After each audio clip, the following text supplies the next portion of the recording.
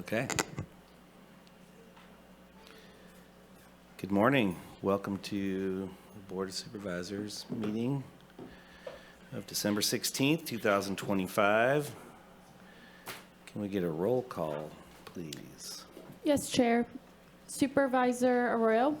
Here. Supervisor Madrone. Present. Supervisor Bushnell. Good morning. Supervisor Bone. Chair Wilson. Present. All are here. All right. Supervisor Arroyo, would you like to lead us in the pledge today? Thank you.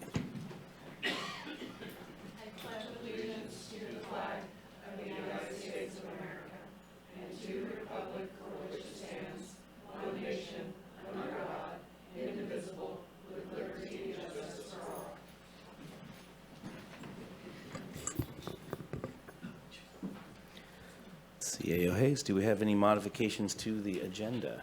Thank you, Chair Wilson. One clarification item, D8 on the consent calendar regarding the notice of vacancies to Board and Commission states in there that we will return with an item on January 20th, and I just want to clarify that will actually be January 27th, as we don't have a meeting on January 20th. And then in addition to that, just for the contextual awareness for the audience, we have a closed session item on the agenda that needs to be heard before 3 p.m. So we will be taking that as we find an opportunity and out of order today. Great, thank you so much. Good catch on that date. All right, we have gone through modifications of the agenda. Now we are on the consent calendar. We have a few things brought to us from the Board of Supervisors. And if there's anything someone wants to talk about, then we'll do that. So we have, let's see, a letter of support. We have an appointment of John Fulton, Todd. We have right, there you go. We have another appointment to the Fish and Game Commission and a few other things. Does any supervisor want to bring things up and talk about it? Okay, I'm going to go to Supervisor Arroyo first. Thank you. I don't believe we need to pull it, but item 3 on our consent calendar, I just wanted to briefly mention it's a letter of support for a Senate bill brought by Senator Archuleta about the Veterans Act that is intended to protect veterans from predatory organizations that are for-profit that seek to provide services to them that, in fact, counties provide for free. And I know I saw our Veteran Services Officer here and just wanted to highlight that those services are available when it comes to seeking documentation for VA benefits or other benefits that veterans are entitled to.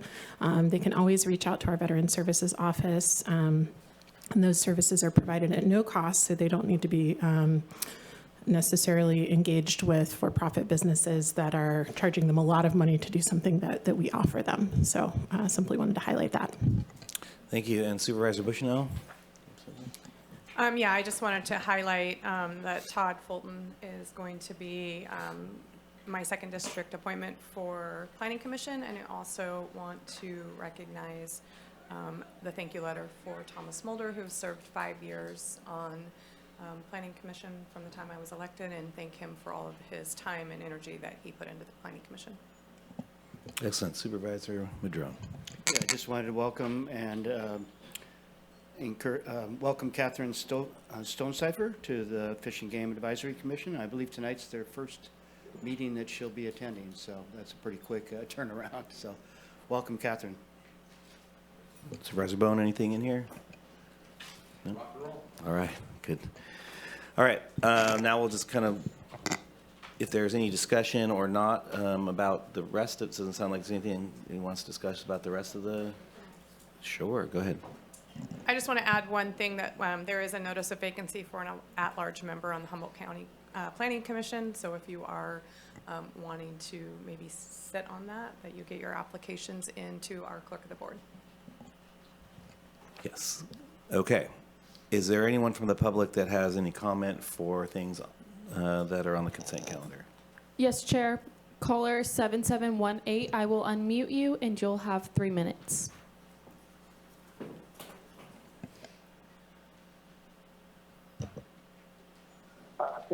Steve calling in from Mexico on consent items.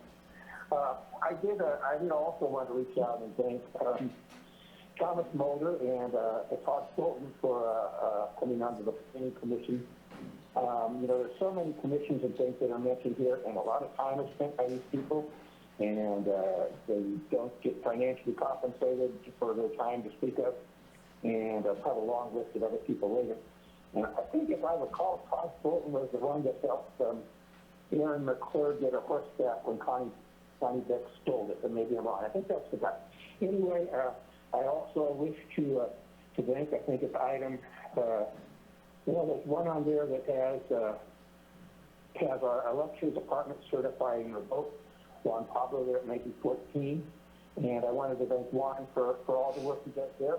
Everybody makes a little mistake once in a while, but he's really good at correcting them.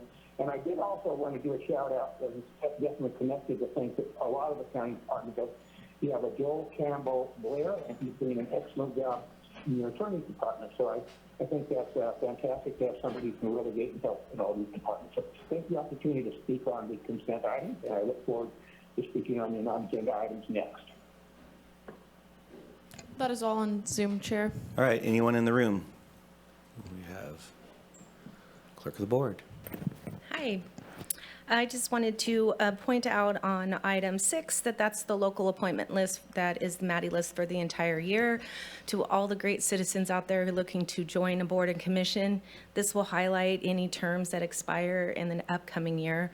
We do it quarterly, but this is a good time to remind people that there will be vacancies coming up. And then on item 8, that Planning Commission at-large appointment, we'll be accepting applications up until the January 20th date, and then making that appointment hopefully on the 27th of January. And anybody who is interested can reach out to us at the COB email, and we would love to assist them. Very important responsibility, and we look forward to a lot of applications. All right, anyone else want to speak on items that are on the consent calendar? Good morning. My name is Renee Mavidi. I'm with the Humboldt County Veterans Service Office, and I did want to say thank you guys for adding your voice to the statement of claim sharks are not necessarily needed. Programs such as ours, DAV, VFW, American Legion, everybody is out there to try to help veterans succeed. So the hiring of an attorney that is going to charge them no less than 50% of their grants for life can be overwhelming for our seniors, our veterans that aren't aware of what they're getting into. So having your voice being added to this is important. Our program, we work under passion. We want to help the veterans know what's available to them, assist them. We're not just to tell them, we're walk them through that process. We're seeing their claims. We're being able to review those grants with them, help them with the next step should it need to go to appeals. So seeing these companies come in and try to take advantage of our seniors or our widows is very disheartening and very hard to work around to improve it. So I thank you guys for your continued support and ask if you know veterans, please help them to come to our office. We often encourage them to come back almost every 2 years because the laws are changing so rapidly. It's very easy to get outdated. So thank you again for adding your voice to this statement, and thank you for your continued support of our program. Thank you.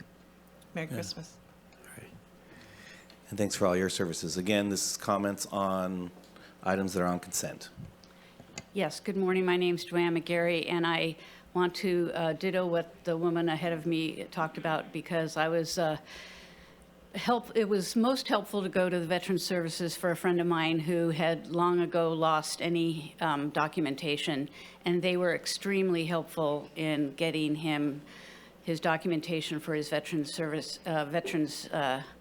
benefits, and it's proved to be a lifesaver, truly a lifesaver. And having this service available in our community is wonderful.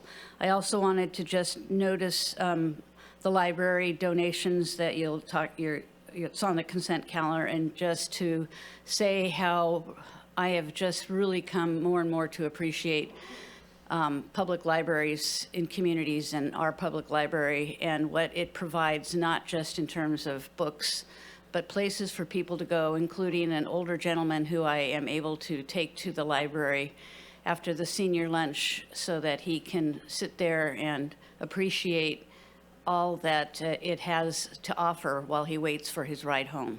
So those two things I just wanted to comment on.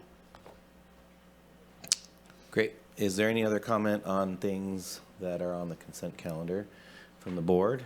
Now, I want to thank folks from all our commissions, the volunteers, but especially those that serve on the Planning Commission.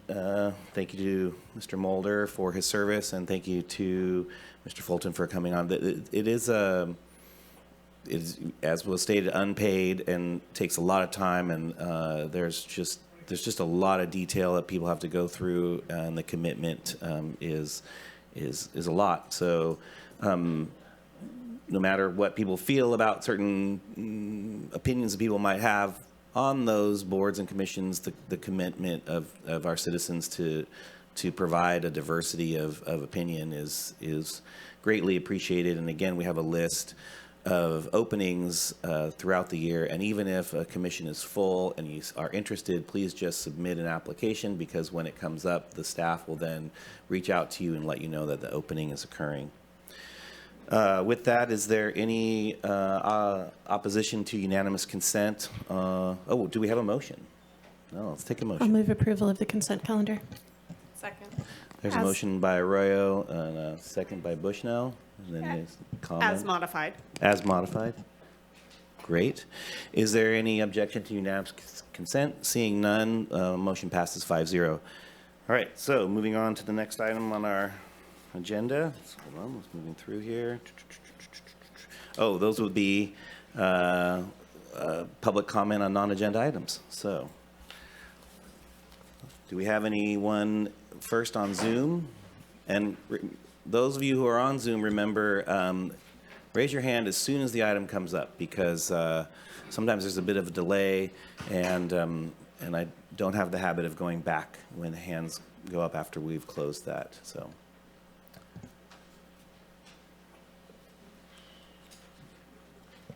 Thank you, Chair. Caller 7718, I will unmute you and you will have 3 minutes.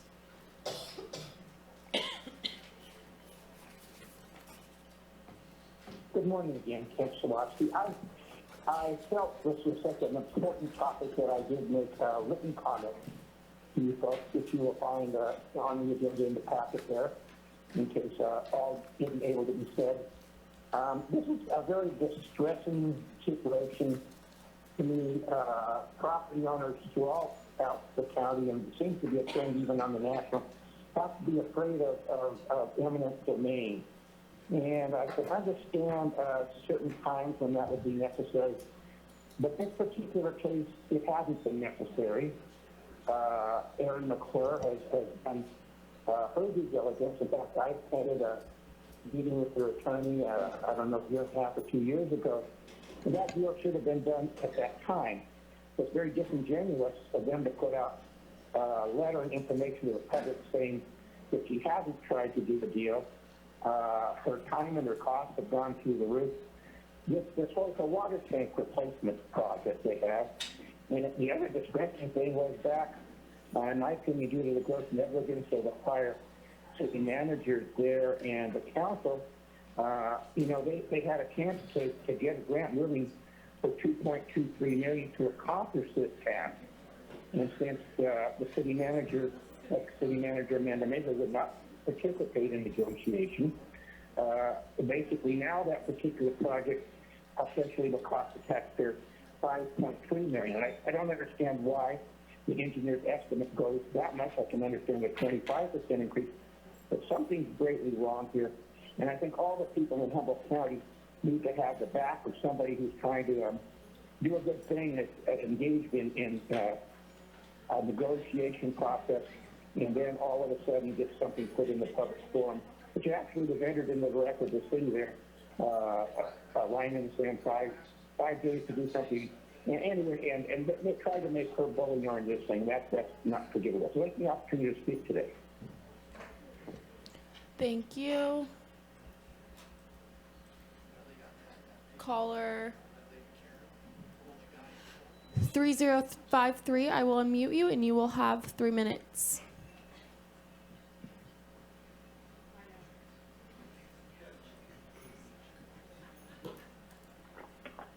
Good morning, and thank you for the opportunity to speak. Thomas Mulder here. I emailed you all, but I just want to publicly state thank you for the Midwest decision last week.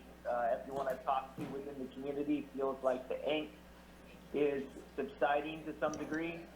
They feel that they can make plans to get through that 4-year availability to pay those taxes with the 25% per year. So thank you for hearing the community.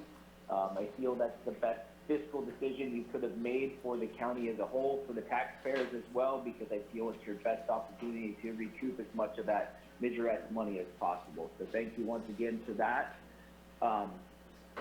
Dovetailing something else, I said it last week, in your guys' resolutions and a lot of things you say small, mostly rural, when in regards to Humboldt County.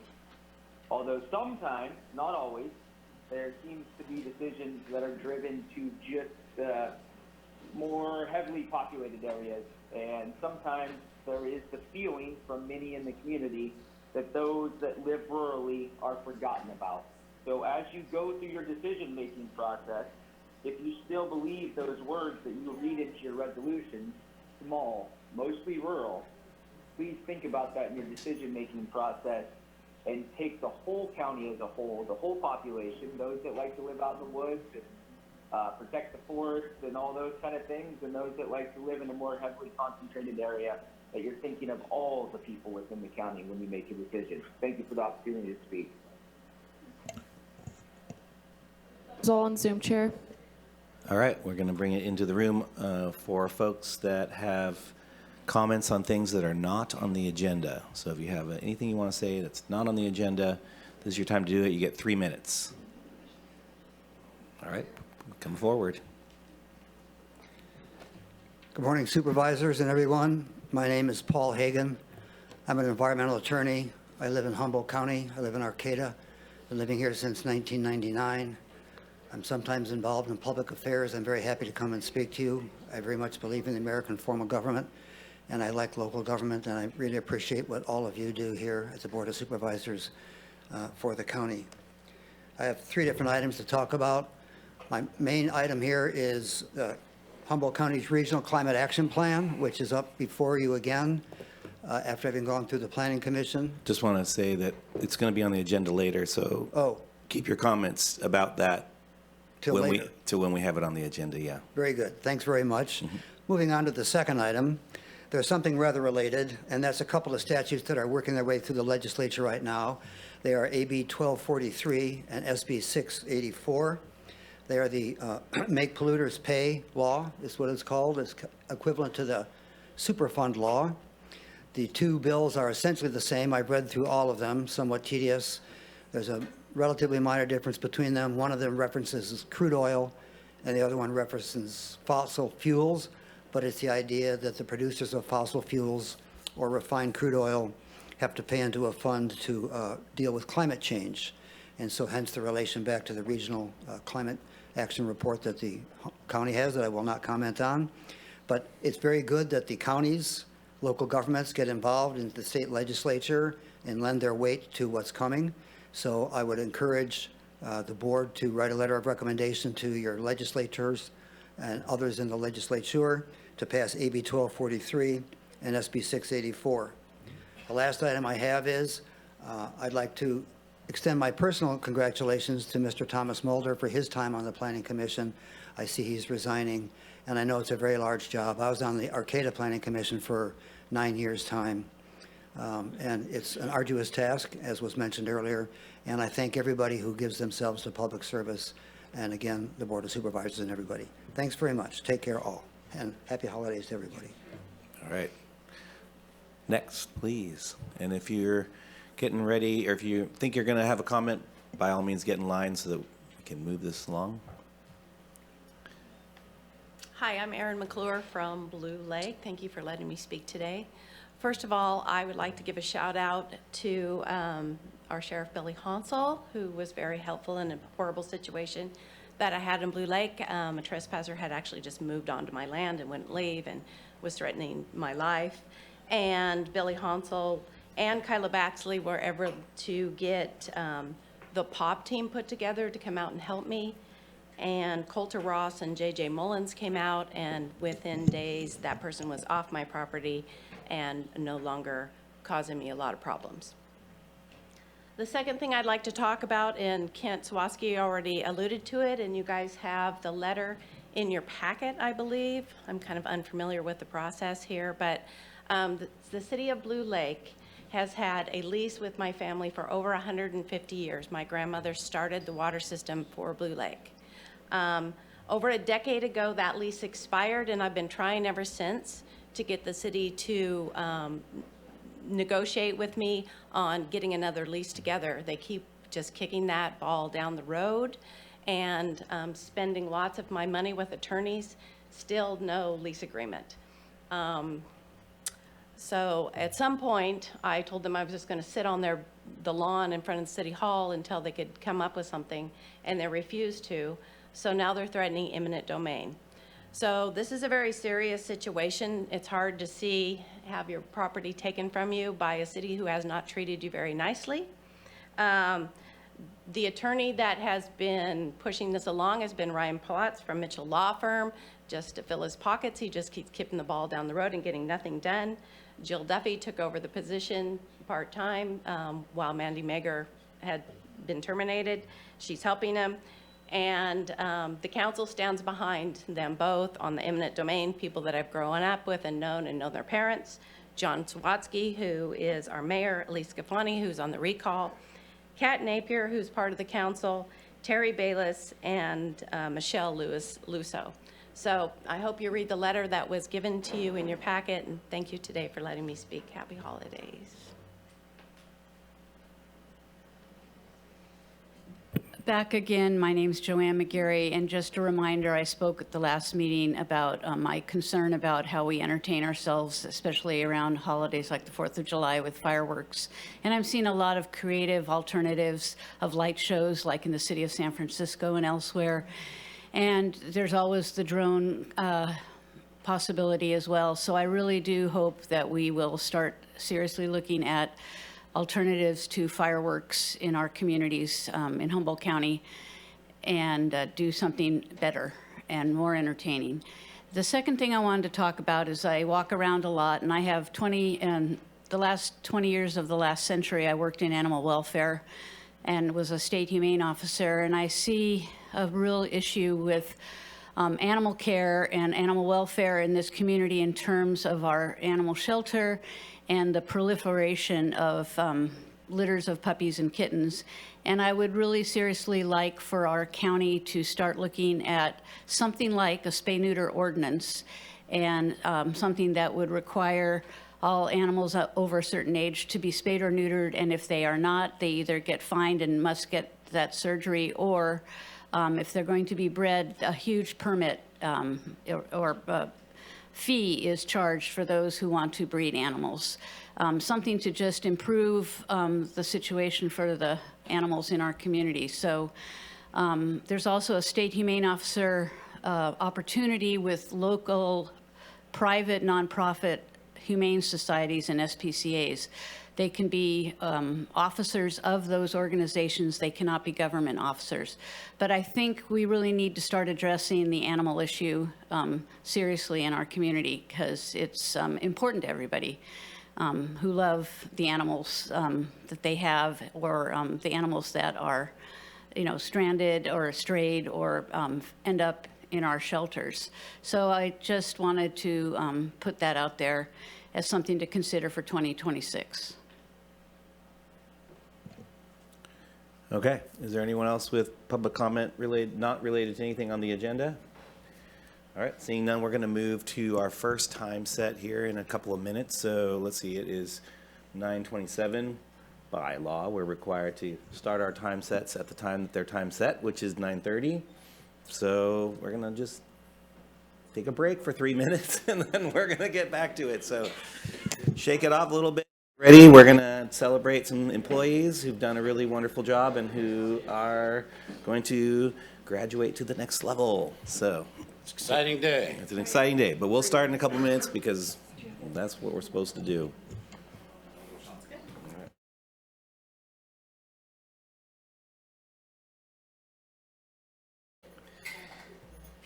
Are we ready? It is 9:30. We are here for Human Resources 251354. Take it away, Doctor. Good morning, Chair Wilson, Supervisors. Happy holidays. This is a very exciting day. Jeremy Clark, Organization Development and Effectiveness Manager. Today we are here to really just celebrate and recognize the Supervisor Academy graduates for our third cohort. It is actually like mind-blowing. We started this as a pilot about a year, 18 months ago or so, and now we're moving into completing our third cohort and then moving into our fourth. Before we get started, I do just want to take a second to thank our department partners. This whole thing does not work if we do not have the support of our departments. And so we've been able to significantly expand our reach across departments with this program, and so we sincerely thank them and look forward to their continued partnership. Throughout this Supervisor Academy, our participants are exposed to the latest in leadership and managerial skill development, along with county-specific courses such as the County Finance Cycle, Human Resources 101. And this year, they actually had a department head roundtable where we had a diverse group of department heads participate. We were able to have DA Eads on there, Director Ohanan, and a couple other department heads on there. We had a deputy CAO Maciel was on there as well, and then we had Library Director Chris Cooper, and that's an opportunity for them to sort of share their knowledge regarding a bunch of different things with our Academy participants. So we're really excited about that. And then finally, this is the third cohort where we've been able to partner with the Eureka Chamber Foundation, or the Redwood Chamber Foundation, by Nancy Olson. And so I just throw it to Nancy for a second so she can say a couple of words, and then we'll get into the certificates. Thanks. Yeah. It's like, aw, see them all behind me. I just wanted to thank the county again for investing in your employees in a way that seems to be pretty darn meaningful for them. At the end of this session in particular, we had folks present what is called their personal integration plan, sharing with us how they'll integrate, how they'll use what they've learned throughout the course of the entire academy. And I will tell you, I was moved a couple times to tears at how impactful this work is for the folks who are working with the county and who participated in the academy. They came with really creative, funny, moving tales, literally some great stories. Hopefully you've been able to see some of those of how they'll use what they're learning and how important it was for them to have this experience. So I just want to commend, all of you and the CAO and HR and the whole team for just investing in your team in this way. And hopefully you'll get to hear some of the stories from them directly. Maybe look at some of I don't know, did they get a copy of the book? Of the Power of... No, you're going to talk. Okay, there's some really great written materials that came out of their personal integration plans that were just really wonderful and telling in how powerful this is for them. So thank you again for investing in them and for allowing us the privilege to be part of it. Thank you, Nancy. And of course, it goes without saying that Director Ohanan values our partnership. I value our partnership, and we look forward to that continued partnership. That being said, before we move into certificates, I did just want to also announce that for our high potentials and emerging leader staff, we were able to pilot an academy or workshop series. It's called Humboldt Edge. We were able to just wrap on that, and the evaluation data on that is very positive as well. And we've managed to do this in a challenging budgetary environment while keeping costs low. So I did just want to say that. So that being said, we will go ahead and get into the certificate. So, Zach and Alicia, if you all can maybe stand in the well. We do this like we normally do. We'll shake some hands, take some pictures, and keep it moving. Bless you. Bless you.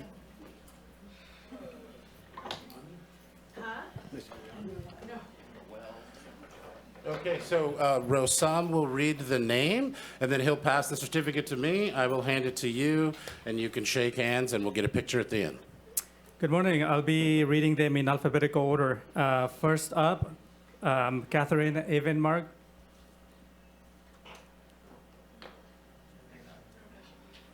Catherine's doing the people's work. We'll keep it moving. Awesome. Tara Baltiera.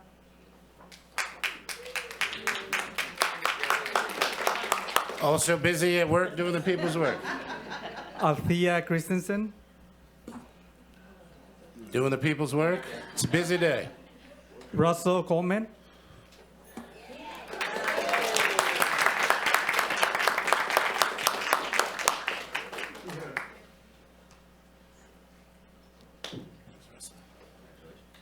Brandy Emmons.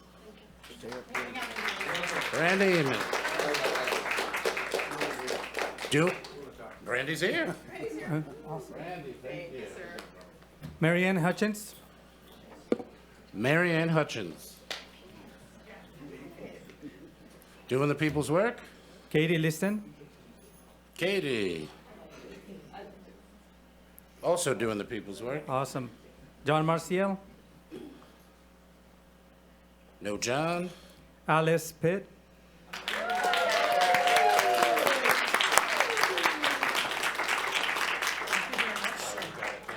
Thank you. Jamie Poletsky.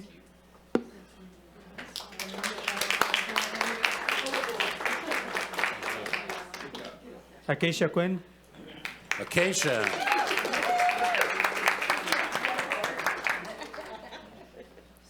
Thank you. Christina you. Riemann.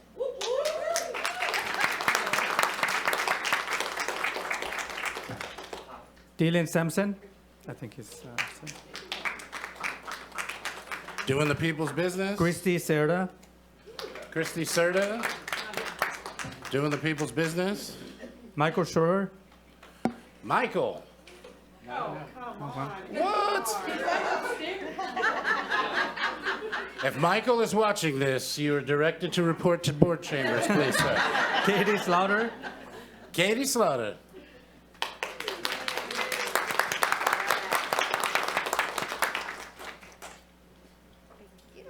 Congratulations. Justin Smith. Justin Smith.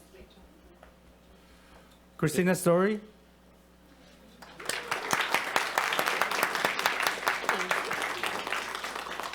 Michael Joker. Michael Tioker. He is doing the people's work. And also, CAO's Hayes says, Michael, if you're watching this, please report to board chamber. Wayne Tomasini. Wayne Tomasini. Wayne, yeah.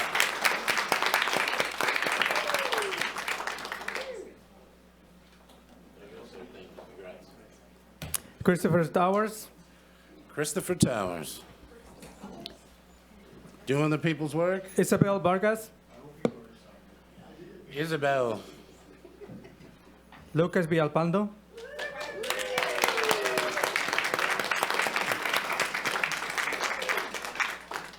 Thank you. James White. James White. Congrats. And last but not least, Angela Vinogradov. Angela.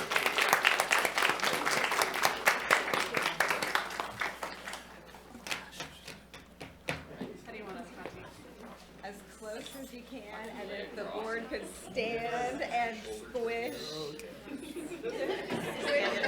Yeah, stand, I mean, it is. And keep, we may need another little row. Good, Russell, get it then. Let me see. And Zach, you're not in it, so let's go, there we go. Come on, Jeremy. Oh, I've been eating too much salt. I feel a little puffy, so I'm gonna. All right. Okay, we're gonna just keep going.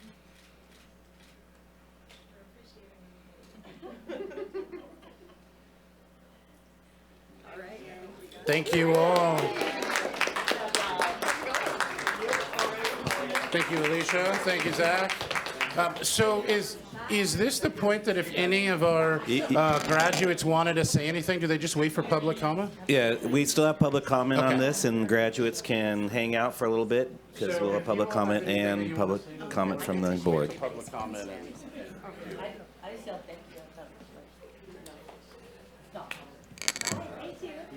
If you want to hear nice things said about you, stick around.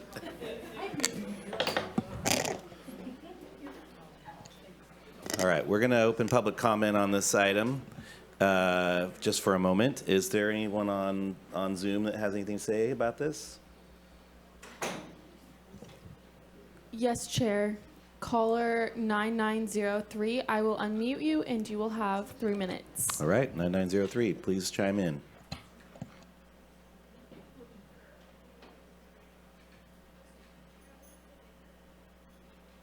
Hi, this is Mike Teoker from County IT. I participated in this and I was told to report in, so I figured I should call in. Just wanted to say that I really enjoyed the program. I hope to see it continue, and I'm looking forward to continuing the work that I learned from it. And I wanted to send a big thank you to Rassam and Jeremy and Nancy and Kathy and everyone involved. And yeah, just wanted to say thanks, and hope you all have a good rest of the week. See ya. Thank you. That's all on Zoom. Great. All right, we're going to take it to the room. Any comments from those who went through the process? Anyone want to reflect on anything or say anything about it? And if not, we're going to move. All right. This is very impromptu, so usually I prepare before I speak before you all. I really do want to thank Rassam and Jeremy for all their hard work. Kathy and Nancy, I'm sorry, I'm over an age, that memory is a thing. I really want to say thank you for the opportunity. I feel like everybody who was in my cohort really appreciated the knowledge that we were taking away from that, whether it helped us in our just own work performance or help others like with guidance or like making sure that the county is following proper processes. So it's been very helpful, I think, for multiple people who have attended. I do recommend, I keep recommending it, is to keep encouraging this and keep having your existing supervision or managers attend programs like this to really continue that knowledge sharing and ability to like hold each other accountable. We're all human. We're all just trying to do the job. So I think this is a super beneficial thing Humboldt County's doing. So thank you again for the opportunity and looking forward to seeing you guys again.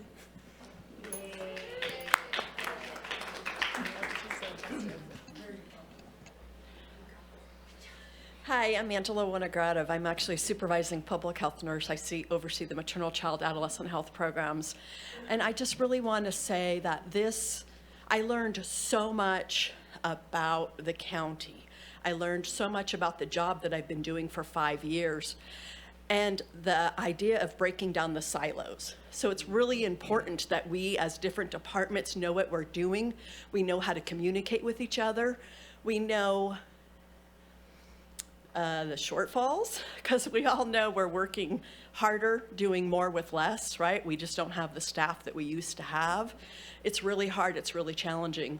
But this program gave me so much strength and so much knowledge and so much, it really reinvigorated my passion for what I do. I've always been a very passionate nurse, and I've been a nurse for 30 years, and I've been in this community, and I've done a lot of different jobs. And this one is so vital, and it's so vital to what we do for our community. So I really just want to strongly encourage that this program continues, that people get the opportunity to do it, because it is so impactful, and it showed me ways to save money for my program, which is always a benefit, right? Because we know we're working on a budget. And it was just so powerful, and the support and the camaraderie that we got from each other. I can't thank each other, everybody. I feel like we're family now, this cohort, and it's so awesome. And I just want to say, please continue this, because it is so, so impactful. Thank you. Thank you. Oh, my pleasure. Thank you.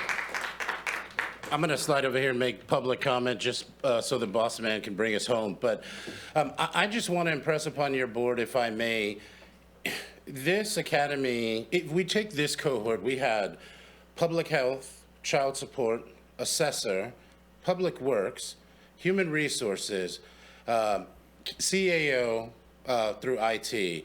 Where else do you see an intersection of county departments that broad interacting together for 4 months? exploring content. And so I just want to share that just so your board can be aware of sort of the diversity of the groups.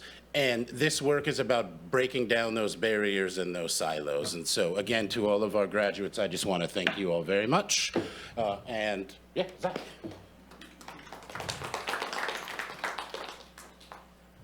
Morning, board members. I'm speaking last because I really want to highlight the work of Jeremy and Rosam. I'm Zach Ohanan, Director of Human Resources, and also the folks that went through the program. And I know you all know I like to talk, so I'm going to keep this very brief. I don't think it can be undervalued how important this is. I've worked for the county for roughly 12 years, a majority of that in human resources, and this is something that's been needed for a very long time, and been talked about for a very long time. And so the decision by your board to move forward this sort of thing, fund this thing, resource this thing is so valuable, and it's, you know, a lot of times very hard to quantify those things. We can do numbers with the lots of things that we do, but I think hearing from these participants and what it brings to our agency across the board is so valuable. And I just want to thank Jeremy and Rosam, thank the participants, thank departments for participating in this process, because it is self-serving to HR a little bit, because we get a lot of questions and everyone wants to know this information. And what we found is that people really want to know a lot more about HR, and that's totally fine. We're happy to share it. But less so than being self-serving, it's really for the agency. And I think you all recognizing that and seeing how valuable this is, and pushing that message forward is super important. So just thank you, and thank you to everybody. All right. I think I'll bring it back to the board, and we'll start with Supervisor Bushnell. Just congratulations to everybody that took the course. It's a huge time commitment, and I'm glad to hear that y'all got something out of it and that it was helpful for your positions. Alice, you're very festive. It looks great. It's a lot to add on to doing your job as well as doing this, and I just appreciate that you all did. Supervisor Arroyo. I'll echo that. Thank you for taking the time to invest your energy and your commitment to this process and to your peers. And to the county. So, you know, we're all public servants in this organization, and to see that, you know, you're working on growing new skills and developing relationships and interagency or interdepartmental, I should say, relationships within this organization is really meaningful. So thank you very much to Human Resources and to our partners with the Redwood Chamber Foundation for the work to make this available to our employees. And I know we've consistently heard in the past that people want more professional development opportunities in the workplace here. And thank you for taking full advantage of this. And for those who were able to be here today or listen in, thank you for taking that time as well. Supervisor Bone. Yeah, I mean, I speak to a lot of the employee orientation when they come in, and we talk about the further education we want to supply and is available. And there's more than just this, but there are a lot of options for you. And I kind of ditto what everybody says. And I want to give a big thanks to the people in the class that helped Russell and Wayne get through it. See, I knew I was right. No, I think it's important that all the factions that are here, roads, everybody's covered and gets out there, because, as they said, the interdepartment, because who knows, you guys may change departments. That's always an option. So you guys have a wide view. So it's a good thing. It's a commitment by the county. There's a pretty good financial investment by us in time and money, but it pays dividends. So thanks, you guys. Hey, and have a great Christmas.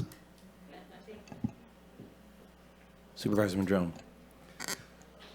Well, I want to say thank you to all of those here in the audience and the over 1 million viewers at home.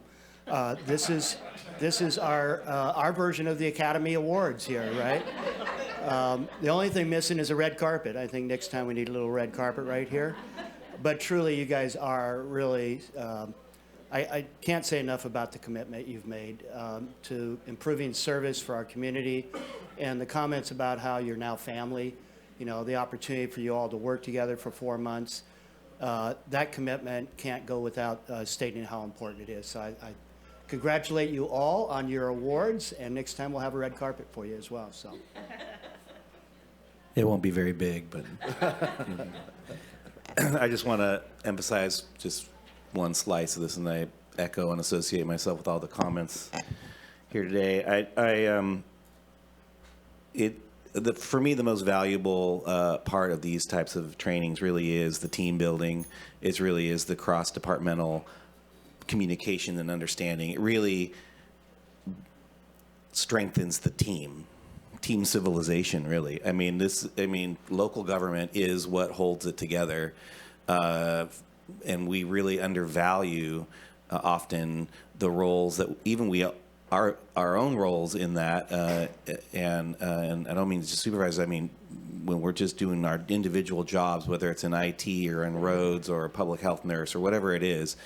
Sometimes we can forget the connectivity that we have as a unit of human beings trying to hold our community together, and work for the health and welfare and prosperity of our neighbors. Local government's where it's at. That's where it happens, and so it's and we can fall into the sort of the trap of the silo as we call it. And I think that these kinds of trainings have all kinds of benefits, but for me, one of the main ones is just that you guys now feel more on the team that you already are on and you have been. And so I just want to greatly appreciate your work and encourage you to expand on that notion and reach out into other departments as much as possible, and really cheerlead for the county as an institution that does its best to help our community. So with that, I want to just thank you all for being here. Looking forward to the next cohort. Looking forward to more trainings like this. I think it's just immensely important. So thank you all, and we'll see you on the next one. Mm-hmm. Oh, wait, we need a motion to accept and receive. I'll make the motion to accept this report and file it. I'll second. All right. If there is no objection to unanimous consent, then we have consent and we have a 5-0 vote, and we're moving forward to the next item. We have a 10 a.m. time set, so we have yet another All right. short break. Another awkward break. Here we go. 6 minutes. We'll be back.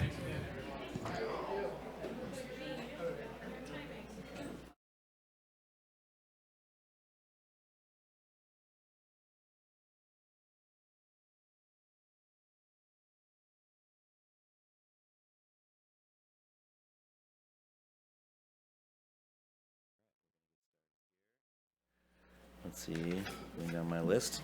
Okay.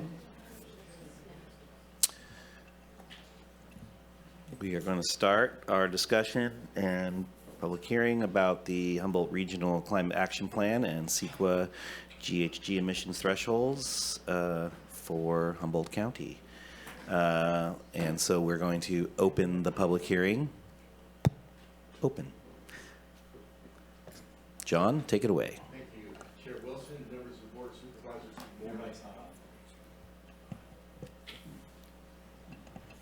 My name is John Ford. I'm here with Rodney Yandel and Megan Acevedo to present the Regional Climate Action Plan. It's been a long road to get here, but we're pleased to be able to present this morning. There will be 3 sections. We're going to focus on the Regional Climate Action Plan itself. We're going to talk a little bit about the EIR. Then we're going to talk a little bit about the emissions thresholds and some of the comments that have been made. And then we'll open it up for questions. We do have representatives from Rincon Consultants here today, so if there's any questions for them, they are online. So I'm going to start with Ms. Acevedo, who will begin presenting on the Humboldt County Regional Climate Action Plan. All right, good morning, Board of Supervisors and members of the public. I will be presenting the Regional Climate Action Plan portion of today's presentation.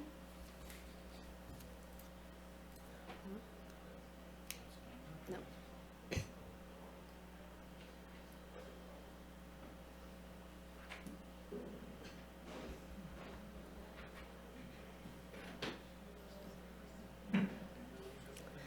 And here's just a brief overview of our agenda today.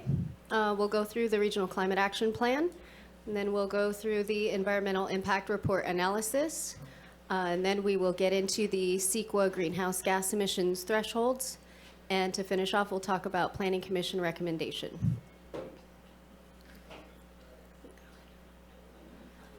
And we'll go through the overview. So the RCAP is a regional plan that involves local partnership in order to mitigate greenhouse gas emissions in alignment with local and state goals. The plan will satisfy policy AQP9 of the general plan, which calls for a multi-jurisdictional climate action plan that mitigates greenhouse gas emissions in line with state goals. And it will also satisfy implementation measure AQIM3, which is to mitigate the impacts from the 2017 update that was made to the general plan. The RCAP has been produced to achieve goals of SB 32 to reduce greenhouse gas emissions 40% below 1990 levels by 2030, and also sets a framework to achieve AB 1279 to achieve reductions in greenhouse gas emissions 85% below 1990 levels by 2045 with carbon neutrality.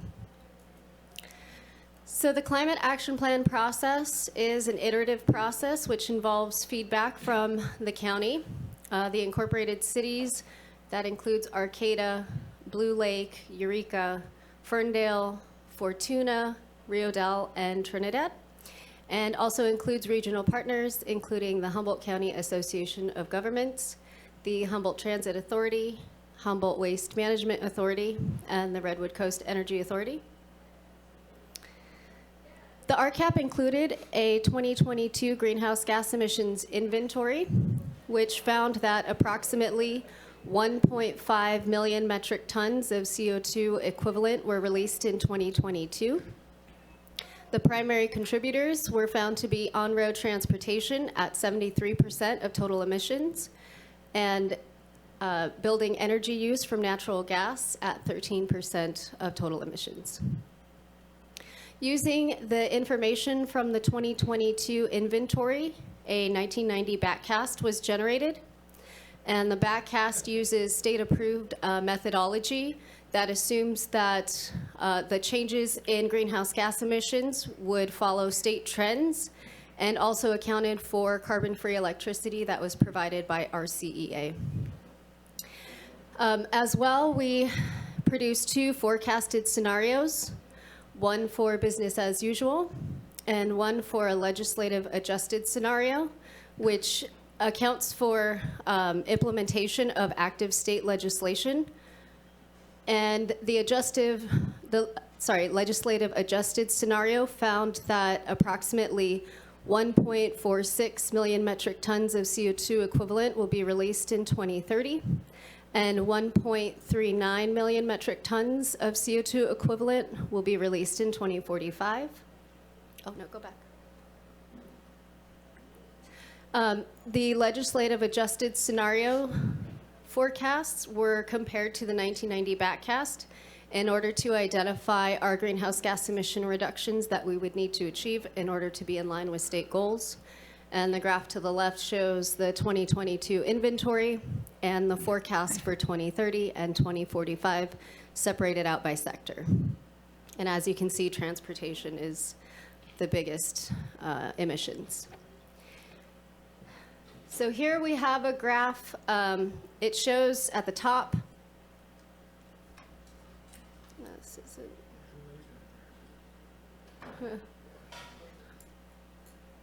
Sorry, this is, oh, here we go. So we could see at the top with a black dotted line, this is our 1990 backcast. And then our adjusted legislative scenario is here with the blue line. And our 2030 and 2045 targets are identified with the black line here. And as you can see, we would need to achieve approximately 218,000 million metric tons of CO2 equivalent reduction by 2030 in order to be in line with SB 32. So the RCAP is structured with strategies, measures, and actions. The strategies are the main big idea to achieve greenhouse gas emission reductions. Those further identify measures, which are aspirational objectives that the region has established to ultimately reduce greenhouse gas emissions. And each measure has actions, more specific actions that would be the implementation to achieve those goals. So measures can be further disaggregated into, or they can either be quantitative or supportive. Quantitative measures means that they have been calculated to identify the amount of greenhouse gas emission reductions that would be achieved through implementation. And we have used substantial evidence in order to identify those calculations. Other measures are supportive, meaning that they have not been quantified, but they do also help support the overall goals of the RCAP. And these measures can further be disaggregated into urban or rural, and that's in order to acknowledge the infrastructural differences and limitations between urban and rural areas of Humboldt County. As well, sorry. You're fine. The actions that have been developed, they focus on the key pillars such as equity, structural change, feasibility, partnership, funding, and engagement. And here's a diagram that shows the key strategy areas in the RCAP. As you can see, the cornerstone strategy is at the top because that is a major part of achieving the goals in the RCAP, which includes producing the Regional Climate Committee, who will be responsible for implementing and tracking and monitoring the progress of the RCAP. And next, we address transportation, building energy, solid waste, water and wastewater, and lastly, we have carbon sequestration and refrigerants, which is a very small portion of the reduction in the RCAP. So this table shows the more specific strategies that are identified in the RCAP, and there are a total of 12 strategies. These specific strategies are further reduced into measures, which are either quantitative or supportive, as you can see here. As well, you can see that the majority of emissions reductions are associated with transportation, which is in line with what the inventory identified as being one of the largest producers of greenhouse gas emissions. And as well, I just wanted to make a note of strategy number 7 here, to shift land use to reduce vehicle miles traveled, is entirely supportive. And I just wanted to make that note because we will be discussing measure T3, which is under that strategy.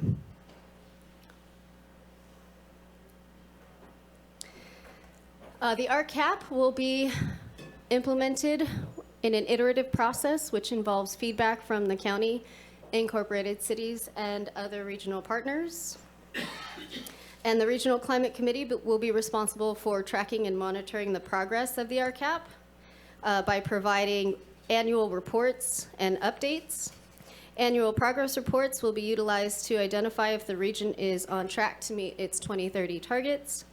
If the measures and actions identified in the RCAP are not implemented, or if the annual progress report indicates that the region is off track from achieving the 2030 goal, the RCAP will be updated to include additional actions or revised actions or measures in order to meet the 2030 goal.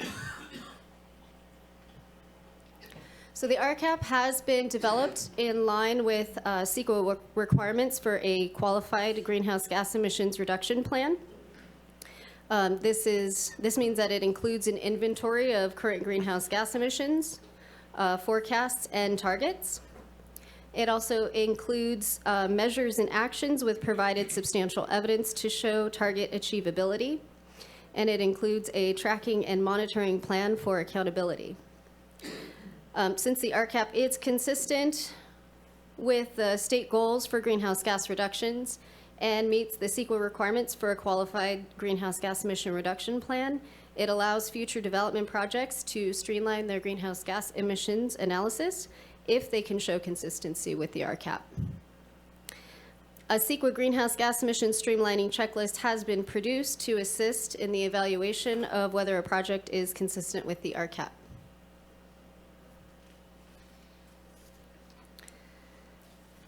So there have been several changes to the RCAP since the public draft was released in August of 2024. And here's a list of some of the significant changes that have been made since then. So we added a strategy, measures, and actions to address refrigerants. We added a definition for biofuel, biodiesel, and renewable diesel. We added a definition for infill priority areas. As well, we have updated measure T3 according to the Planning Commission's request at the October 16th hearing. We've added an action to include collaboration with the local tribes on their efforts to reduce greenhouse gas emissions, as well as adding Caltrans to action T1E urban to be a part of prioritizing connectivity projects with HCOG. Even though we have made these changes to the RCAP, the quantifications still remain and do not change, and the RCAP still achieves the goals in line with the state. So here, I just wanted to give a little background on the evolution of Measure T3. The original version of this measure that was included in the public draft in 2024 identified a requirement to identify HCOG's baseline connectivity score. And through further research, we found that the baseline connectivity score study was not available, and it is limited to areas just around Humboldt Bay and did not include all urban areas. So to address that, we updated the measure to version 2 to be an urban measure and to replace the baseline connectivity score with the requirement to be within urban areas. After receiving public comment, we came out with version 3 of this measure, which made it a county-wide measure, and we included language for alternative 2 to the RCAP. And I will hand it off to my supervisor, Rodney Andel.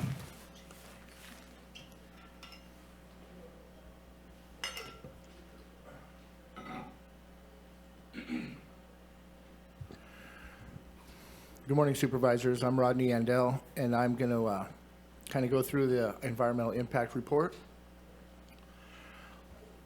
There's 5 sections I want to touch on. We'll introduce the EIR, what kind of EIR it is, what it's intended for, pretty brief.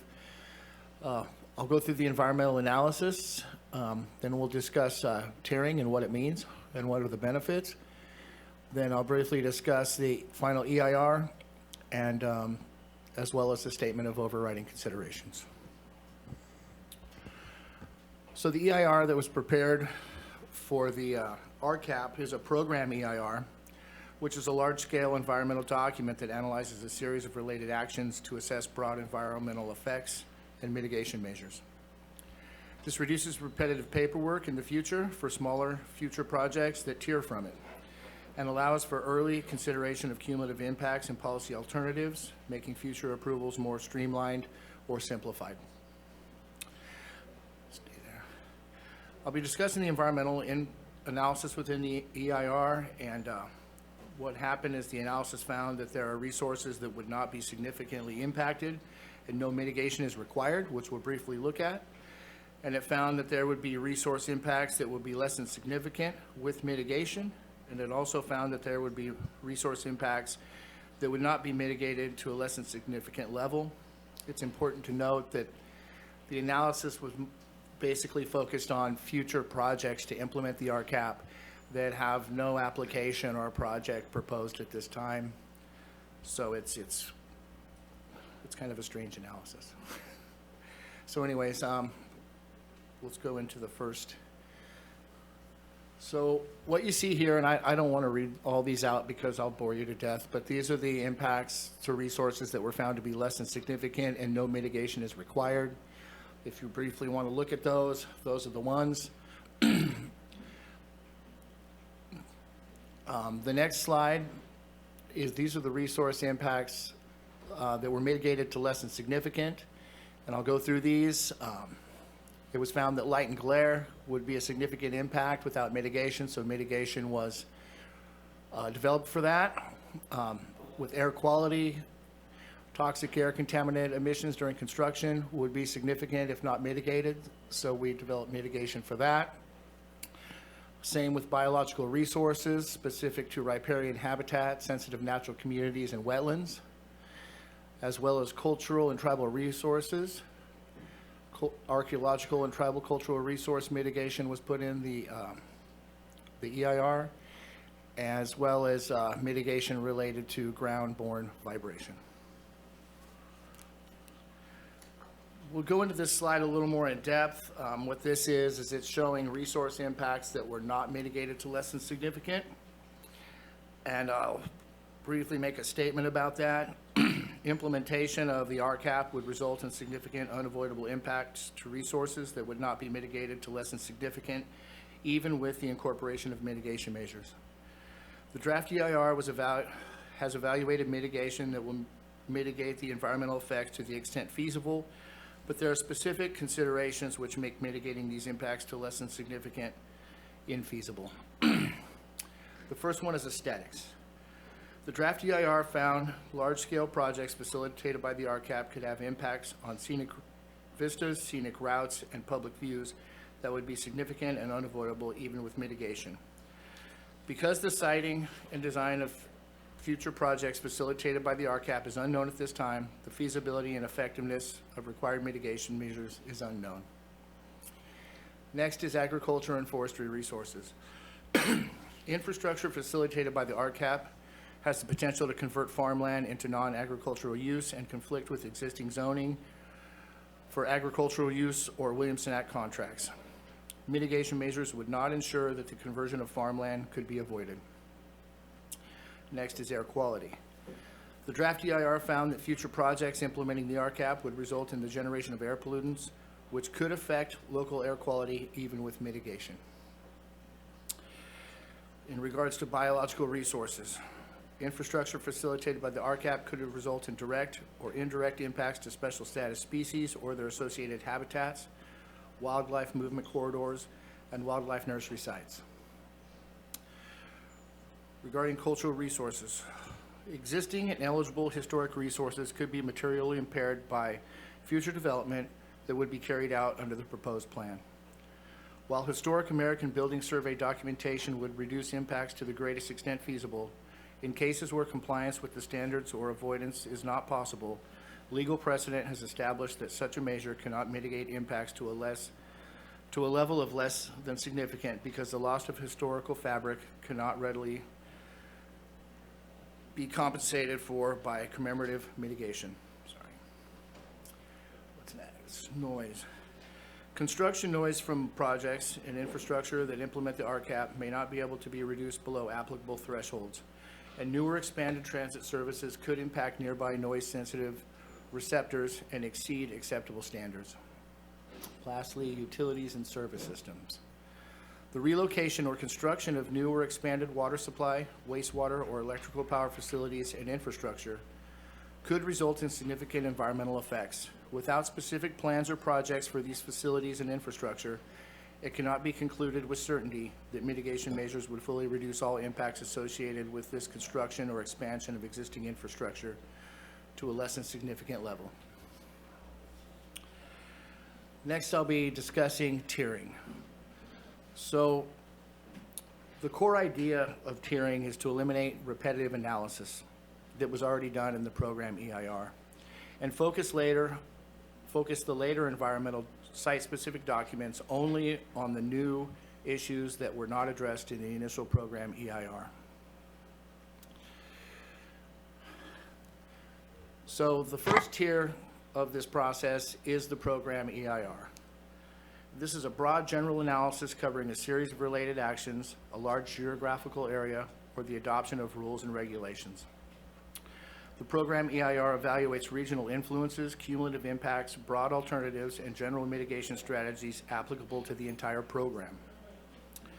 The purpose of this is to inform decision makers and the public about the overall long-term environmental effects of the program or the policy. The next tier is the project level analysis, and these are projects that would implement the RCAP. These are more these documents or this analysis is a more focused environmental review for an individual project that falls within the scope of the original program. This could be a subsequent EIR, negative declaration, or mitigated negative declaration. This later document incorporates by reference general discussions from the program EIR, and the lead agency only needs to focus on effects that were not examined as significant in the program EIR, are susceptible to substantial reduction or avoidance through specific project revisions or conditions, or are new or substantially more severe than originally analyzed. I'm going to go through some key benefits of this tiering process. The first one is tiering reduces paperwork and delays by avoiding redundant environmental analysis, as we already discussed. It allows agencies and the public to concentrate on the specific issues relevant to the individual project at hand. And it ensures that site-specific projects remain consistent with the broader environmental goals and mitigation measures established in the initial program EIR. And it encourages development by streamlining or simplifying regulatory procedures for projects consistent with the approved plan.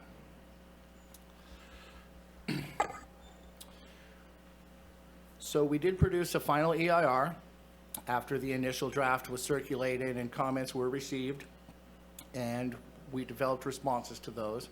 So the final EIR includes responses to the public comments received on the draft, and these common topics included the CEQA streamlining versus CEQA tiering, the availability of the CEQA checklist, the use of biofuels as a traditional fuel in the RCAP, the distinction between urban and rural areas.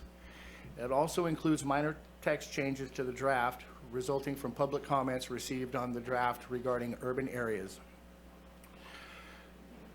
After that, we found it was necessary to put together an errata to this final EIR that was subsequently prepared, as I mentioned, to amend 2 sections of the final EIR, which will be explained later in the presentation by Director Ford. Now we'll discuss the statement of overriding considerations. Brief definition, CEQA requires the decision-making body or the agency to balance the applicable economic, legal, social, technological, or other benefits, including region-wide or statewide environmental benefits of a proposed project against its unavoidable environmental risks when determined whether to approve a project. If the specific benefits of a proposed project, in this case the RCAP, outweigh the unavoidable adverse environmental effects, these effects may be considered acceptable. Next, go ahead. Anyways. Having considered the potentially significant environmental impacts identified in the draft EIR associated with aesthetics, air quality, biological resources, agricultural resources, cultural resources, noise, and utilities and service systems, it's been determined that the benefits of the project are of such magnitude that significant environmental effects are acceptable. These are some benefits that were included in our statement of overriding considerations. Number one, the RCAP facilitates a focus on actions, policies, and innovations that reduce emissions, adapt to changes, and build resilience. Assists us in meeting our GHG reduction targets on a regional scale, and it also assures our compliance with the air quality element of our general plan. There are many more benefits that are possible, but I didn't put them on this slide, but you will find them in the staff report. That concludes my part of the presentation. So now we're rounding third and going to move into discussing the CEQA GHG thresholds. Let me get the mouse. Yes, sir. And we're going to just address a couple things. We're going to talk about how the thresholds would be used, substantial evidence, the erratum that was prepared, and options. And I just wanted to say there's been a lot of confusion with respect to the thresholds. We're adopting the thresholds by a separate document from the RCAP. They have separate resolutions, separate documents. And just to show you that they're not as intertied as some of the letters say, you could adopt the RCAP without adopting the threshold document. The RCAP is not reliant on the threshold document. So I want to make that clear up front and move into just explaining how the thresholds would be used. So the first thing that is really important to understand is that when it comes to environmental determinations, some projects are just exempt, require no further review. A lot of the projects that we do in Humboldt County are exempt, are found consistent with the previous EIR, so additional environmental review is not required. So the thresholds really only come into play when we're doing an environmental document and when we're doing a GHG analysis. There's two ways to address a GHG analysis when our RCAP has been approved. One, as Ms. Acevedo mentioned, is through streamlining. When the project is consistent with the RCAP, no further analysis is necessary, and I'm going to show that in just a minute. When a project requires further review, it currently and in the future, even with the RCAP, would require to do an analysis showing what the emissions are. The thing that a threshold would do is identify the line at which an impact would be determined to be significant. So this is out of the thresholds document. This is figure 3, and I know you probably can't read the little boxes, so I put big numbers next to it. And so first we're going to talk about box 1. And so the first question when evaluating a project for compliance with the RCAP is it consistent with the general plan and the zoning? If it is, it moves into the rest of the RCAP analysis. If it's not, it goes over to the, I guess that would be to the right, and I'll talk about that box in a moment. So under box number 2, that's where the analysis of the project in relationship to the RCAP is undertaken. So it goes through basically the checklist to determine whether or not it meets the strategies and the things that have been identified in the RCAP. And if it does, the analysis is complete. That's box number 3. And what that means is that no further GHG analysis is needed. It's done. In the event that it was determined that it's not consistent with the land use and zoning, then an analysis could be done to demonstrate that, well, what's being proposed would actually be less than what currently exists on the site. That's a hypothetical possibility, probably not a real practicality, but it is possible. And most times it just moves right down to box number 5. And then if in box number 2, the RCAP analysis determines that it's not consistent with the RCAP, then it also follows that line and goes down to box number 5. That's where the CEQA GHG emissions thresholds are used to determine whether or not a project would have a significant effect on the environment. It's the same process we currently use. It's determining what the emissions would be. The thing that would change, as I mentioned before, is that the thresholds would then be the line at which a level of significance is determined. So I think that's really important because there is not, boy, that laser pointer looks beautiful when it's sitting there, but it doesn't move very well. The thing that I really wanted to point out is that thresholds are not part of the RCAP analysis. The thresholds are used completely independent of the RCAP. The thresholds were designed for a different purpose, and that's to evaluate CEQA impacts when a CEQA analysis is being done. And there's been some confusion on that point. So what the, did I lose a slide? So this shows this table is taken straight out of the thresholds analysis. And what this shows is for both urban and rural areas, what the total GHG emissions would be in the year 2030. And that is for both new and existing development. And so that is then taken and quantified, and then the metric is used of determining how many new residents, new employees, and new service people would be involved for both rural and urban areas. And then the GHG emissions is turned into a per capita emissions rate. That becomes the threshold. Now, I know if you're looking at this, you're probably looking at the demographic metric and wondering where those numbers came from. Those numbers came from the sixth cycle of the HCD RENA numbers that were allocated to the county as a whole. And we're currently in going into the seventh cycle now, and so everybody is familiar with the fact that HCD thinks that Humboldt County is growing very rapidly. Those numbers are a bit optimistic.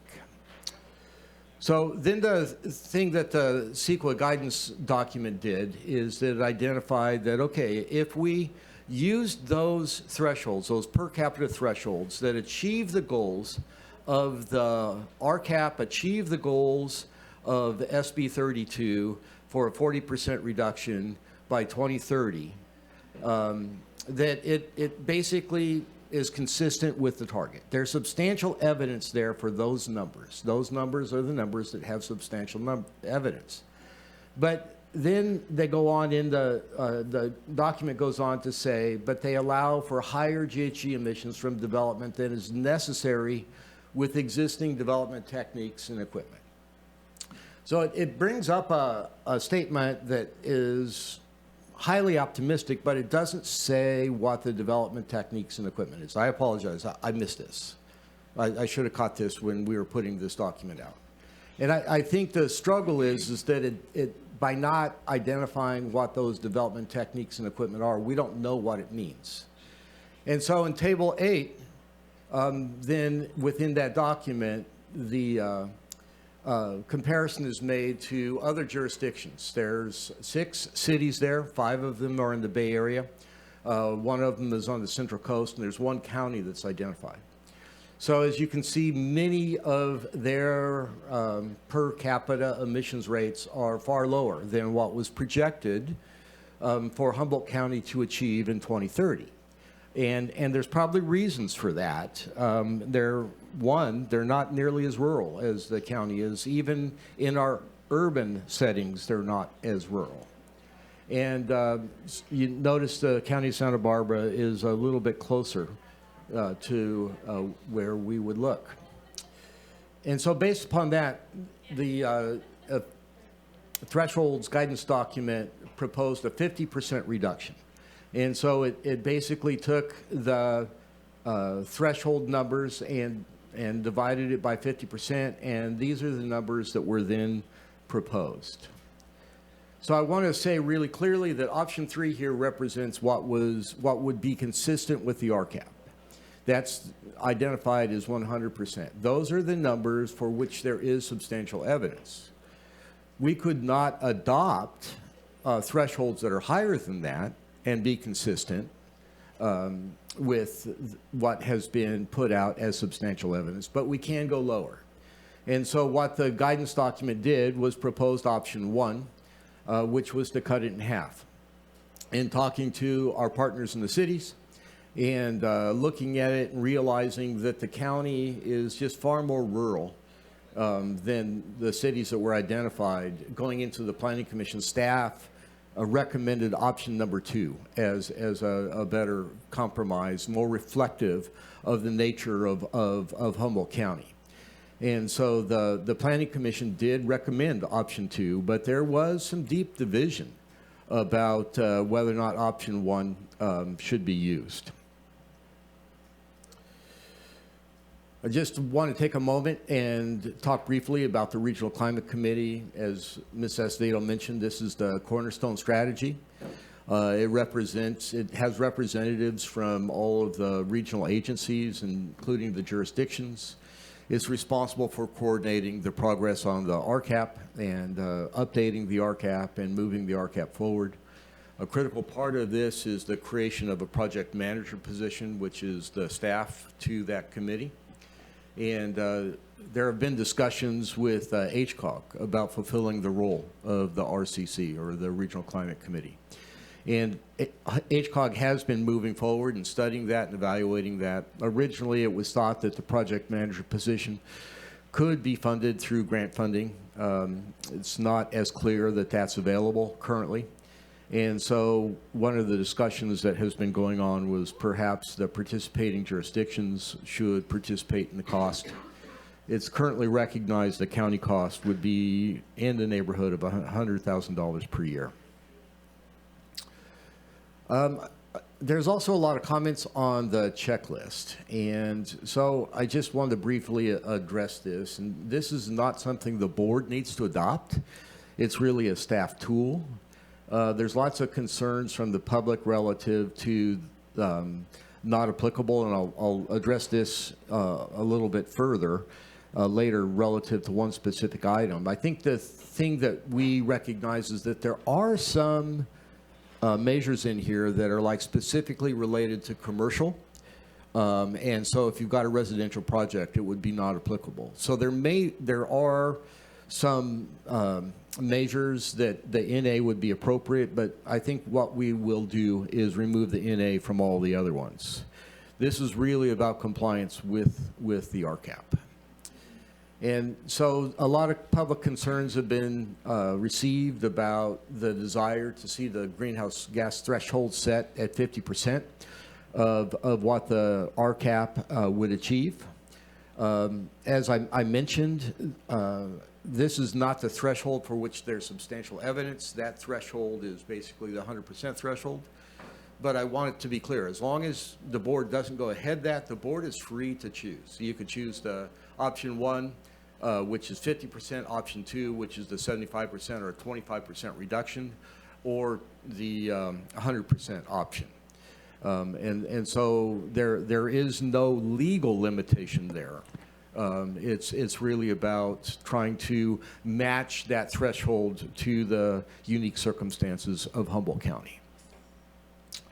And then we come into the comments that are received. As Ms. Acevedo mentioned, Measure T3 has really received a lot of concern, and it really has to do with the definition that we included. We tried to make this a county-wide measure so that if you were in a rural area, but you were within a half mile of an existing transit stop, the project could qualify for that. But really, it needs to be understood that this is a measure that's really intended to enhance transit. So it's not about development. It's not about development in urban areas. It's about facilitating transit. Originally, we made it just an urban area requirement. Received lots of pushback that it needs to be countywide. And I think some of the concern was related to the checklist, which had that NA there associated with it. And again, this is really a measure that is a yes or no answer. Does it qualify or not? There's no NA here. And so by taking the NA out, it really is whether or not it's in a rural area without a bus stop as it's currently written, it would not qualify. It would then have to do a greenhouse gas emissions study. If it was in a rural area as it's currently written and there is a bus stop within a half mile, it would be able to screen out relative to this measure. And as I mentioned, the other option is just to return this to strictly an urban area measure. That's where we tried to make it before the Planning Commission, but we got a lot of pushback saying that people were concerned. But I think a lot of the concern has to do with the NA there in the checklist. We received a lot of comments about biofuels, and the biofuels are really seen, and this is discussed a lot, as a transitional fuel. Some of the other comments that were made are on things that the RCAP really calls to be studied. So it's not taking an action, it's not an implementation measure to take action on things, it's a measure to study something. And so I just want you to be aware of that while people are concerned about it, it's really about conducting a feasibility study, and if the concerns that are expressed in some of the letters or the letter are true, then obviously we wouldn't proceed with that.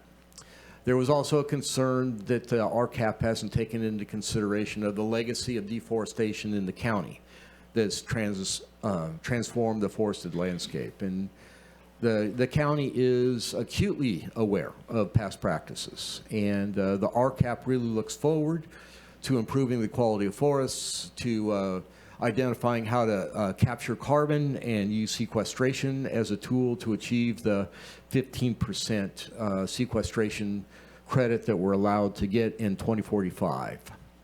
And then the comment was made that the Planning Commission weakened the GHG thresholds elements of the RCAP. The GHG thresholds, as I mentioned before, are not part of the RCAP. They are a separate document. They're used separately. They don't influence the RCAP.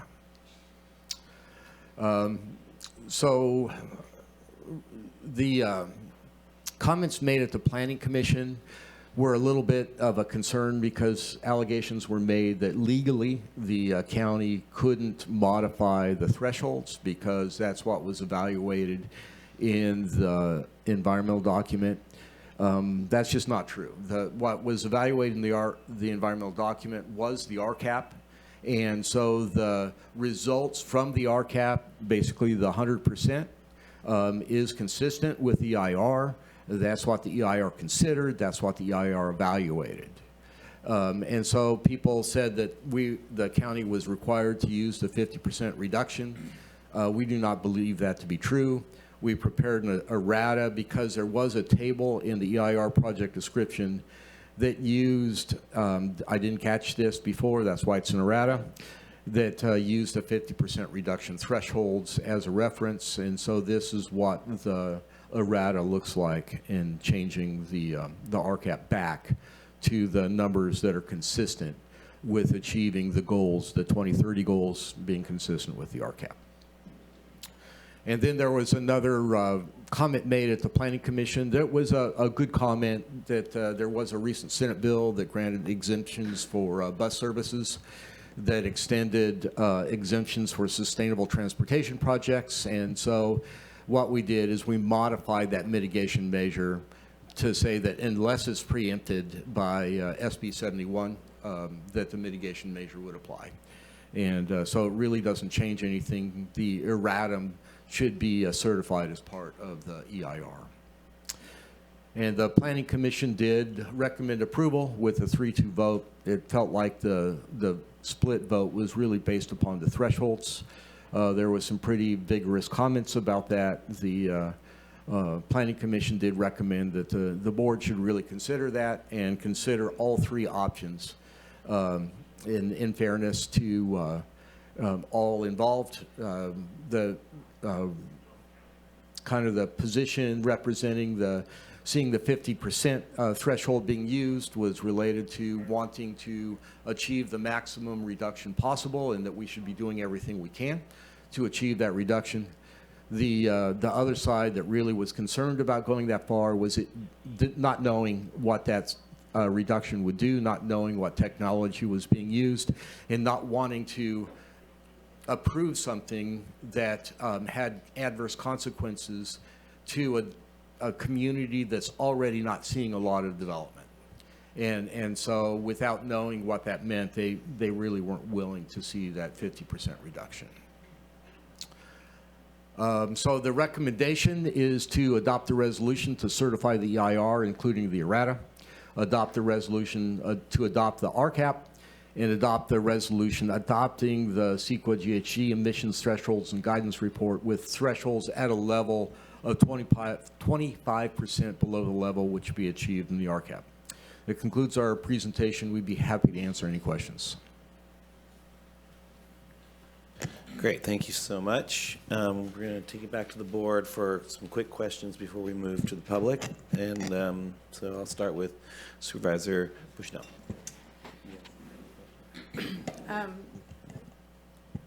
So I don't have a lot of quick questions. Do you want just clarifying or? Yeah, let's move on clarifying and questions and issues around, the documents themselves, and we'll move into public comment. Okay, so I guess one that I have is that with the threshold, so we can adopt the RCAP without the threshold Yes. mitigations? Yes. And are we currently at state mandates without, for greenhouse emissions, this county? No. We're above? I mean, I saw the Well, chart. Yeah, the struggle is the state has mandated that we reduce our greenhouse gas emissions by 40% by 2030. So a lot of people get confused and want to think in terms of emission neutrality or greenhouse gas neutrality. That is a bit of a misnomer because, as Ms. Acevedo pointed out, there's a 40% reduction target that's required by 2030. There's an 85% reduction target required by 2045. And then as part of the 2045 target, there's the climate neutrality. But only 15% of the carbon sequestration, carbon absorption, whatever is used to accomplish that can be used in that. So it's not just saying we're a huge forest and a carbon sink, Okay. and so therefore we don't have to do anything. And it's based on 1990 levels? Correct. So from baseline 1990, 40%, or, okay, I get that. And let me just be real clear on something else, because this has been a huge topic of discussion, is that the levels have to be related to something we regulate. And that's why something we regulate. So if there's things that we don't regulate, air emissions from a factory, say, we don't get to take any credit for that. Okay. Who were the two no votes on the Planning Commission? West and Curiosity. Okay, thank you. Just to be clear, I have a lot more, but Yeah. very clarifying. We'll get there. Supervisor Arroyo. Thank you. I have just a couple of clarifying questions. Well, a few. So you mentioned that we can adopt the threshold separately, but then your graphics showed that staff are using this for analysis. So I see that they can be bifurcated, and I understand the urgency of adopting the RCAP, but the thresholds piece does seem like it's going to be implementing guidance for your staff. So can you help me understand that a little bit better? Yes. Thank you. I said that because I wanted to emphasize the fact that the thresholds do not feed the RCAP. And I think that's really important to understand. I would not recommend not adopting the thresholds, because it's important to have consistency in applying what an environmental threshold is. And I know we've been struggling with GHG emissions analysis for over a decade now, and it's always difficult to determine where to land. This gives us a place where to land. So if you're above it, you look for mitigation. You can get below the threshold. It's less than significant impact. That makes it very clear, very easy to implement. So I want the thresholds, like the thresholds, but I don't want there to be confusion about how whether the thresholds influence the RCAP or not. They don't. Okay, but it will influence your practice. Oh, absolutely. Okay. And then if a project, we got a very late comment in that was, around a project that isn't specifically addressed in the final EIR. But I think a broader question around that is if a project isn't specifically identified or addressed in that final EIR, how does, I mean, I think I know the answer to this question, but it'd be helpful to know how that is utilized. So, yeah, thanks for that. And that's one of the reasons that Mr. Yandel went into so much detail about tiering, because there really will be subsequent environmental review done on any project that comes in. The only difference would be is that in certain circumstances, and I'll use an easy one, I'll say biology, that we find out there's sensitive habitat on the site because there has been a biological analysis done. But we don't have to go back and redo the significant impact and overriding considerations. That's already been done as part of the program EIR. And so there will be subsequent environmental work done on future projects. Okay, thank you. I mean, I don't think we should consider that every project under the sun has to be specifically addressed. It's going to be guidance that. Well, and it also has to be something that directly implements the RCAP. Right. So, I mean, we have fielded questions about, what about housing developments, since that's going to have some impact on implementing the RCAP. It's like, that doesn't implement the RCAP. Only projects that, produce renewable power that lead to achieving the strategies and the measures within the RCAP would be under that umbrella. Not even infill development, which you were speaking to, or projects that include transit, et cetera? Well, that's why infill development would have the benefit of streamlining under the RCAP. So there's two different things here. There is tiering, which has to do with projects that directly implement the RCAP. And then there's streamlining, and those are every other project under the sun. Okay. That would, if it's consistent with the RCAP, would not need to do additional greenhouse gas emissions analysis. Great, thank you. Somehow the way you spun that answer helped it click into place. I think the rest of mine are honestly comments, and so I will hold them for after public comment. Supervisor Boney, you have any questions? And we're saving comments for later, so.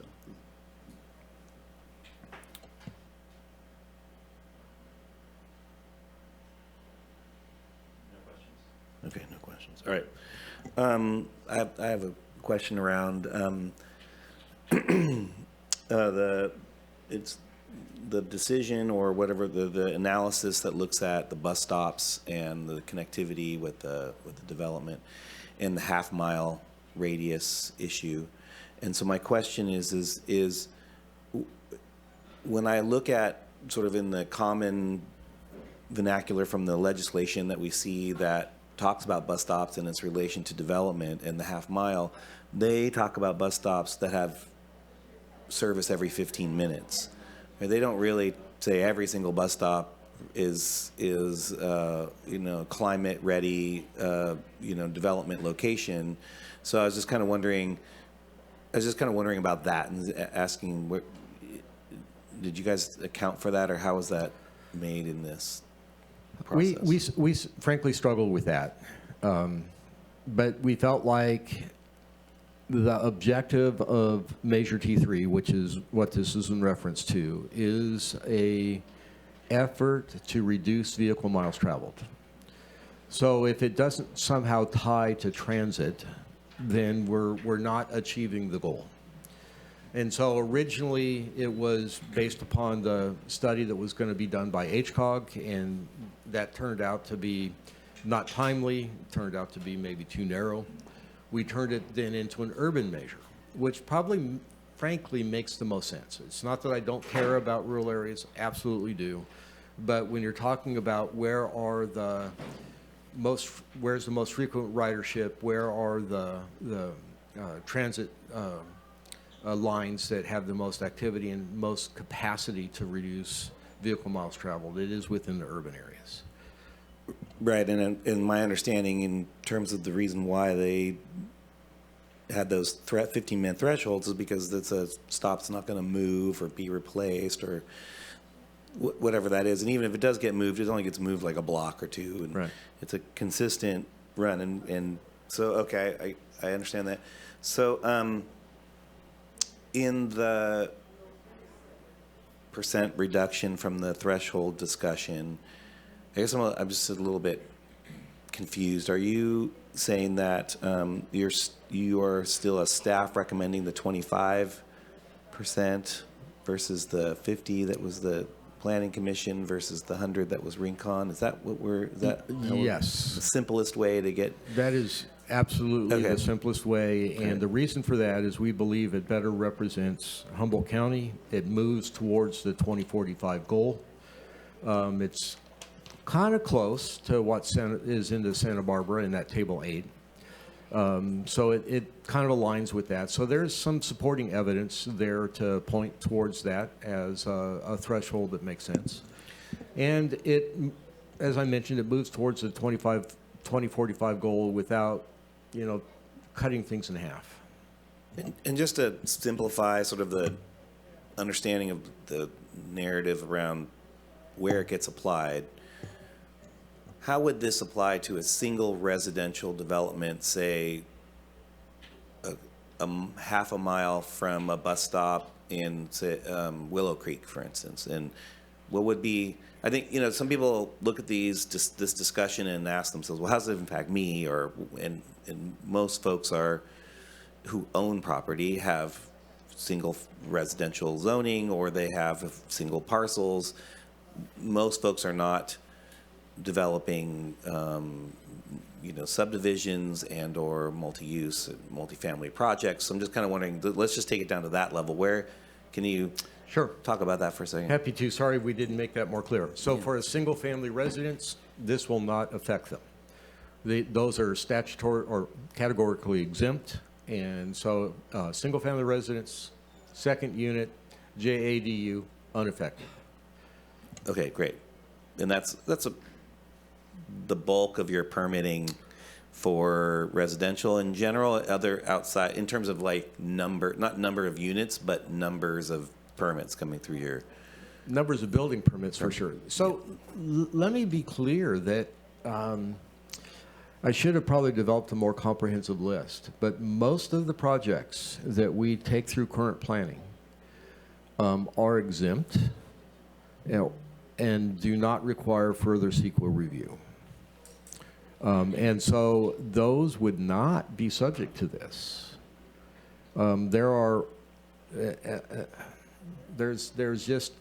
do, I don't want to underestimate, but I'm going to say 4 to 6 negative declarations a year. We do an EIR maybe every other year. This year's been a bit of an exception because in the last 2 months, the board has seen the town center and this, which are 2 EIRs. But this has been an exceptional period of time. Can you give an example of a project that you've approved or that has gone through the process in rural Humboldt that might have been affected by this if it had come later in something that's happened in the last year that you feel like, and can you give an estimate of what that impact might have been?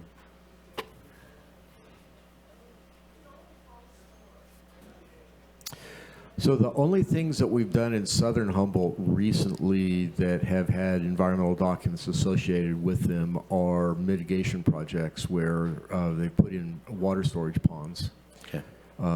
So there really hasn't been development that has resulted in environmental documents. Okay, and what I'm asking is like the threshold of having the analysis, right? And I think part of this is there's a concern about the fear, or there's a concern about the cost of that analysis impacting development.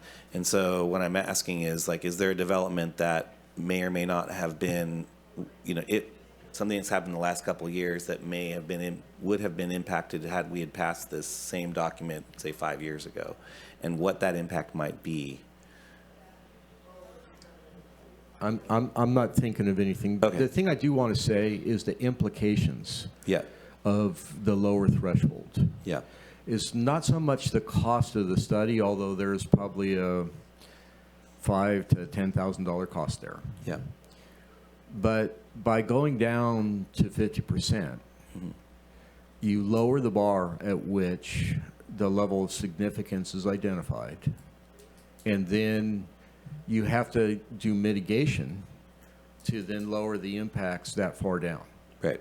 That's where the cost is. And the mitigation would be in the technology, say, put on solar panels or heat systems or whatever it is, some mitigation that lowers the GHG or gives free bus passes to the employees or has some sort of like... It's going to have a lot of that kind of stuff, yes. Okay. I appreciate that. I was just trying to get a feeling for the context and the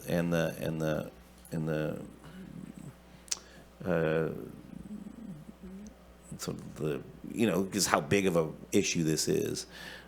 So I can feel Supervisor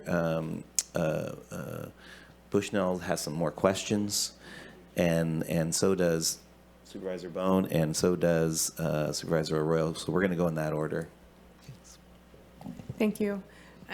Help me understand the bus issue for single-family residents in rural areas. There, no issue. It does not, it's exempt. Exempt. That's good.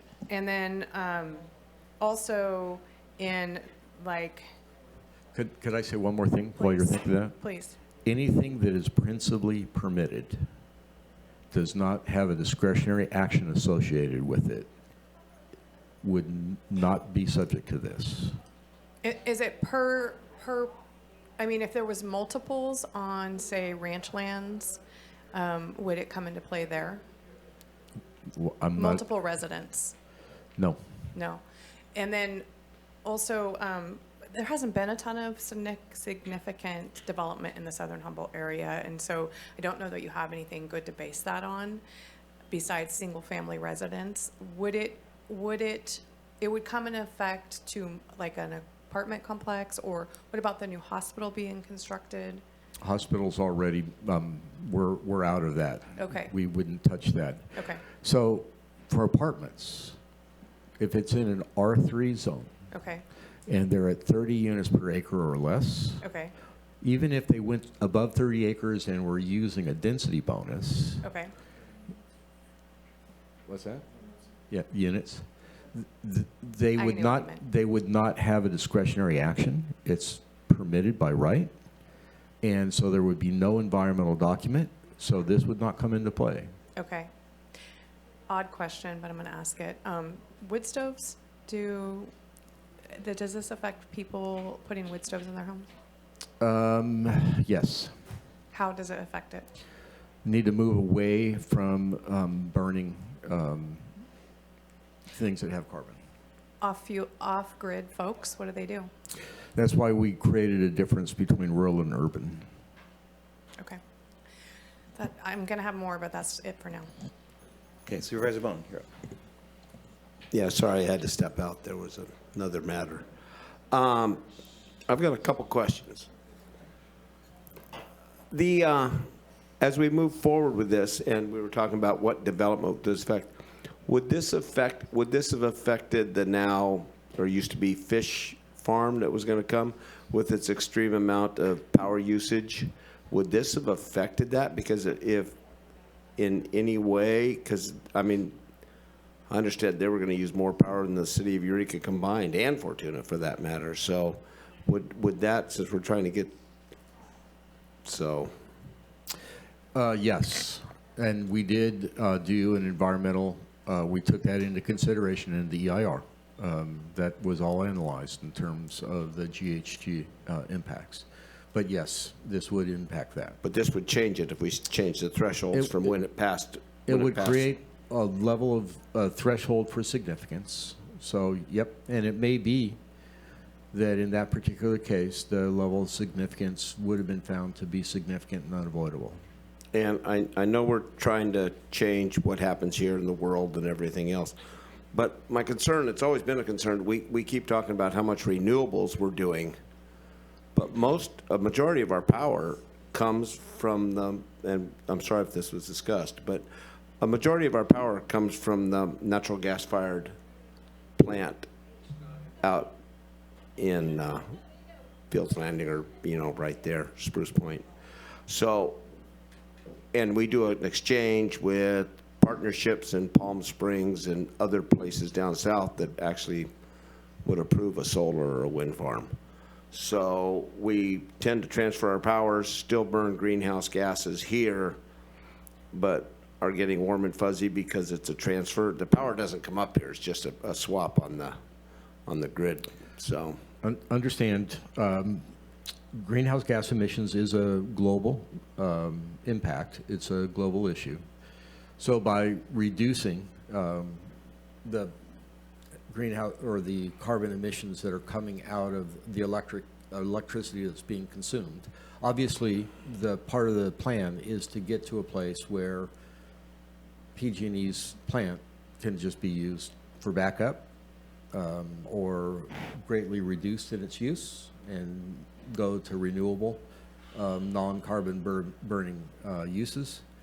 But you're right, in the short term, the objective is to continue to increase the credits that come from renewable sources, even though the power plant continues to provide the actual power.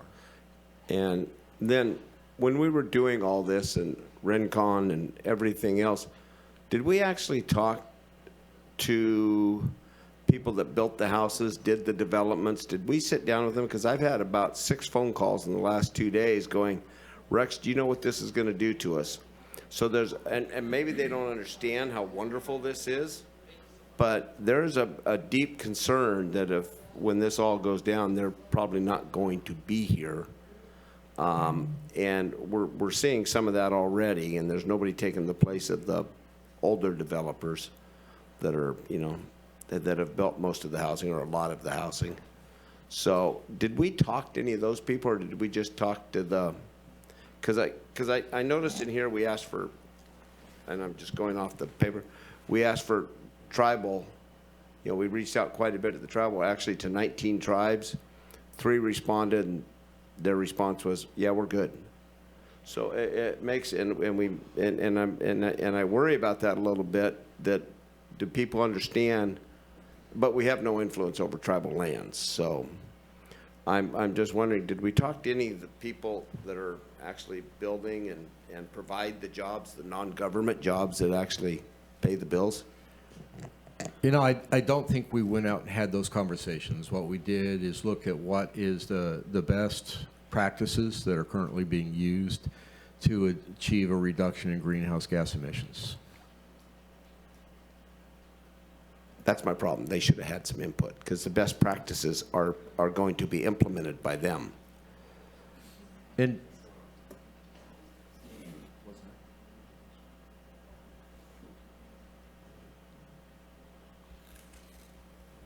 I understand that.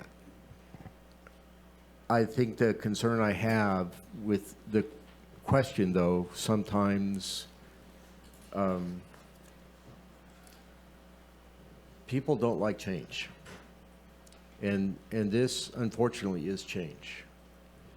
And maybe we should have talked to them about the change that's coming, whether or not it's feasible.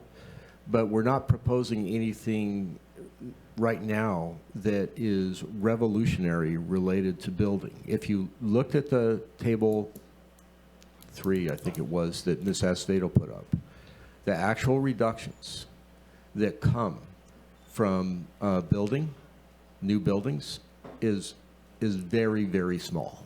Okay. Very small. And John, people will take change if they understand the change. If they don't understand change, we don't get that word out to them. We've got the word out to, actually, a lot of groups have got the word out to us. But there are a lot of things happening around Eureka and other places that are just saying, this will be great, this will be wonderful, and we're finding out they're not working. But it's too late, because we've already got them in place. We don't do the follow-up of what it's going to do to affect people worldwide. Now, I know climate change is real. I'm not going to deny climate change. But the idea that we're going to, I mean, right now, I think climate output in China is up 3%, but that's nothing to burn your hair about because their production is up. Their manufacturing is up 8%. So they're doing their part. They're just, manufacturing more. And what we're doing here in California and Humboldt is we're going to meet our regulatory numbers. I mean, we can keep changing them, but we're going to meet them just by attrition. People are leaving. All right. So I want to remind everyone we're in the question section of this discussion for supervisors. Fully aware. Thank you. And so, Thank you. Yep. Appreciate it. And so Supervisor Arroyo and then Supervisor Madrone. Thank you. I want to go back around to I appreciate the conversation around the bifurcation of the decision around the thresholds and the RCAP, excuse me. I am a little stuck on the fact that the EIR describes the two of them together as the project. So I don't, I understand that we could make changes to the thresholds. Well, the Planning Commission already recommended changes different from what the consultant did, but the EIR analyzes what they did, right? Because we have I'm kind of wanting to make sure that my understanding is clear because our consultant for both was the same consultant. So they're looking at the work they did on the thresholds analysis for greenhouse gases and all their work on the EIR, pairing them together and calling that the project. So if we're deviating from that, we're not deviating, but if we're modifying that, are we defining the project differently? No. The substantial evidence is related to the thresholds that were developed based upon compliance, consistency with the RCAP. The only place, the only place that the 50% threshold was even mentioned in the EIR is in the project description. And it wasn't described as being a reduction there. It was just listed there. The findings of the EIR about the thresholds is that there would be no impact.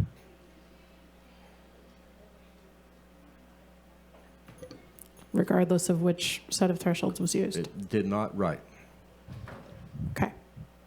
But the EIR applies to both of them together.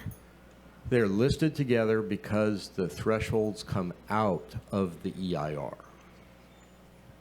Thresholds come out of the EIR, but not the RCAP. I'm sorry, the thresholds come out of the RCAP. Thank you. Yes. Okay. It's okay. I know. I'm having acronym soup too. Okay. I'm just having a little bit of gears turning, like wanting to make sure that we're in good shape with what we approve so that we don't, because this has taken so long, I just want to make sure that we're clear about our process and that it's in part so it won't be challenged. No, I agree with that. And Right. that's one of the reasons why I did give the board an option. Don't adopt the thresholds. Let's get the RCAP done, though. Okay. I mean, that removes any ability to challenge on that. But I'm sorry to be a little bit persistent about this, but our recommendation today is to certify the EIR for the project, which is these two things That's together. right. And that's what the state needs from us for compliance, right? Needs a certified final EIR for the two components. That is correct. Okay. Well, the certified EIR is needed for the RCAP. Because then the RCAP is a qualified RCAP. Okay. It's not needed for the thresholds. Okay. And then could you remind us what the qualified RCAP does for us as a tool? It gets back to a lot of things. Number one is that it establishes the framework under which we are going to begin to relook at how we're doing life and looking for ways to reduce the amount of greenhouse gas emissions that we're we're all responsible for. Number two is it does allow for new development to have a target by which to try to design to be consistent with the RCAP. And if it is, it doesn't have to do any additional greenhouse gas emissions. And is it also, is funding for any future things contingent upon this, or is it required qualified RCAP for planning? The RCAP needs to be qualified in order to allow the streamlining. I see. Okay, thank you. All right, Supervisor Madrone. Thank you, Chair. So the wood stove issue in rural areas. I understand what you said about how that would impact requirements for GHG and other kinds of heating systems, things like that. But I think that's looking at it in a vacuum. So my question would be, what if the landowner had an active forest management plan? Because if you have forest land in a rural area and you don't engage in thinning and limbing and fuel reduction work, then it's more likely that that forest is going to burn up and release a tremendous amount of greenhouse gases.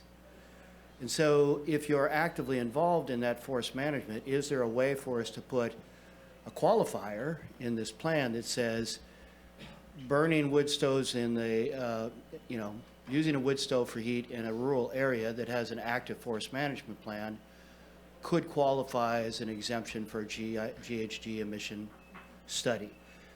Because if you don't do that, what you're going to do is force landowners that are doing all that work to either, if they can't burn it in their wood stove to create heat, which seems to me to be a wonderful kind of a full circle approach to carbon and greenhouse gas, because not only does it reduce fires, but it actually helps the remaining forest grow better, stronger, and sequester even more carbon. And I realize we can't like actively analyze the amount of carbon stored and all this in this plan and the rest of it, but I would love to see some sort of an exemption in that, because otherwise you're going to chip it, pile burn it, or it's going to go up catastrophically. Rural people burn wood for heat, and they take it off of their land primarily to do that. So I'm just wondering, the question is, could we have some sort of an exemption for that? Because it makes a lot of sense for a rural homeowner, maybe not in an urban area, but in a rural area. Let us take a look at that before we get back to the place where you're deliberating. We'll Okay. bring back some thoughts. Okay. And I have a follow-up to that too, which is the question around, sorry, I got a little something in there. If we're going to focus on this, the question, the difference between an existing condition and a new project. Yeah. So I want to make sure that, because some people, we hear a lot of the trope running, don't take my this or don't take my that, and a lot of what we do is really moving forward, and I want to make sure that we're clear in terms of that discussion. I know I'm not asking for an answer right now, but I'm just, if you're going to be discussing that in the time, we will take a break at some point here, and you guys will have some time to gnaw on some of the input from supervisors, and hopefully looks like we'll get some time for the public as well. And we'll take a lunch, and then you guys can get into that, and we'll get back for deliberation. So I'm not asking for an answer right now. I just want to frame that. I'm going to move to Supervisor Bushnell, and I'm hoping we're going to wrap this up in terms of our questions. We'll have an opportunity to do more and ask the public to weigh in. Thanks. Thank you. I just, good thought, Supervisor Madrone. However, I'm wondering, when you do take a look at that, you're going to look at Forest Practice Acts, because you can't just go out and cut your tree and put it in your wood stove. So I think it would be dependent on that. So that's something you'll look at as well? Yes. Okay. Yes, sir. Supervisor Bone. I was excited for a minute. It sounded like Steve was promoting logging. So so if we're going to take it one step farther, because somebody with 12, everybody, this is Kaylee. A lot of these people that have forest management plans are on thousands of acres or hundreds of acres and everything else, and I don't think they could burn all that wood. So maybe we're opening an opportunity that they could sell firewood to other people in rural areas that are off a forest managed plan. And then, as Supervisor Madrone said, the full circle is even a fuller circle and a more complete circle. Okay, we're going to open this up to public comment. We're going to start on Zoom. How many hands we have up? Currently, I have none. None. I have one. One hand. Okay. Two. Okay. As I try to remind folks, and maybe I'm not doing this very well, but if you want to talk on an item, get your hands up as soon as the item starts, even if we're taking our time to get there. So we have 3 hands right now.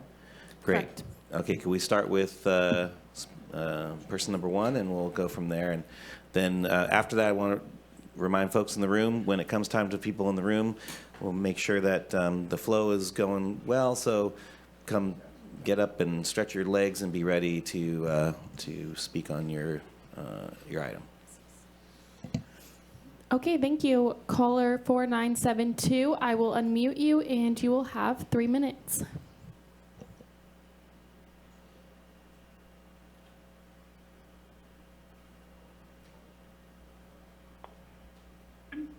Good morning, Supervisors. Can you hear me? Yes. Okay. Good morning, Chair Wilson, Honorable Supervisors. My name is James Anderson. I'm from Everview Law. I'm appearing on behalf of our client, SN Indianola, and I want to raise concerns with the RCAP process, specifically with the RCAP environmental review process. This is specifically a follow-up to Supervisor Arroyo's questions a few moments ago. Earlier today, our office submitted a written comment into the record, which lays out my verbal comments now in more detail, but for posterity, I want to summarize these for you today. For background, the comments I'm about to make are in relation to the Indianola project, which is a planned multifamily development.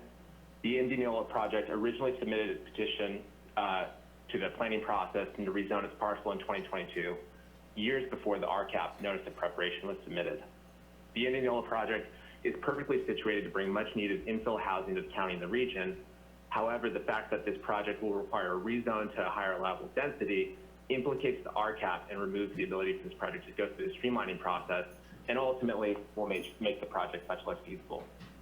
Now, back to my substantive comments. The implementation of the RCAP and its environmental review process raises 2 different concerns. Our first concern is that the environmental documents to the RCAP, specifically the draft EIR and the final EIR, failed to account for the Indianola project as part of the environmental baseline. This is important because the California Environmental Quality Act, also known as CEQA, as I'm sure you're all familiar, requires the addition of projected future conditions when analyzing an environmental baseline. Without a correct baseline, the analysis of existing conditions is lacking the necessary environmental value. The Indianola project, despite being in the planning process since 2022, was not included in the RCAP FEIR or draft EIR baseline. As such, this is a defect in the environmental analysis of the RCAP. Our second concern relates to the cumulative impact analysis under CEQA. Much like the baseline, the cumulative analysis requires an analysis of past, present, and most importantly here, probable future projects.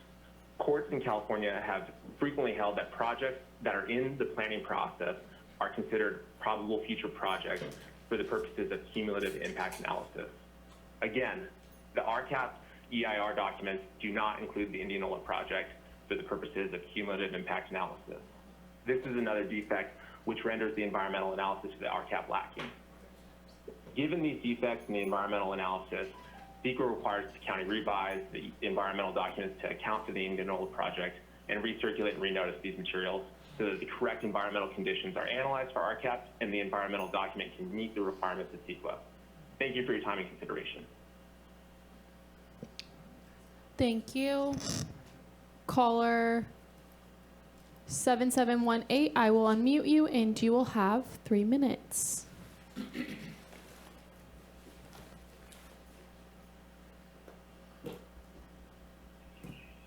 Hello, I basically trust John Ford and his recommendations on this particular topic. We live in a very unique part of the world. I saw quite a few comment letters, some of which actually had addresses coming out of the other area, saying letter kind of formatted over in a few different ways by a whole bunch of people from out of our area. We're filtering their air for them, and I strongly support concepts such as what Supervisor Madrone brought up. A lot of us burn stuff that would be in a landfill or something like that, or we are doing fuel reduction. And with the current condition of the wood stoves we have, you may have on very, very rare occasions when a whole bunch of people are burning their wood stoves in a small town like Lewis, see a little bit of haze.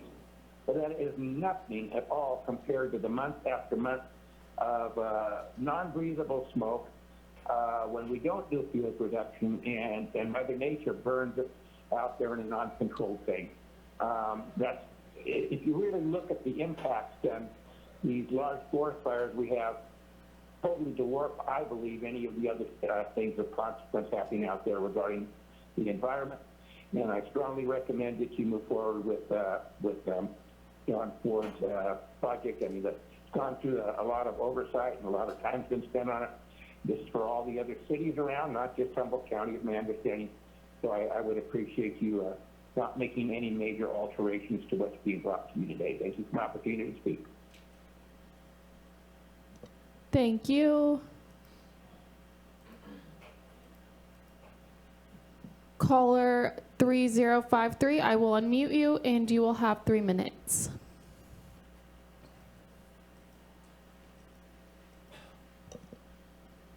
Hello, Thomas Mulder here. I just want to confirm you can hear me. Yes. Yeah, I'm speaking as myself. Yes, I did participate on the Planning Commission as part of the workshop that was continued to a date uncertain that actually never was finished. I did miss the meeting that this was approved by the Planning Commission. I had prior obligations going to court that morning for someone that embezzled from me and didn't feel like driving Eureka twice. I was trying to reduce my carbon footprint that day. It's very important that you don't lose sight that we are rural. We're not just the greater Eureka, Humboldt Bay area. We aren't the Bay Area of the San Francisco area.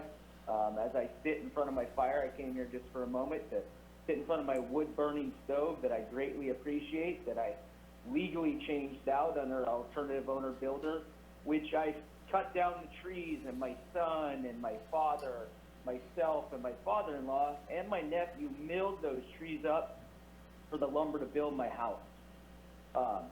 Also the other wood buildings around. I don't want someone to lose that right and that ability. So please be mindful when you're talking about rural living, not to take those rights away from someone. I would hate for my son to not be able to have a wood burning stove if for some reason this house burnt down and we had to rebuild it and you have this new rule, oh, can't have a wood burning stove, new rules. Would you rather us pile it in huge 50 by 50 piles and burn all winter long? We can't burn in our wood stove to heat the house, but hey, under Forestry Practices Act, we can do huge burn piles all winter long as long as it's a burn day. Sometimes you can even burn on non-burn days if you get the right permit. Don't take away our right to live rurally, and please remember the greater Humboldt, which you guys say, small, mostly rural. Thank you for the opportunity to speak.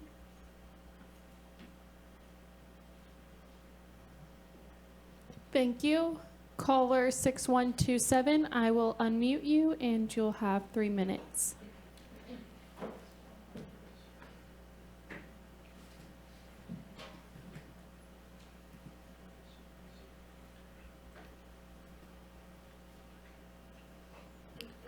Hi, this is Dan Chandler. I live in West Haven, and I want to support the RCAP. I hope that you will approve it. I do think that the threshold issue is important and would recommend that you follow the consultants. This is always an issue when there's a EIR, is how you determine what the significance threshold is going to be. And the consultants have looked at a variety of those thresholds and have come up with something which seems reasonable. So I hope you will stick with that. On the question of wood stoves, there's a whole whole spectrum of people. So I have a wood stove, but I can't use it because I have a lung disorder. And when I walk through Trinidad and try and breathe, I have trouble because people are burning their wood stoves all the time. And so there's a lot in this issue, and especially in the forest practices and management, the fuel treatment and so on. That's a huge area that I don't think really should be brought into this discussion. So thank you very much for your years of forbearance on this issue, and I hope we can get it behind us.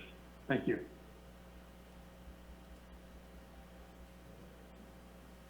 Thank you. Caller 2466, I will unmute you and you'll have 3 minutes.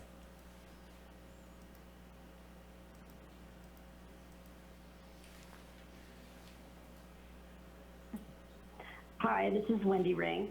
I do support the RCAP. Something's better than nothing, and sooner is better than later, and I do hope that you approve it. But about Measure T3, it's about VMT reduction, which is not just transit.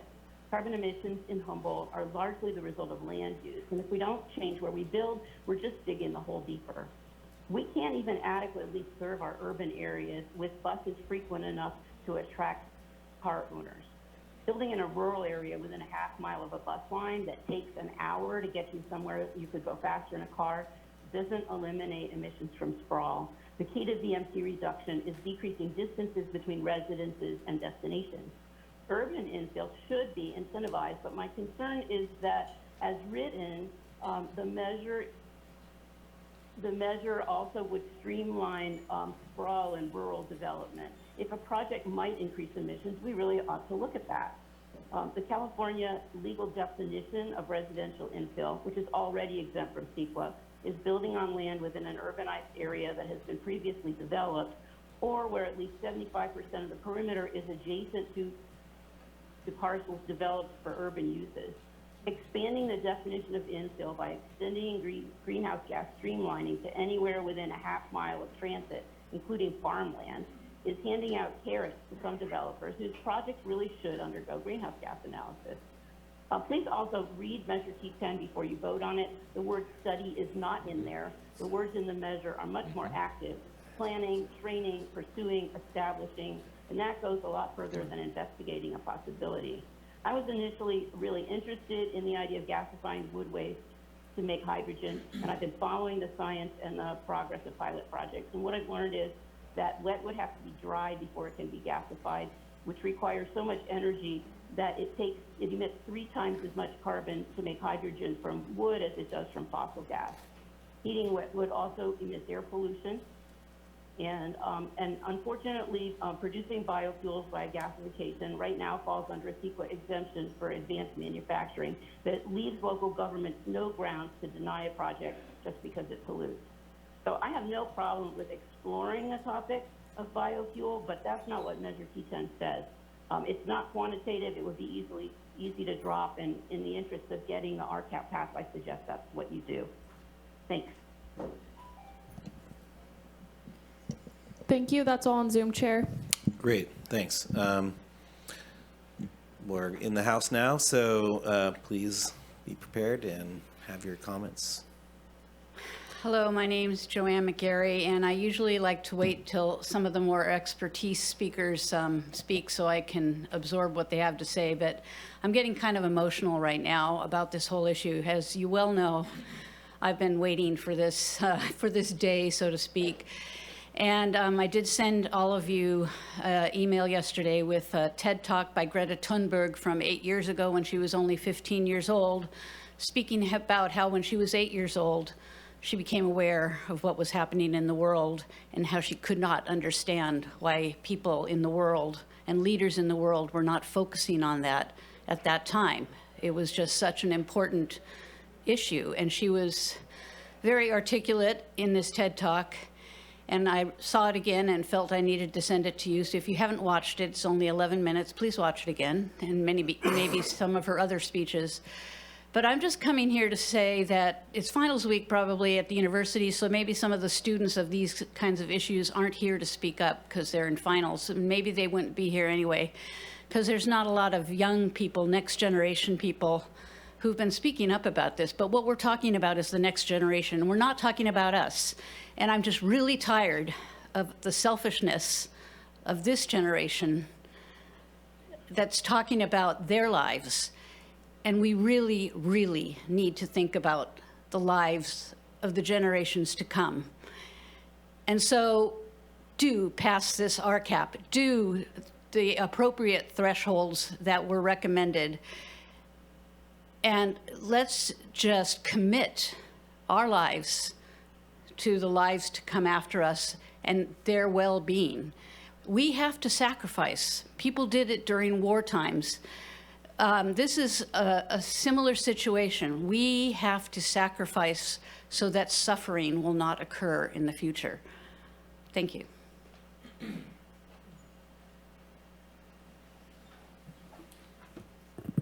Good morning. Colin Fisk with CRTP, the Coalition for Responsible Transportation Priorities.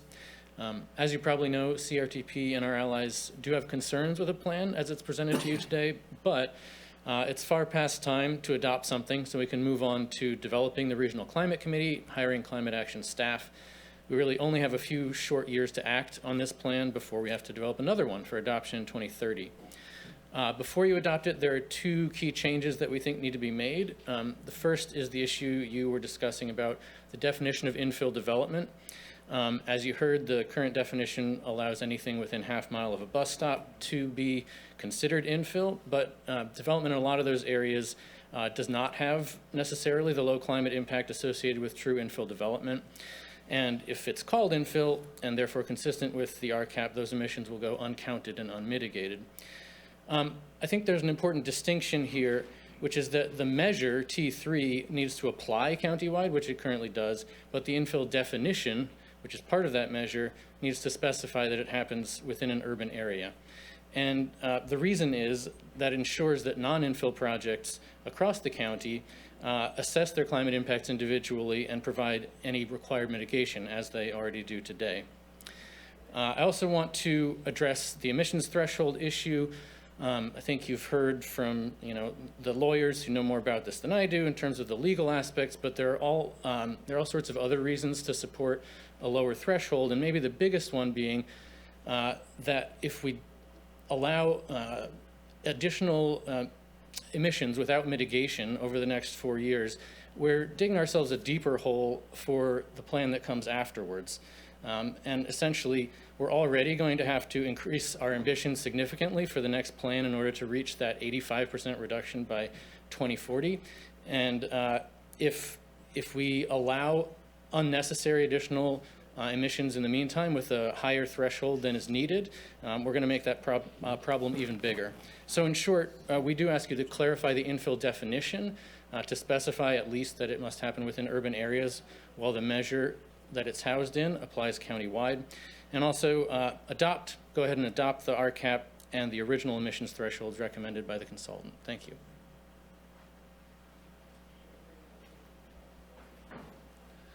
Good morning. My name is Matt Simmons. I'm an attorney with the Environmental Protection Information Center. I submitted a longer written public comment to you all that I hope you all got a chance to read. My first ask is that you adopt the RCAP today. This is long overdue. We've spent 8 years working on this plan, which is now for a 4-year goal. And to me, 2030 feels very soon. My second ask is that you use the thresholds recommended by RINCON. The reason for this is twofold. First of all, RINCON's recommendation was supported by substantial evidence. They looked at the thresholds adopted by other jurisdictions, and they said, this is achievable. We should be doing what is achievable. The second reason is that what Colin just said, which is that we're going to move on to a 2045 goal in 4 years once we get to 2030. Why not set ourselves up for success by reducing our emissions as much as we can in the intervening 4 years? Why set it less than we need to? The other thing I just want to reiterate that I think is really important when coming to these conversations is that just because you set a threshold doesn't mean a project can't be permitted that goes over that threshold. You just have to find a statement of overriding consideration that says that there's a better reason to do this project. You're actually doing it today with the RCAP, where you're doing a statement of overriding considerations for the unavoidable impacts. And so concerns about development, I think they're all reasonable and understandable, but that they should come in at that later point. Let someone propose a project, let's look at what's possible to mitigate, and then let's have an argument about whether we should override that environmental impact because of the benefit of the project. Don't set the threshold higher, presupposing that we don't want to mitigate those impacts today. Thank you for your consideration. Oh, one last thing. Wendy made an excellent point about the biofuels, and I hope you listen. It is a supportive measure that wasn't quantified in the greenhouse gas emissions. Thank you for listening to my comments, and thank you for moving on this item.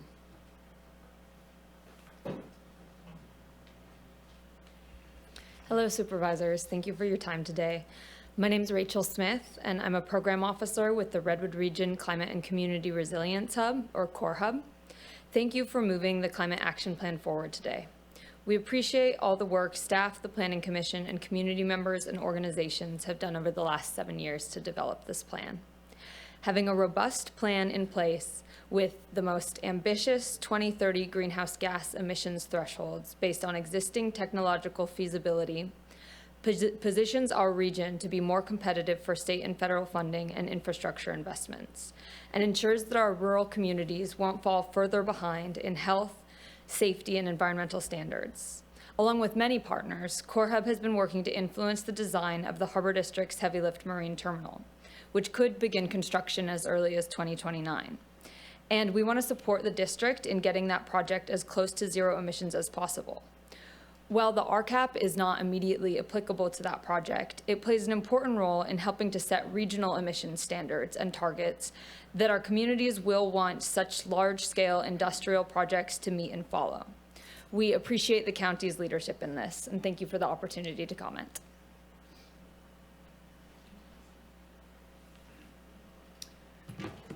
So good morning again, supervisors and everyone. I spoke earlier. I'm still Paul Hagan. I apologize for jumping the gun earlier and conflating the two items on the agenda. I really came here more to speak about this than the other things that I mentioned. I'd like to urge everyone to adopt the recap. It's been 8 years in the making. I've been tracking it on and off during that period of time. Your planning department has labored long and hard on this.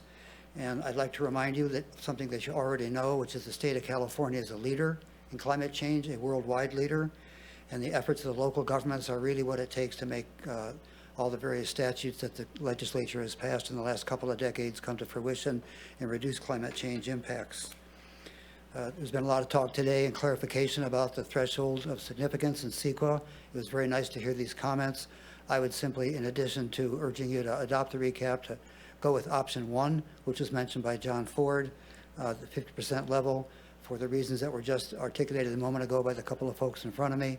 We've got 4 years in front of us after an 8-year process, and then we're going to have to start again, so to speak, to reach the AB 1279 thresholds that's beyond the SB 32 thresholds and reach the 2040 earmarks. So we would be putting ourselves behind the gun if we were to adopt a higher level of allowability of emissions in the recap. So my suggestion is, and I urge you to adopt the recap as is provided, and separately from that, as appropriate, adopt option 1 for the thresholds and the greenhouse gas emissions.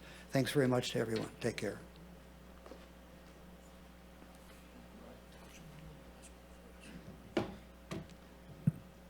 All right, good morning, supervisors. Chair Wilson, it's an honor to be here, making a quick comment. My name is Gary Hughes. I work for the international organization Biofuel Watch. And one of the main reasons why I'm here today in person is to actually say thanks to the county, to supervisors, for the way that you make it possible to participate virtually.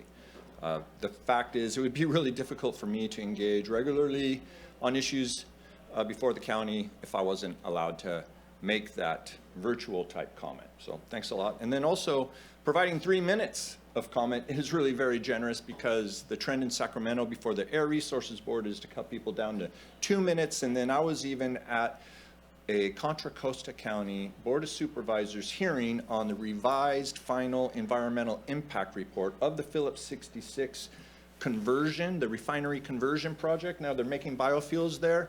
And the chair of the supervisors at that point only gave everyone 1 minute. So I've used up a bit of time here just because I have the opportunity to do so, to say thank you. Now, Biofuel Watch has been engaged on this process around the Humboldt Regional Climate Action Plan for some time. And from very, very early on, we raised alarms about a very worrisome mechanism for ostensibly reducing emissions from the transportation sector. And that is the recommendation to prioritize the uptake of so-called renewable diesel. Now, the RCAP really actually fails to address the diesel dilemma. And if we use the emissions inventory that's used in the RCAP as, as a metric, we know then that the majority of emissions in Humboldt County, I guess, are coming from transportation. And, the real truth of it is that if it were not for the fossil fuel energy inputs coming to Humboldt County, fossil fuels being recognized as the primary cause of climate change, this county would stop. So from early on, I actually invited people, environmental stakeholders, county supervisors, others, to come on down to the Bay Area and do a tour of the refinery corridor and get to know the biofuel refineries. So it's been very difficult to get the county to actually describe and define what renewable diesel is. I actually still contend that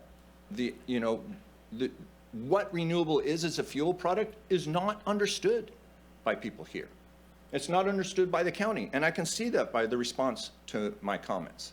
So you're at risk of making the global climate and biodiversity crisis worse by promoting the uptake of renewable diesel, and I urge the supervisors to remove the reliance on renewable diesel from the Humboldt Regional Climate Action Plan. Thank you.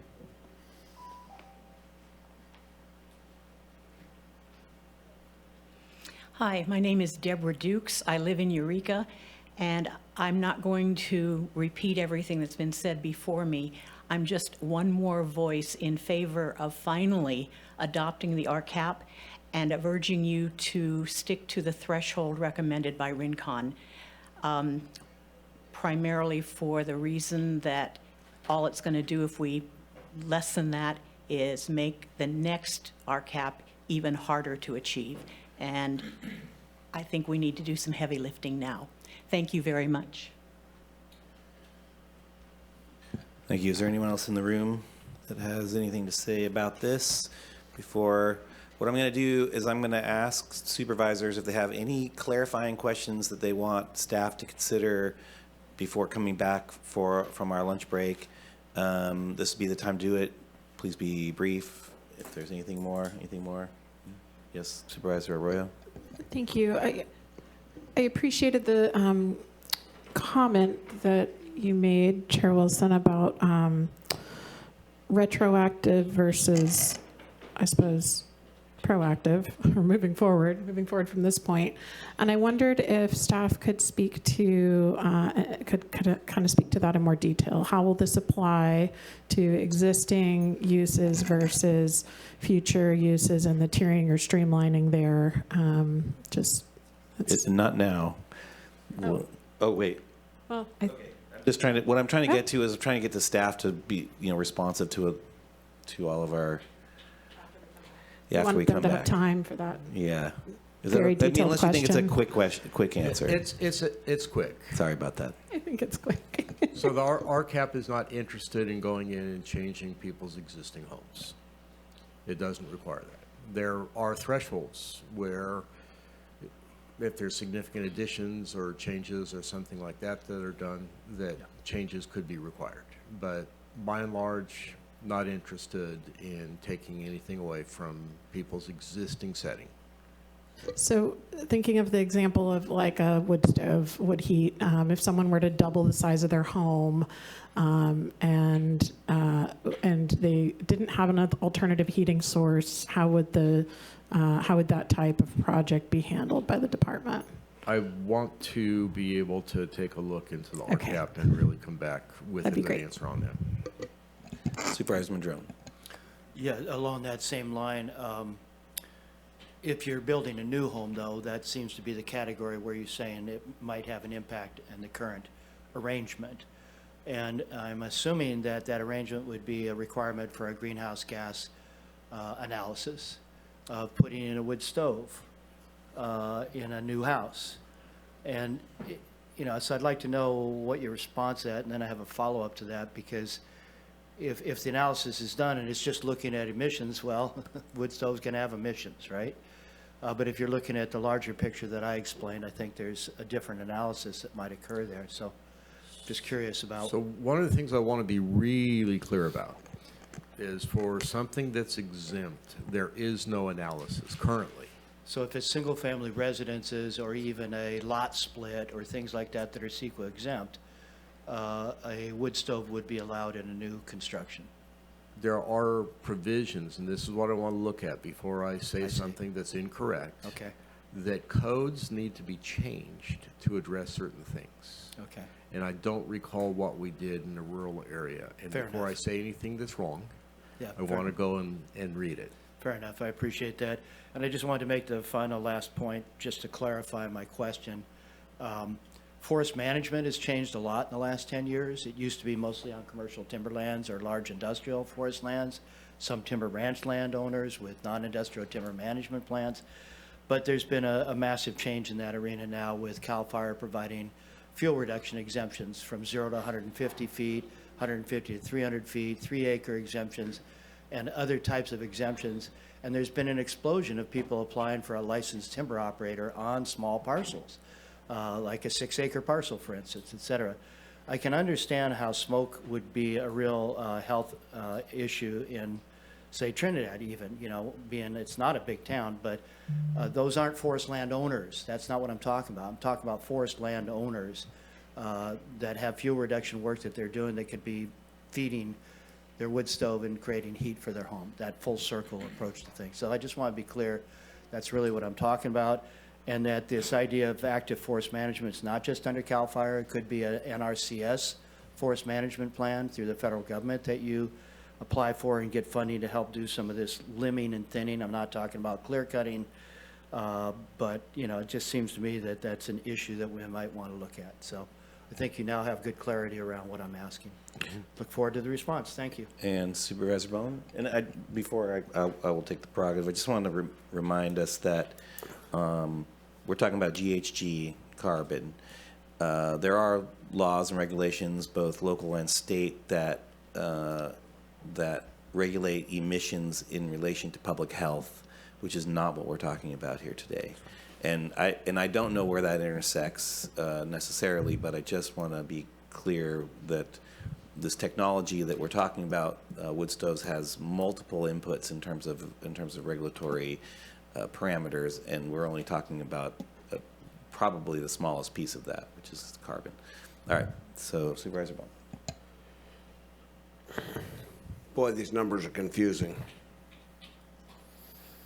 But it feels like we're trying to solve yesterday's problems by pushing it on to future development and letting them figure it out. And we need future development to create a tax base to fund all these dreams that we have and all these things that we need to do. As you said earlier, development plays a very minor part in GHG and what we do in the future. You know, a half-mile bus stop, I know there's going to be some pushback on that, because then that allows... I've lived here for 70 years. I can tell you, a lot of people live in places that weren't here 30, 40, 50 years ago. The problem being is what we do here today is, and I know this doesn't matter to a lot of people, but it does to me, it's going to create a huge message to the builders in the future of what Humboldt wants to do for them and what they're going to allow. We keep talking housing, housing, housing, and we have some developments that have been on the books for 35 years and haven't got any farther. So as we move forward, with this, and as you guys go back to your debate, I guess I like the planning commissions. No offense to our consultants, but the planning commission kind of, and they have some pretty smart people that we depend on there. So as we move forward, I think a lot of this has to be played. And I don't think, and I made quite a few phone calls, I don't think any county in the state, and I'm more than willing to be proved wrong, is looking at something as strict as Humboldt does. But the minute Humboldt does it, I guarantee you people are going to start going to the meetings, going, look what Humboldt did, look what Humboldt did. And I don't want to be the tip of the spear. I want to do what's good for the people that live here and the people that pay the bills. Because at the end of the day, someone's going to have to pay these bills, guys. And that is brought forward by business and development. And I mean, those are nasty, nasty things to say, but if we don't look out for our community and we look out just for a select few, that's what we're going to end up with. Okay, we're keeping this to questions, so Supervisor Bushnell. Thank you. And I don't expect an answer, but I think it's an easy one. If a home burns down and it's considered new construction, right? With new, it would be governed by the new. It would be subject to what's in the laws that are in place, yes. Okay, thanks. Could I share the screen for just a moment? I'll be quick. Yes, go for it. Please do that. And then I just wanted to point out, as Ms. Acevedo mentioned, number 4, decarbonization of new construction. So that's where this debate is about. And so of the 218,000 metric tons that we're talking about reducing, 3,626 metric tons come from new construction. I just, we're not trying to do this on the backs of new construction. I just wanted to make that point. I know it seems like it, but. All right, thanks for everyone's input and questions. What we're going to do is take a lunch break, 45 minutes. We're going to come back at 12:45. You guys have some time to mull over some of the questions that have been put out there, some of the issues and those sorts of things, and then we'll have a discussion and make some decisions when we get back. And Supervisor Bushnell has the last minute Well, I just, question. I need to leave by 4. And do you think that's going to be accomplished with? I think so. I think we'll be out of here by 4. Okay. Yeah, yes, this is the meat of the meeting, I think, pretty much. This and maybe the committees, I don't know. Yeah, but they're pretty short. What do you think, CAO? I mean, one is budget and the first quarter budget update, and the other is fee schedule, which I think may require some conversation. Then we'll take a half-hour break. We'll be back at 12:35. This is enough time to run out and get something to eat if you need to. Try and be back here. Is that going to give staff enough time to get there? We will do our best. All right. Talk to you guys in half an hour then.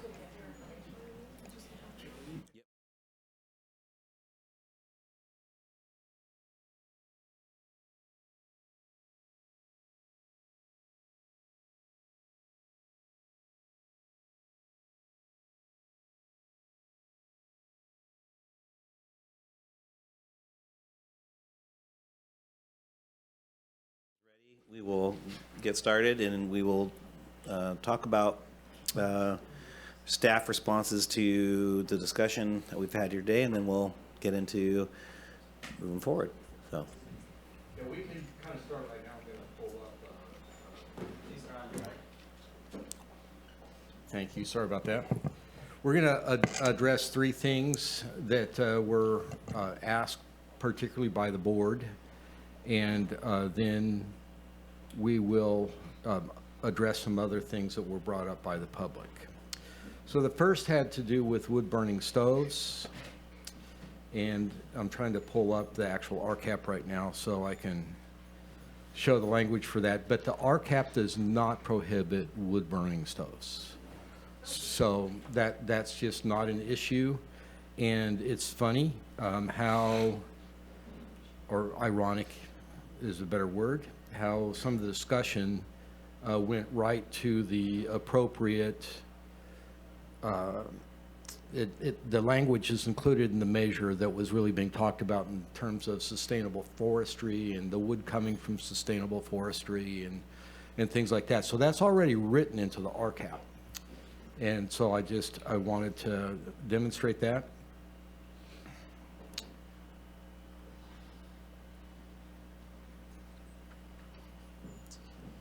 And then I also checked, and stoves, wood-burning stoves are also not prohibited by the current building code.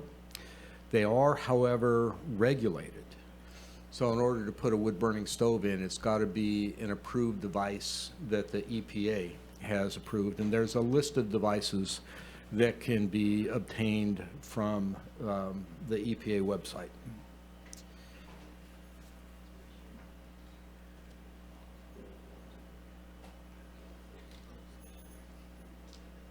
Again, does not include the city jurisdictions, which have their own regulations around wood stoves. Well, it depends on what they've adopted. Right, I'm just saying, yeah, we don't represent that.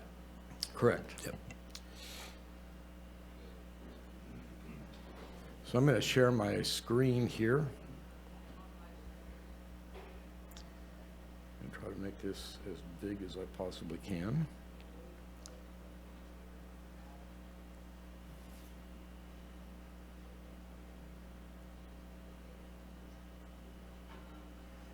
But this is directly out of the, this is the RCAP itself. This is Measure BE3 Rural.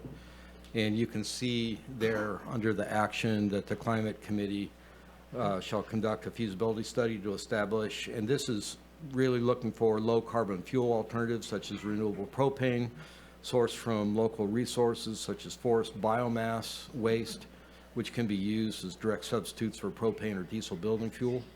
The feasibility study should consider procurement cost considerations with focus on equity for low-income households and map communities with significant propane and wood fuel use to identify accessibility strategy for acquiring alternative fuels, e.g. renewable propane, sustainably harvest wood products, renewable diesel, and/or undergoing home electrification. So that's as close as we're coming to addressing wood-burning stoves in the RCAP. Great. Next subject. Next subject is renewable diesel was brought up. And we've been, that is really related to action that is T8 in the Climate Action Plan, which is to see about 55% of off-road diesel vehicles convert from fossil fuel use to renewable diesel. And this is in line with what the state's trying to do with low carbon emissions. And so this is not something that affects individual people. It's not something that is trying to be done to convert all on-road diesel vehicles to renewable diesel. It is really just to start to convert fuels for off-road diesel. And then the third one is relative to the question about the Indianola project and whether or not it should be under a cumulative impact. So normally a project is considered foreseeable when an application has been filed. And while they did file a petition for that, there has been no actual application filed for that project. So it was not considered as part of the cumulative impact. Okay. Was there anything else? Nope. I'll just, if I could, I'm going to take the prerogative on that last one. So you're considering the threshold for consideration, the application. Something where, yeah, an application is a bright line threshold because that shows that there's some intent to move forward in the foreseeable future. So just talking about something isn't good enough. talking about something is not good enough, and talking about something without some intention to move forward. I think if we were to see, regular materials being submitted to us and things like that, that it may be a little bit more of a movement in that direction. But frankly, they've been radio silent for at least a year. Okay. I appreciate that. Yeah, Probably more. And any more comment on that? No? Okay, moving to Supervisor Bowden. We're going to start with follow-up questions, if there are any follow-up questions, and then if people want to get into their comments, we can do that too. John, what you were discussing there, so the project at Indianola, if it's not in the SKU, then what changes for that? Is this the part where costs increase or make it unavailable, or why would there be a concern about that when it's housing and it's within, I don't know if it's within a half mile of a bus stop. I think there is one on Old Arcade Road. So I know they're trying to put some on Old Arcade Road, but there's no bus stops because I think they still do car for pickup. So what changes for them at Indianola? Because I know there's been a lot of work on that, and it's a pretty, I can imagine a year's worth of, I don't think it's radio science, but a year of them trying to answer everything that you have given them would be more than, understandable. Yeah, so the thing I think that may change for them with this is related to the thresholds.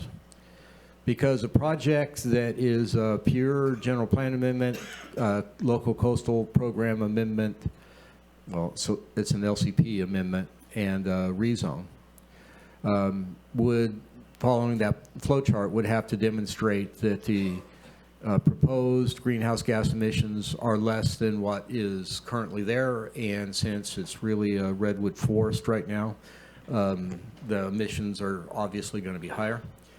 And so then what they would need to do is do a GHG emissions analysis, which is what they have to do now.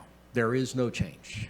So fundamentally, there's no change until you get to the point of the thresholds. So the only thing that could have a bearing, there is no threshold right now. So the determination of significance would be maybe a little different. But there would be a bright line in terms of what the impact is and what the level of mitigation required would be with a threshold in place. Okay. Supervisor Bushnell? Can I ask about the clarification you said about converting off-road diesel machinery? Yeah. And how that doesn't affect general people? Explain that. Yeah, I think really it has to do with trying to focus on requiring off-road equipment, which currently can use purple diesel, to have that convert to renewable diesel. And that's really not something that affects on-road diesel. I mean, can people buy renewable diesel and burn it on the road? I suppose they probably could. But that's not the objective here. The objective is to see off-road equipment converted to renewable diesel. Okay. Supervisor, Madrone. Thanks, Chair.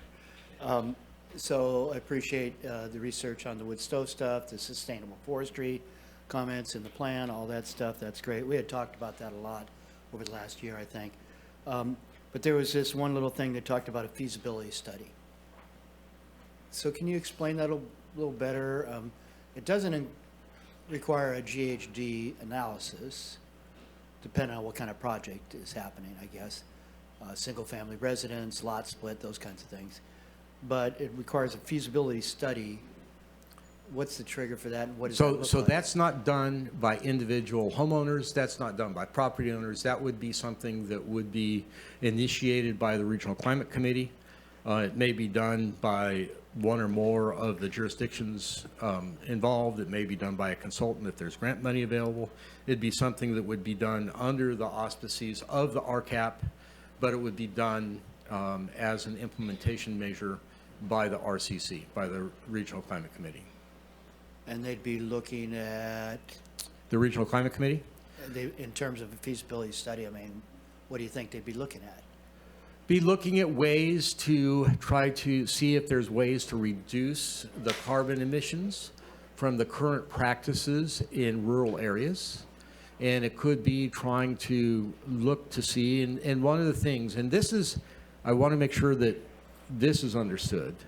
The goal here is a 2% reduction, very small reduction. Yeah. So really to look and see if people are, like burning propane.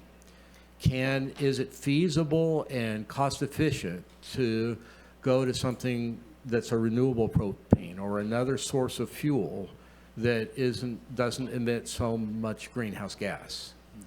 And so it's really starting to look at things like that and seeing if there's feasible options that A, aren't harmful to the environment, B, don't cost so much to implement that it breaks people from being able to do it or doesn't allow them to stay on their property. That's not the goal here.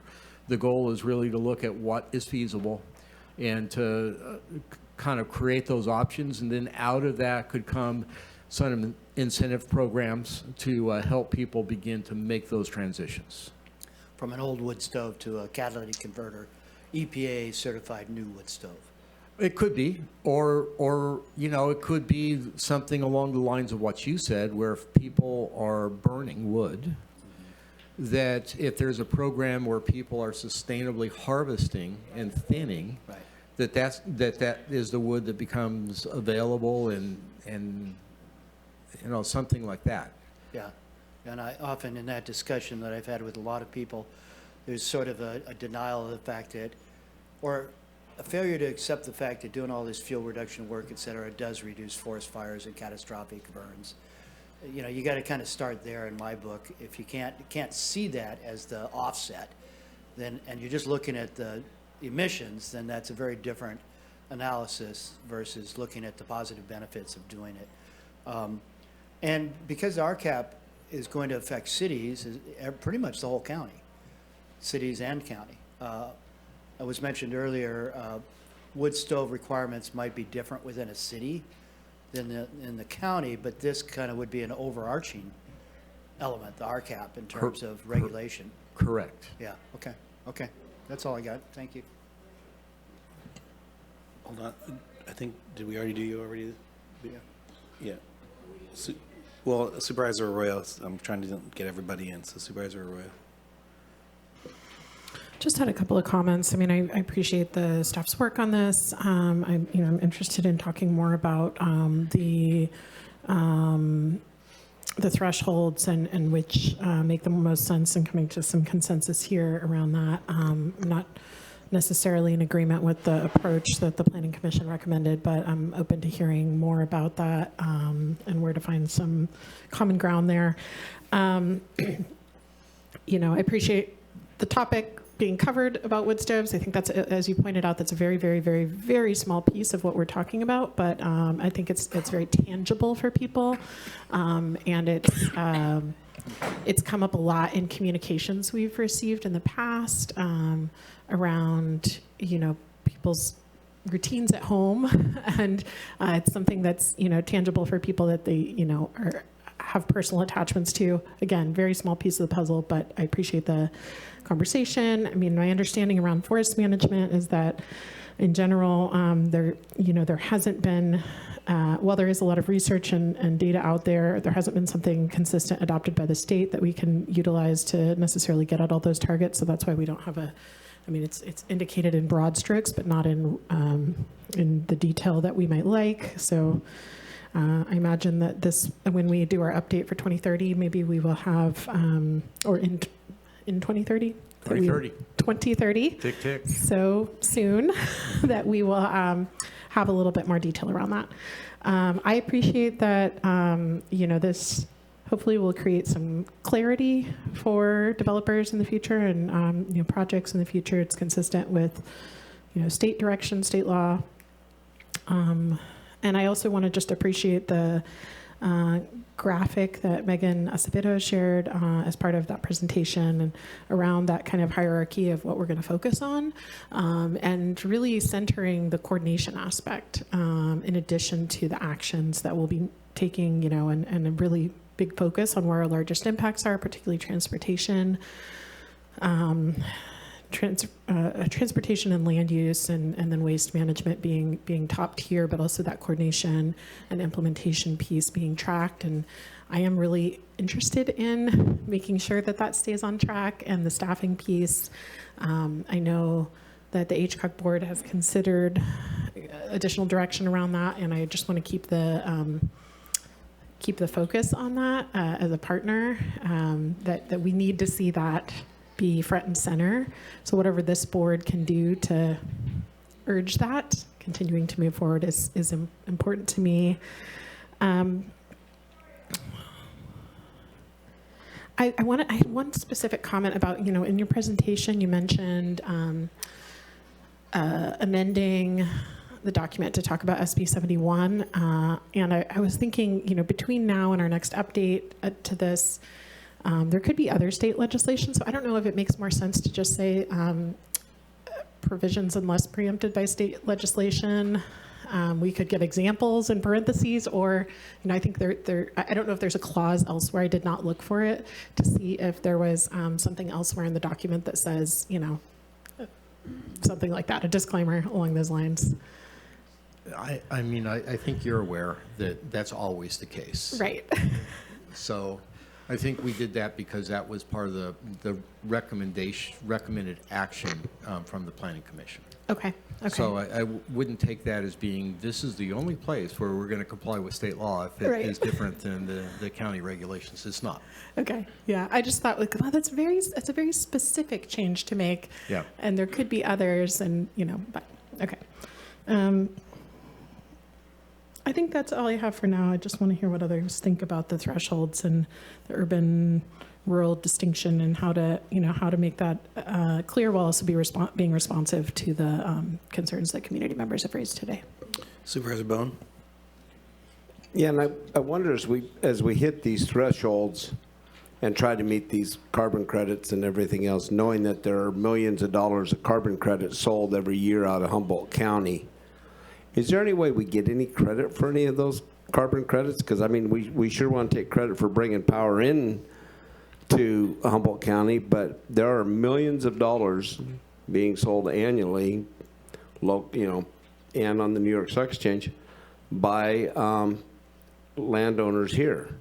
So is there any way we could kind of keep those carbon credits for us that helps us meet the levels? And that's just a wonderment. And then the other thing is, transportation being the #1 villain here, do we take anything into credit that gasoline and fuel sales are down 10 to 15% in Humboldt County this year with a downward trend? So that's coming up in a future item. But when you take a look at these, so the downward trend is happening. And you're talking 2-3%, we're having to catch up. The biggest animal in the world is transportation. And if we keep restricting, in-house of putting, all the different ways we can't drive in Eureka and areas. And then the other factor that, we're running 50, 75%, some places higher in costs, we are basically forcing the driving public into driving their hush puppies or riding on a bus or their bike or whatever the case may be. So are we going to take some of that into play now because it's already happening? Or do we sit there and says, let's make it more even though we're already there? I mean, with the carbon credits and the like 10 to 15% drop in fuel sales, which means there's less driving going on, are we going to take credit for any of that? If I could, through the chair, all means respond. Carbon credits is frankly painful from my perspective. Agreed. Because the state is issuing carbon credits, allowing people to sell carbon credits, but not giving local jurisdictions the ability to take credit for that. And so that is part of the carbon sequestration provisions within the RCAP to study how to begin to capture that locally so that we can take credit for sequestration, because we are a huge carbon sink. There's no doubt about that.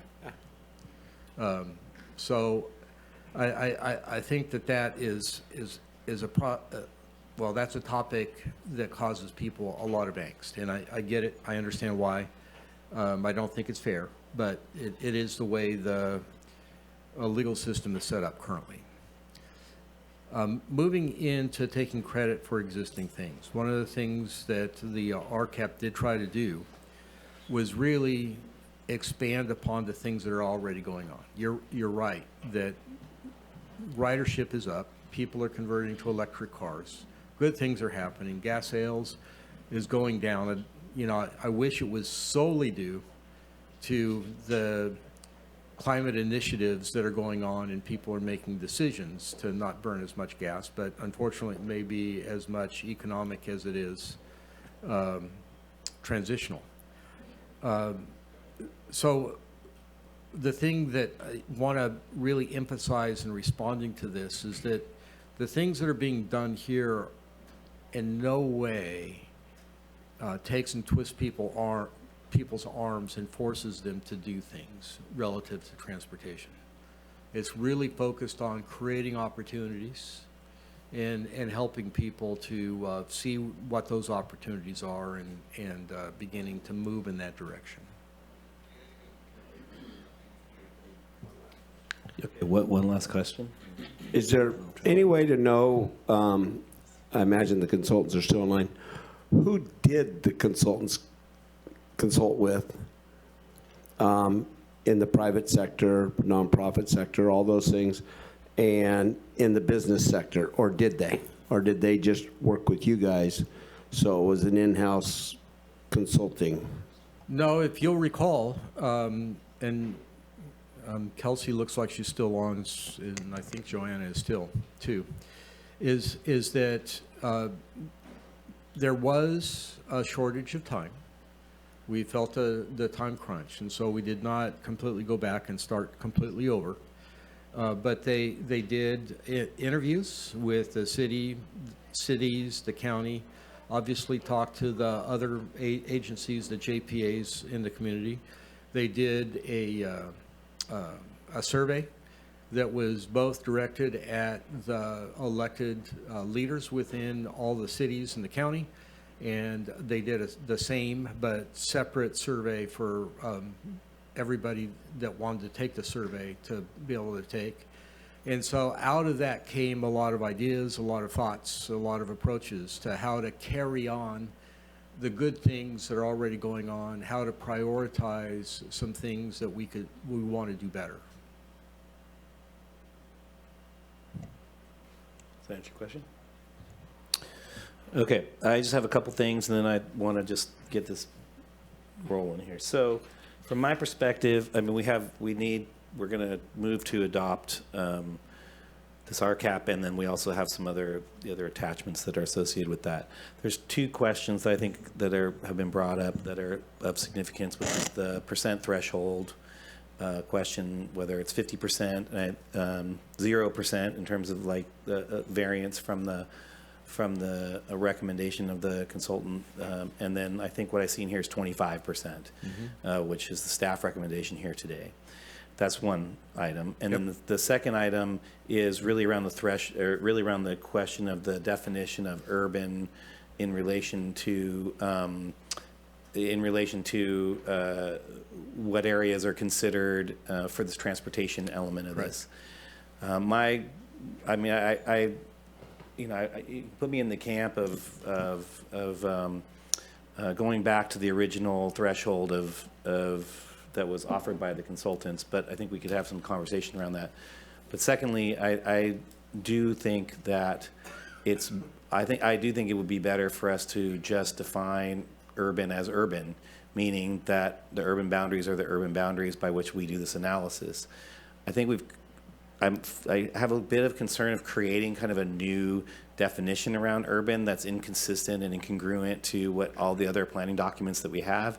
But then without having really any grand advantage, doesn't really, I mean, that's what I was trying to parse out, like where would we get some benefit from that? But then also, it just doesn't meet those, even the half mile from a bus stop, that construct really comes from something else. It really comes from the state legislative mandates and definitions around bus stops that really have actual service every 15 minutes. They're high volumes locations, which again speak to their permanency. And our bus stops, they come and they go. Sometimes they move around, and then also sometimes we don't have bus service at all. It's just eliminated. We have had periods where that's occurred, and so I'm just concerned about that. So for me, it seems simpler just to go back to the regular definition of urban based on our urban boundaries. That's where we originally were. Frankly, we changed this because, and you heard the testimony today, saying it should be urban, but it should be countywide. It's like, what does that mean? And so the thing is the definition should just be an urban area, and those occur in urban areas, and then the checklist is a yes or no, is it an urban area or not? That's very clear. I just think that simplifies things, and I don't think we're prepared today to come up with a third option. So maybe that's something to, in the RTAP for 2030 that we could think about that a little bit more. But I think the description that's been put forward as sort of an alternative to me just doesn't make it. It honestly makes it more confusing, and I don't think it's congruent with our other documents. So those are my two things. I'm putting it out there, and I see a planner just raising their hand and just wanted to tell me where. If I could, through the chair, Yeah. my apologies, but I just want to make a clarification here that I think we're talking about the definition of infill specifically, not urban. The definition of urban is accurate, right? We're just going to rewrite it to be an urban. Okay. But I think the issue is more the infill definition, not the urban areas. And again, but what I'm saying is that infill definition, again, we generally tend to talk about infill again around urban boundaries in general. I mean, that's how we do it at LAFCO. That's how it's done. It's done everywhere. So that's another way that it's inconsistent. Like, it's inconsistent in two ways, right? This policy, in terms of how we define things. It's inconsistent in the way that how we define infill, and then this other question around using bus stops and the half mile around bus stops is really inconsistent with how it's done everywhere else. Absolutely. We took a shot at trying to address what I don't think was the intent of the commenter. I think that the language that was used was a little confusing. So what we tried to do, and we did not want it, that's why we called it a priority urban area, so that it's not confused with typical infill. And I don't want to take away from the fact that we are different. Like, we do have, and I think that's one of the why we have these conversations. And again, for most of the citizens and their application and their nexus to this, there's probably almost no nexus, except for in sort of bigger, broader developments and in spaces that aren't even proposing those developments. So for me, it's like, let's focus on the areas where we are having development. Let's get that done and not sort of spin out on these locations where that's not really a thing. So would it be appropriate time to consider language for T3? For me, it is, and since I haven't heard from anyone, I'm just going to make a motion, and I know it's a little out of order, unless, just because we have a big agenda, and so I'd like to just get us moving, and then we can entertain amendments to the motion. If we can do that, are you guys ready for that? So, and again, it'll be a draft motion because I think you're going to fill in with some language, I think would be great. So it's to basically to adopt the resolution, and that makes the required findings for this EIR and the CAP and the CEQA and the GHG emission thresholds, and certifies that the FEIR for the CAP and CEQA GHG emissions thresholds, and adopts a statement of overriding considerations, which I have a comment about later, and adopts the mitigation monitoring and reporting program, and then adopts the associated resolutions. Is that complete enough with a few amendments? And let's go through those. Yeah, the associated resolutions would be to adopt the RCAP, make findings and adopt the RCAP, make findings, adopt the CEQA thresholds. 100% what I just said. And then the CEQA, the EIR would include the errata. Okay. So I'm starting with that motion, and then I want, if you can, help me formulate the two amendments that I was just talking about. So be motion number 1 relative to item T3 would modify that to remove the reference to a bus stop and to limit compliance with that to urban infill in urban areas. Thank you. And the second one of those? Would be to adopt the thresholds, and you said with the original option 1, to allow the, or to adopt the threshold at 50% as recommended in the thresholds guidance report, and to modify the findings in the resolution for the thresholds to reflect the approval is at 50%. So this is what, and we're talking about what was originally proposed to the Planning Commission, but not what came out of the Planning Commission in terms of that threshold. No, we recommended the 75% to the Planning Commission. I know that's what you're saying. Yeah. But this 50% you're putting out right here is what was the recommendation coming out of the guidance. If I'm getting, I thought you said the original recommendation by the consultant.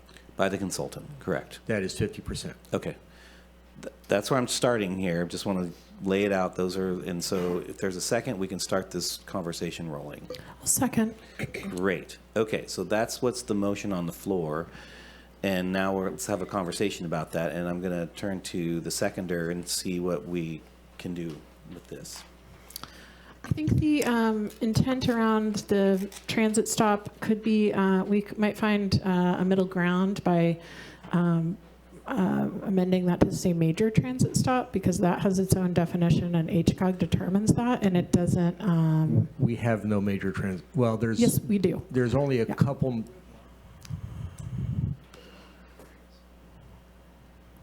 I think you would greatly limit where this development could occur if you did that. Well, because it could there's be only an or. Let me just kind of articulate my thought here. Should we have a desire by HCOG in the future to identify that in this cluster of communities, this is a major transit stop in the future, whatever that might look like. Right now, they are in urban areas. Like there's one.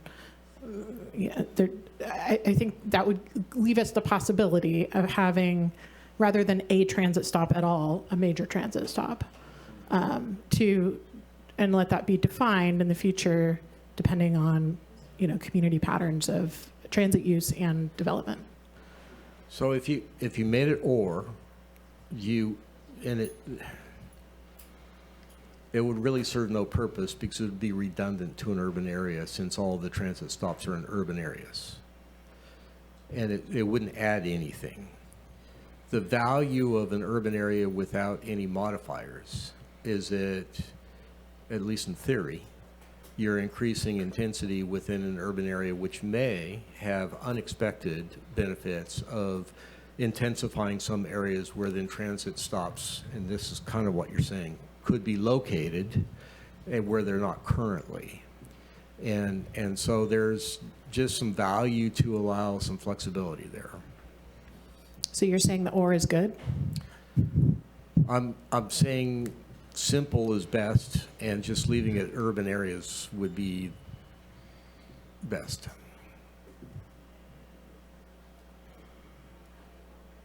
Okay. I concur with the director and Supervisor Bushnell. Take it away. Thank you. So the 50% instead of the 25% that you made the motion on the thresholds, That's correct? currently the motion, yes. Yeah, Go I ahead. mean, I would really love to vote for this, but I don't want to vote for it at the 50%. And I'm asking that we maybe, you think about that, because I'd really love for it to be the 25%. Take it under consideration. Thank you. Supervisor Bone?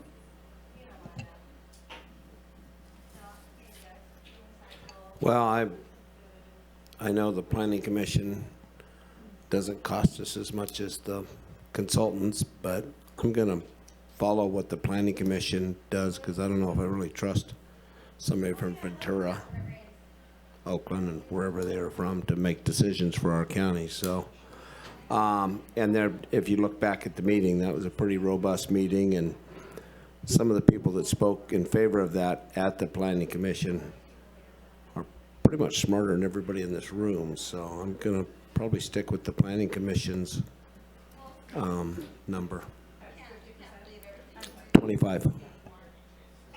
Wait, the planning commission, The Planning Commission recommended a reduction of 25% or 75% of the number that comes out of the RCAP. I'm at 25% also. okay, maybe I'm not reading this correctly. Could you just Yeah, clarify? I'm sorry. So the original number that came is the number that came out of the RCAP. That figure, that's 100%. Then the number that was in the guidance document was recommended at 50%. The Planning Commission recommended a compromise at 75%, which is essentially a 25% reduction from what the RCAP would achieve. Okay, great. Thank you for that clarification. 25%.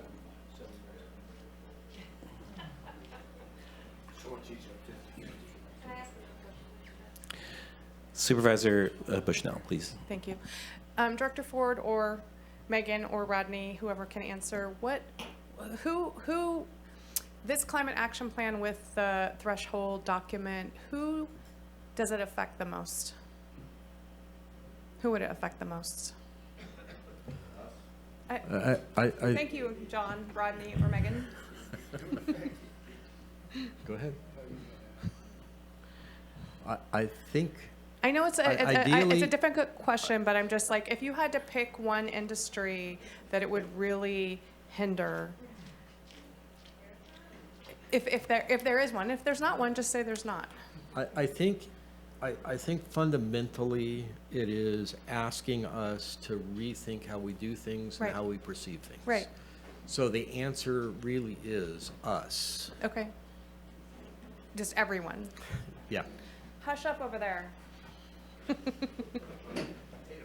So, but is there a, an instance in planning that it would not allow for growth or allow for housing in urban infill areas or in rural areas, which I through the conversation and through looking through the document, it doesn't appear that way. No, I don't think it. So if you were to, for whatever reason today, decide that, we don't want to do this, we're going to deny it. Mm-hmm. So then what happens is that when future growth comes in or Mhm. projects come in, they have to do a CEQA analysis Mhm. and they have to evaluate the greenhouse gas Mhm. emissions. Mhm. So to a certain extent, part of what the discussion is here is that if we can establish the RCAP and people can come in and be in compliance with the RCAP, that's one less threshold they have to cross. Mhm. And so through the discussion, I've heard that the increased cost for some industry or building or development could be increased $5,000 to $10,000. And that's the anticipation that you would see. And I said respectfully, hush up over there. Well, so I don't know if it's an increase, because right now if somebody, there could be things they need to do to address climate change Okay. needs.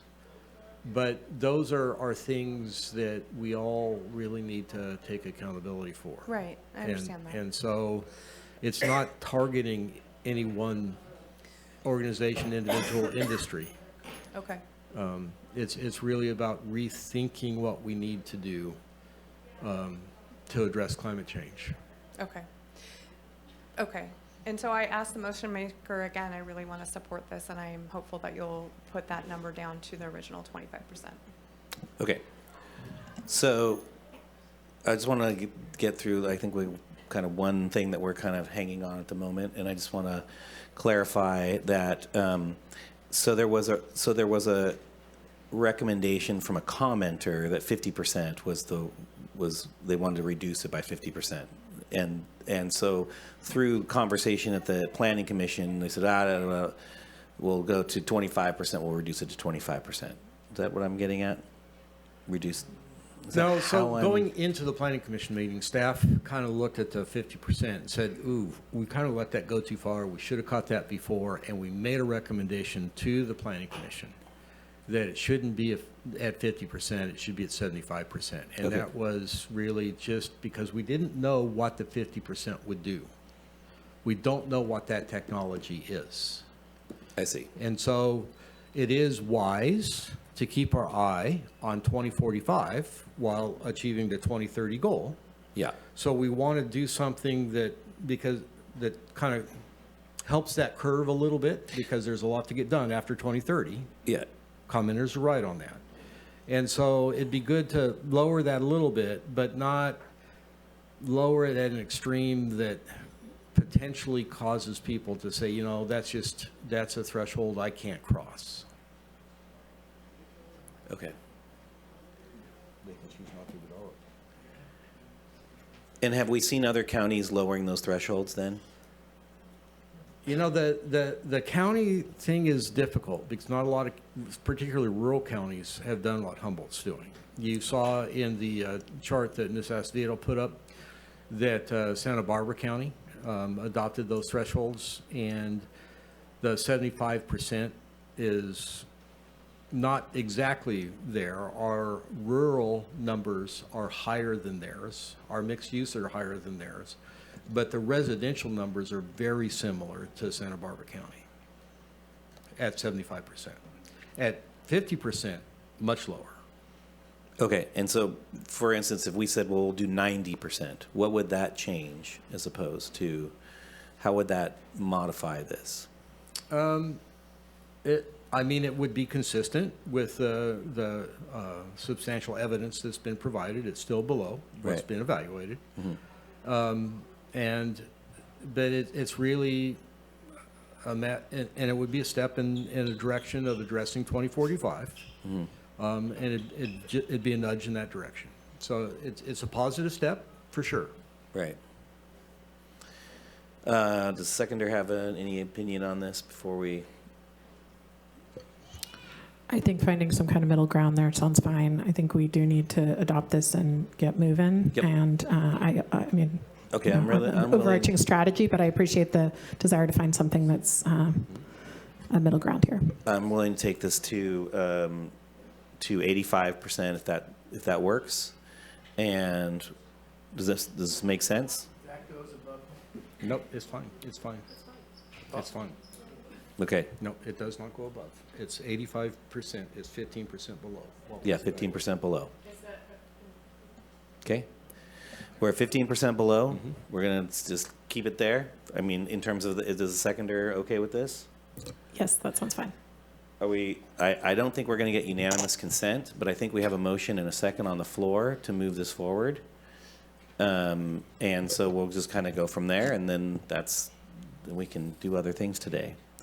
Can we get a roll call vote, or does anyone feel like they need to repeat the motion? And did you want to say something? Yes. Okay, Supervisor Madrone. So Supervisor Bushnell was asking for 25, which is equal to 75 in this conversation. And 85 is less than that in terms of requirements. It's 15 rather than 25. So I'm curious why we went from 50 to 85.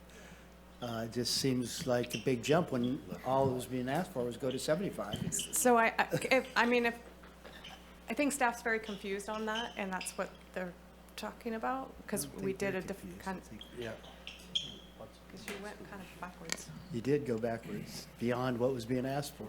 At least that's the way I'm reading it.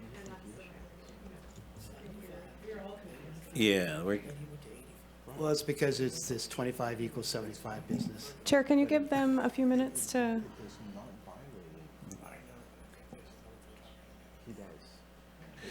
I'm asking that, this is how I understand it, and I'm just going to talk about it in the very, just in the direction of what I'm perceiving and understanding, is that there was a set number that was a threshold that was given by the consultants. There was a discussion about reducing that threshold, right, in terms of what it requires mitigation. That got reduced, right? Yes. And now I'm asking, or at least the motion's asking, to find a middle ground to that reduction that was recommended by the Planning Commission and what was originally recommended by the consultant. So that is the 10% change that we're seeking. So give me that number. So that would be 65. Got it. Thank you for that. That's why Rodney was going on his mind. Yes. Okay. Thank you very much. Let's just go with that, and we're going to move on from there. I apologize for having those two things switched. But I've been reading these letters and looking at the document, and it just was not. They didn't sync up, and so now I'm getting it. Thank you. Appreciate that. So clarification, please. So clarification. Rather than 50, which the consultants asked for, rather than 75, which is what Supervisor Bushnell was asking for, we're suggesting 65. That is correct. Okay. And I want to say there was some contention and question around the findings associated with this. And so I wanted to really clarify that in attachment 8 and finding number 6 is where this adjustment and where the finding is that we would have to make in order to can you bring that up and clarify that finding, so that, again, I want to make sure that we have our legal justification for that reduction.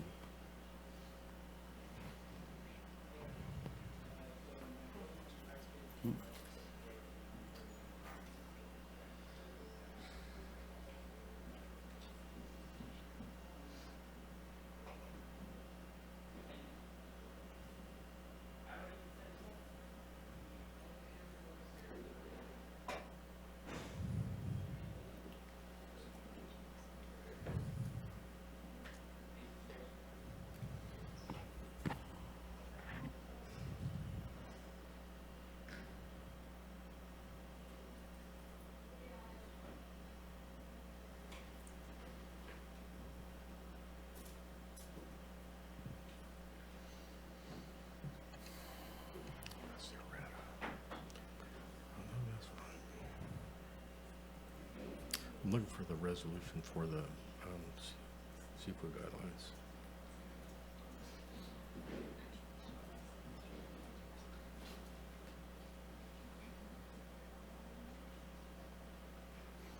And I can read the finding if you want. Yeah, I've got it. Okay. I'm going to pull it up here momentarily.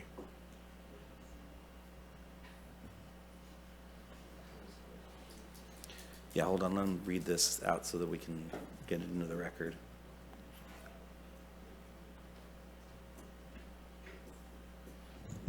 Do you want me to read it? Can I get the screen?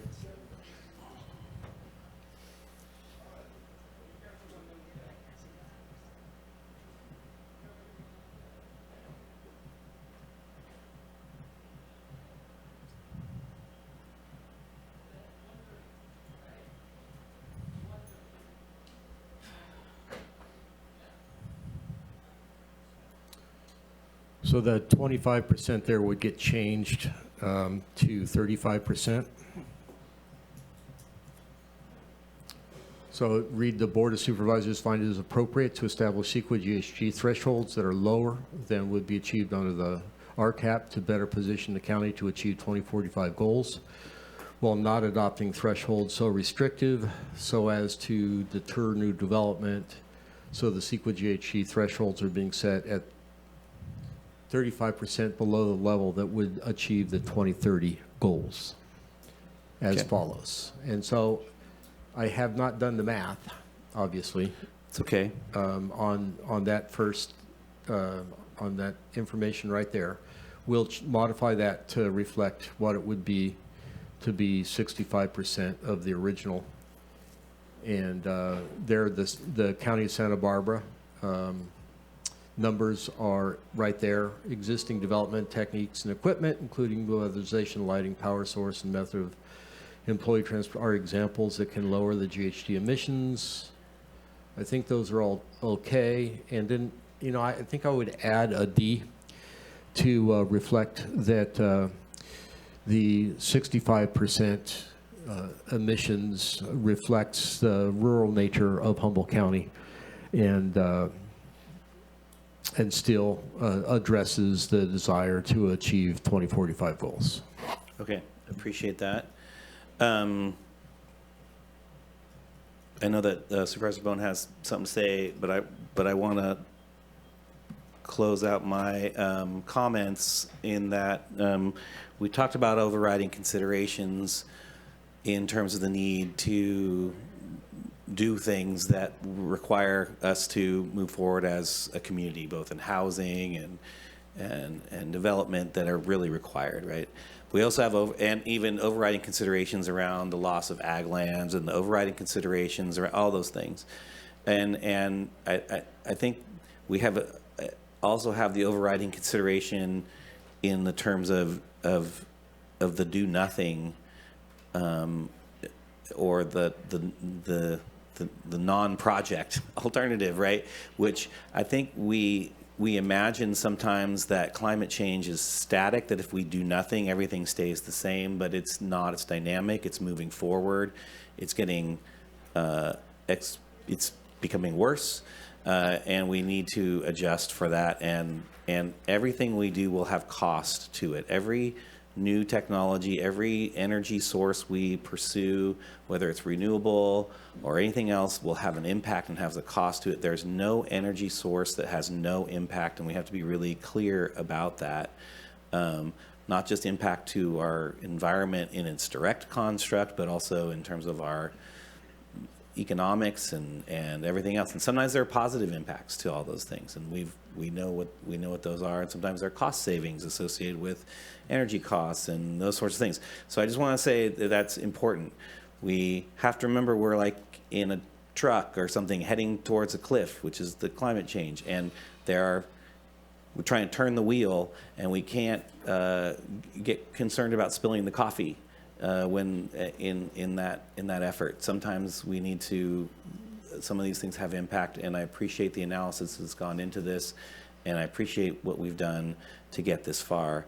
And with that, Supervisor Bone, one last comment, and it looks like maybe Supervisor Bushnell also has a comment, but I'll jump to you first, and then we'll see what we can do to get through this.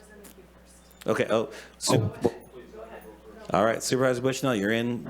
Do what you got to do. I'm curious, if we get down the road and we find problems with this, what happens?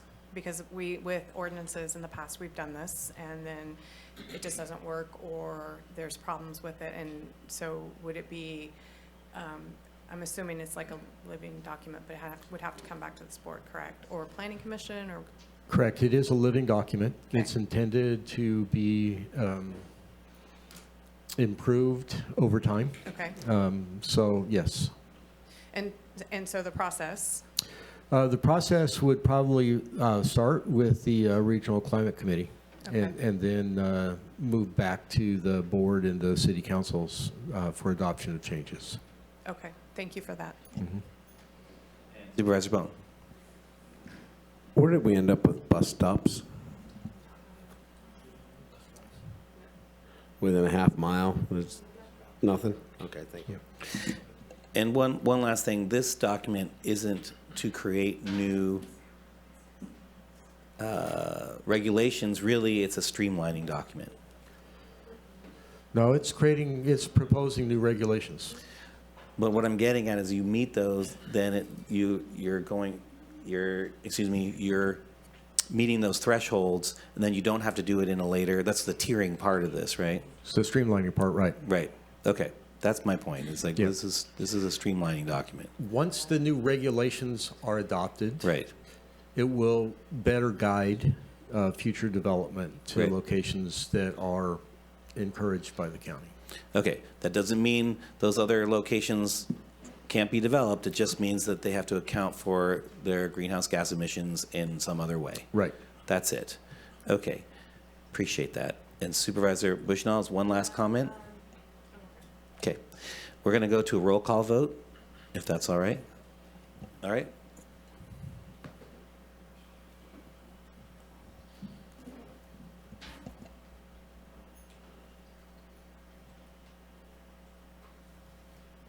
Motion carries 5-0.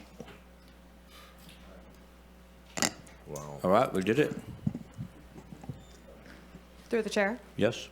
I just really want to thank staff. I know that we had a climate action plan that didn't qualify to begin with, and that you picked it up in the middle and had to redo a lot of stuff with your staff, and really appreciate all the work you guys have done.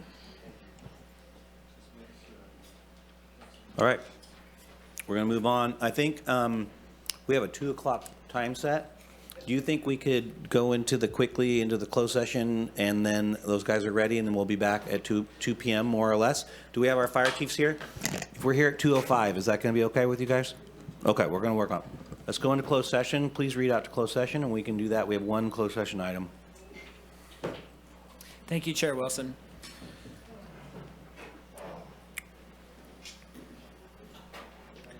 It is the intention of the board to meet in closed session pursuant to Government Code Section 54956.8 to grant authority to its negotiators regarding the price and terms of payment for the exchange of real property involving a portion of assessor parcel number 302-171-039 located at the east end of Manzanita Avenue, southeast of the city of Eureka, and county-owned property located along Blue Lake Boulevard, northeast of the city of Blue Lake near Highway 299. The county's negotiators are identified as Tom Matson, Humboldt County Public Works Director, and any duly authorized designees thereof. The parties with whom the county may negotiate are identified as Lizzo Phillips, Green Diamond Real Property and Transaction Administrator, and any duly authorized designees thereof. Great. Is there any public comment? There is none, Chair. Any in the room? Seeing none, we're going to hustle on over to the conference room. Which conference room are we in? A. We're in conference room A. Let's get over there and bust this out and be back by 2, hopefully.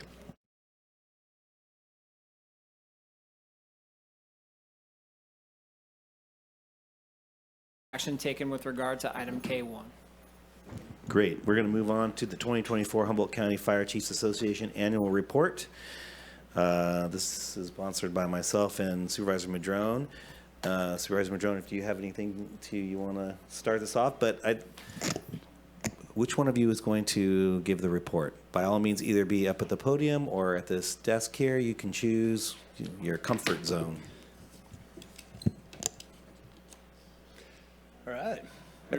We're ready for this? We're so ready. Great. All right. Well, I'm Tanner Spees. I'm the Chief of Telegraph Ridge Fire Protection District, also the Secretary and Treasurer of the Southern Humboldt Fire Chiefs Association. But today I'm here as part of the Measure Z funded Humboldt County Fire Chiefs Association Fire Services Planning Team. And that's with Sibel Emmett and Colette Sanchi. So we're here to review the 2024 Humboldt County Fire Chiefs Annual Report. Can we get the PowerPoint going? The clicker is on the table next to you as well. Thank you.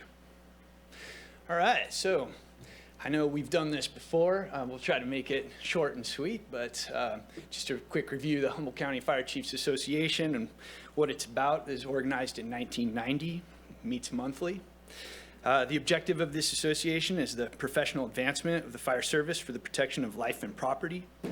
And that's accomplished through conducting research and study of problems affecting the fire service and community, county and state level, develop and implement programs and activities vital to the continued well-being of the fire service, and propose and support legislation at all event levels of the fire service in order to provide optimum protection of life and property.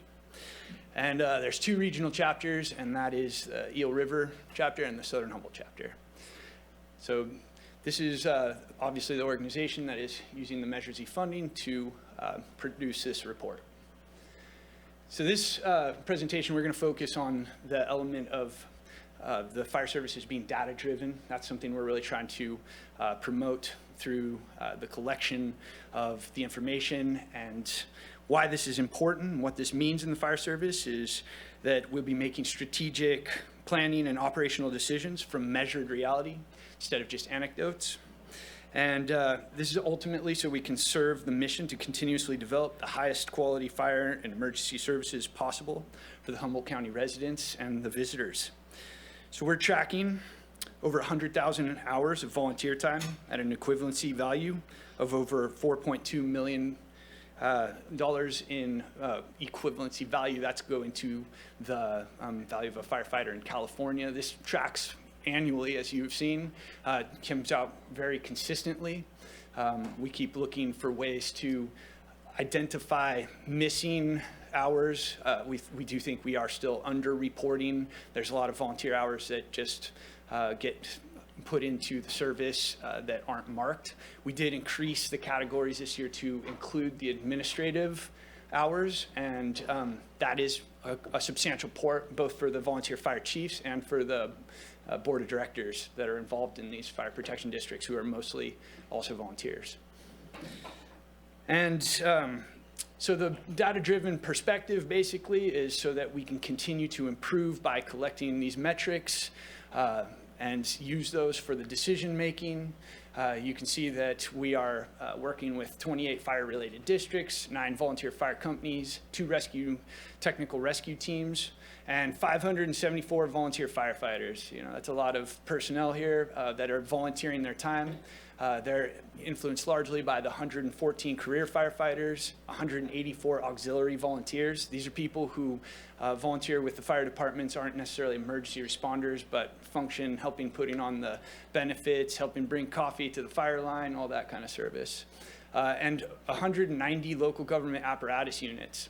This is something that we've been tracking consistently more as the years go on. We started this a couple years back to really dig in and try to make sure that we have accurate metrics on what apparatus units are at each department, and we're getting a way clearer perspective on what that includes throughout the county. So the incident response statistics, again, are tracking pretty consistently. We had 18,466 calls for service in 2024 that equated to over 41,000 hours of volunteer incident time. That's separate. Those 41,000 hours are separate than the career time. Those are specifically volunteer hours. So, you know, with the Humboldt population of approximately 130,751, that's 1 call per 8 people over the year. So just to kind of get a perspective of, you know, who the fire services impacts in Humboldt County. So in this presentation, you can see some of the data tables. These are just pulled from how we are databasing this at this point, and we're able to just stack the metrics as we go to get a bigger and longer perspective. One thing to just note too is, I don't know if you're aware, but on the Humboldt County Fire Services website, there is access to the archive of the annual report, and you know, it's very interesting to go back. You can see about 14 years of annual reports there. It's an interesting aspect to look back over the history, and so every year we just put the 2023 report into the archive, and now the 24 is up on the site. So how we use this data is we're going to continue to collect, validate, and analyze for the continued improvement, informed planning, and responsible investment. The long-term benefits of the annual report process, going back to that archival process, is that we can see long-term trends and development opportunities. provides leadership and decision quality information to guide capital planning, workforce development, and regional coordination. And the consistent metric collection builds confidence that the decisions that we make as leaders are transparent and clearly tied to the mission. And again, back to that mission of serving the Humboldt County residents and visitors so they have the highest quality emergency response possible. So just kind of a brief review. I know you have seen this before, so we'll be brief about it, but the agency pages is where the middle part of the report, and we have the contact information, the department numeric identifier. That was a significant achievement of the Chiefs Association over the years, making sure that the departments all have those numeric identifiers. We use them to identify the chiefs specifically too, and those are marked at the top of the page. And the multi-agency coordination system ID numbers are also, or ID is also on there, the agency logos when available, and a bunch of interesting information. So the challenges and needs is something that we specifically try to put out there for the chiefs to think about. It can be a challenging one right there for the chiefs to admit sometimes, because we all want to put our departments in the best light, but it's an important way to communicate to you and to others of what we're trying to address. Personnel numbers, so you can get an idea of what each department is dealing with, and the volunteer hours, their incident response statistics, and their social media links. We do find that a lot of the departments these days are using their social media accounts as a primary way to communicate their progress and what they're up to the community. So the Fire Services Directory, this is part of the process of the annual report, available on the Humboldt County website under Fire Services. It's an continuously updated directory, so you can find this, by doing a quick Google search. We actually used it this weekend on a prescribed fire when we had to get a hold of a bunch of people, and there were some numbers that had changed, and it was available at the moment to make some quick contacts. There also is a form on there so that chiefs can check it themselves and update it themselves, and it gets vetted regularly. And the fire services mapping that we're continually working with LAFCO and to maintain both the official fire district boundaries as well as the volunteer fire company boundaries and the goodwill response areas. Just to note that the fire services planning team is right now the primary authority in managing the boundaries of those fire companies and the goodwill response areas. And we do that through our program, our ArcGIS program, that then gets updated into the online mapping app that's available. So that's a consistent part of the process that we maintain throughout the year. Also, we do like to honor and recognize, those who have served in Humboldt County and who have passed during the annual report. We do want to honor Gerald Myers, Bill Reynolds, Robert Raplanovich, Stephen Yuki, Todd Barton, and Frank Kaiser, who passed in 2024, and honor the service they gave to their communities. And finally, we just wanted to open up the opportunity for questions. We do have a great selection of regional representatives here that did make their time in case there are questions from the supervisors or others. Great, thanks. First, I think what we'll do is we'll do public comment first. If there's any, you see any on there online? There is none, Chair. Anyone else in the room besides you guys? Great, we're going to close public comment. We're going to bring it back to the board. Supervisor Madrone, I'll let you start off. Thank you, Chair. Well, thank you very much. Really, every year we very much appreciate these reports and all the data associated with them. So when you put in a request to Measure Z as the Fire Chiefs Association, is that the whole ball game? The two chapters are not separated out, they're part of that request? That's correct. We're doing it as a singular application. Right, well, and I appreciate the work you all do there to try and support every single district with what requests you can. As you know, with Measure O passing, we're no longer coming to Measure Z for county roads money, which has freed up some money. And this will be the first year that that money's actually kind of freed up, because last year we only had a 1/4 of Measure O come in before July. So I wasn't sure exactly how that worked last year in terms of whether that freed up any money last year or not, but I know theoretically it frees up. We would ask for what, $250,000, $500,000 for roads, and we're not doing that anymore. I know that in my district, and I think across the county, there's always been this concern about out-of-district response by departments, and for some of them, it's highway response, like Willow Creek and Blue Lake and Neeland, and for a while, there was the allocation for out-of-district or good neighbor area response, but then there was concern that there are other departments that also had out-of-district response, and where was the fairness there? And frankly, I know my opinion is that the state needs to step up on 299 and 96 and 36 and be paying for all those out-of-district calls, which are almost all medical, mostly, not all, but mostly. And it should be their responsibility. It's a state highway, for gosh sake, you know? But Petrolio, Honeydew, I mean, everybody does out-of-district response. Measure Z is going to make its decisions, make its recommendations to us. We'll make final decisions. But I just thought, you know, you guys have any thoughts on what might be priorities for the use of that theoretical freed up money? There's never freed up money, right? Let's be honest. Before we do this, I have a very anxious Supervisor Bushnell to So chime in we, here. Public Works forego that money last time. And Yeah, okay. and that money was utilized with the Measure Z appropriations last time. So it's Yeah. not money that's. Not the first time. No. Okay, good. Appreciate that. It's just you guys' thoughts on what might be priorities for the use of those funds? Well, I think in general, this kind of gets back to us collecting these metrics and trying to coordinate together as a larger region.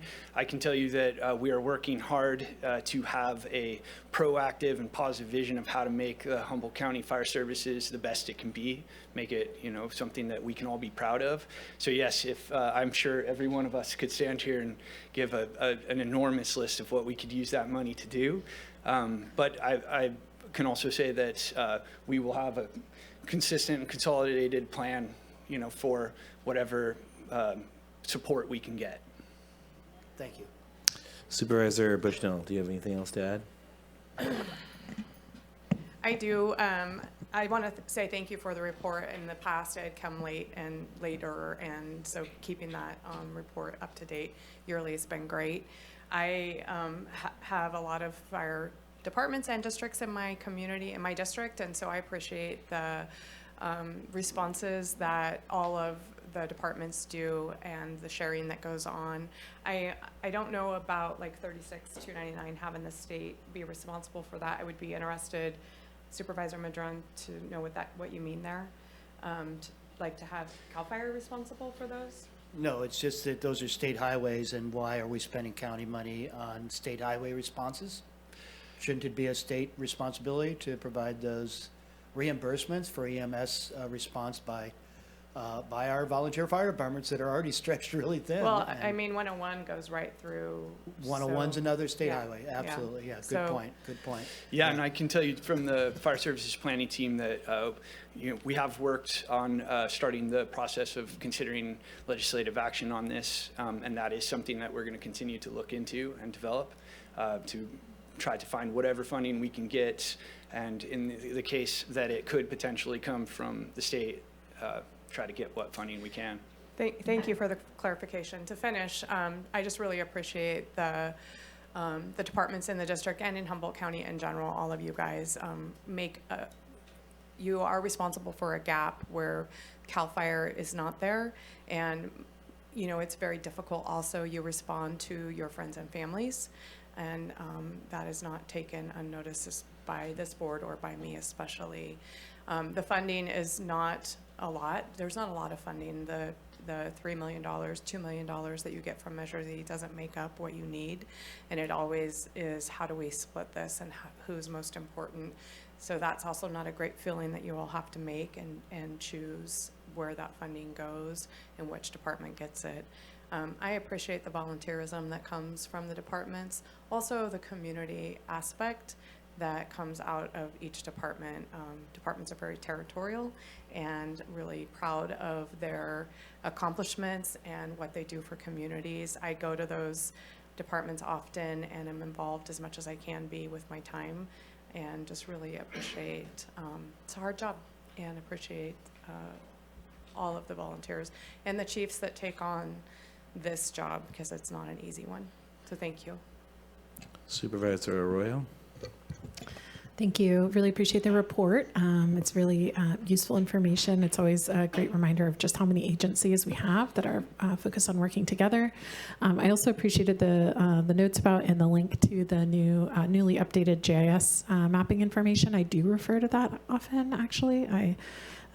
Because I'm like, where's the territory of Fruitland? You know, it's like I don't have the intimate knowledge of some of these areas, especially the goodwill response areas that folks are covering. And I think one of, just to add my voice to the interest around, working closely with the state to address, state highways. I know that the Willow Creek Fire Protection District has done a good job of advocating around their medical response on the 299, and so that's, I think part of why this is coming up. But I know that on the 101 and the 36 and the 96, we have the same issues where a lot of times it's falling on volunteers to be first on scene in response to vehicle collisions and, off the roadway incidents and hazmat and all kinds of stuff. So whenever there are issues with that, those forms of transportation infrastructure, y'all are out there on the front lines. So it would be good to see that advance. And I'd be interested in hearing more about the legislation that you're working on with the state and seeing where we can support that. So thanks for the report. Supervisor Bone? Yeah, I go back a ways. I go back to the old days of Rayleigh and Red Quarter and Herbuck, and so Tim was about 10 years old when they were working in the department. Got to be volunteer for a while, and that's the biggest problem with the volunteers. It's not a problem, but it's the amount of training we'd meet together for 45 minutes, then head down to the shanty and talk about what we just talked about for 45 minutes. And now can you give an idea what's an average volunteer spend in training annually now? Well, so most of the small fire departments in the southern Humboldt area, I can tell you, are meeting at the most base level bi-monthly. Usually, I'd say for 3 to 4 hours of training. That's just to check the engines, the basic checkups. Every year there's the wildfire refresher drill that researches their wildland capabilities. There's the PSFA refreshers. And then what we're really trying to promote is actually career development too, and that takes a lot more. We can't have everybody at the basic firefighter level. We do need to keep building up. So just had a major graduation on night before last for the fire academy. So I think what they do and what we expect of you guys is pretty amazing. I think better than 80% of all fire departments in the United States are volunteer. And I really appreciate Tim, Chris, you guys, how much time you guys spend helping the other departments. And what we have done with Measure Z funds, allowing training centers closer to where the fire departments are, so they don't have to travel as far, to train. And so that's been a big thing. And you go back before Measure Z, when all we had was 172 monies, and I think we're getting millions of dollars or more to you. Not enough, but we're getting millions of dollars or more to the fire departments than what 172 provided. So I think we have made great strides. We met last week. There is some legislation allowed for some. They're trying to get some equipment elongated. Your wildland firefighters maybe go a little bit longer. Air systems and things to go a little bit longer, which are a big thing. And then what we're also trying to do is figure out a way, and we're not sure, and we talked about it at length at RCRC about what we could bring forward, to maybe a tax credit or something for active volunteers, because I know some of you are paying people to show up so they cover their gas and their and things like that. But so these guys can get a credit on their taxes for being an active volunteer, which means a commitment to their communities and stuff like that. So there are things happening that you don't necessarily hear about, but that are being worked on. And this being pushed by Glenn County, which Supervisor Monica Rossman, who's very involved with their own fire department and things like that. So there are things happening, and to say we don't understand fully, And we'll be talking about you in 40 years like we just talked about Herb and Ray and Red, so, Tim. So anyway, thanks for all you guys do. I know that Supervisor Bushnell has a final comment. I just wanted to recognize with Measure Z, the training center that's at in Redway and the training center that's in Fortuna, and then Fortuna as well just got a classroom, and those were Measure Z monies, and the city of Fortuna, Fortuna Fire Department's property. Pay a dime for it. So it was, it's a collaboration, but those centers are used not just for Fortuna, they're for all anybody that needs to train, and so that's just really, Metro Z is taxpayer dollars, and so they're willing to tax themselves to have those volunteer fire departments be responsive in their areas. So I just think that's great that we're all able to do that. I'm sorry I don't know as much about the other areas as I do my own areas. So, and Nick there, I got 3 of you guys. So. Okay, great. Is there a motion to receive and file this report? Did we do? Oh yeah, I'll make a motion. Is there a second? Second. All right, there's a motion and a second. My final comments, Have we done public comment? we did. I just bombed that one out right from the beginning. So I just want to say thanks for coming in. I'm a data nerd, so I love it. And I was like thinking about looking at all that and what are what could we associate with land use economics, demographics, tourism, all those things over time. And there's just such a great data set there and how that could be parsed out, and it's just very interesting. So the nerd in me loves that. But I'm also appreciative, we hadn't talked about it, but in terms of the efforts around consolidation, I want to say a shout out. I think that's really important so that we can reduce administrative burdens on everybody, especially some people's wives and other family members that have to administer for all the fun things that people are doing and the important work, of course. And then I'm all down with the legislative efforts, and I think more and more we should be dealing with that more and more around, getting the timber lands and timber companies in the districts, around, getting the reimbursements around the highways. And this is the first time I've heard about this volunteer tax credit potential as well. So make sure to engage us. We have, I know you guys have your lobbyists with your organizations in Sacramento. I've met them, good people, but the more the merrier. And so please engage us. And thank you for being here. So I really want to thank you so much. Thank you. All right. And with that, is there any objection to unanimous consent for the motion? Seeing none, motion passes 5-0. All right, moving on to the next item.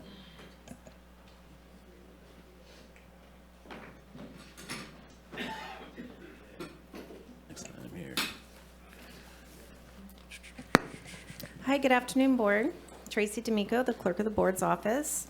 And in front of you today, we will be looking at the appointment list for the calendar year of 2026, and also reviewing the ad hoc list that we currently have to see if there's anything on that list that has been completed and that can fall off.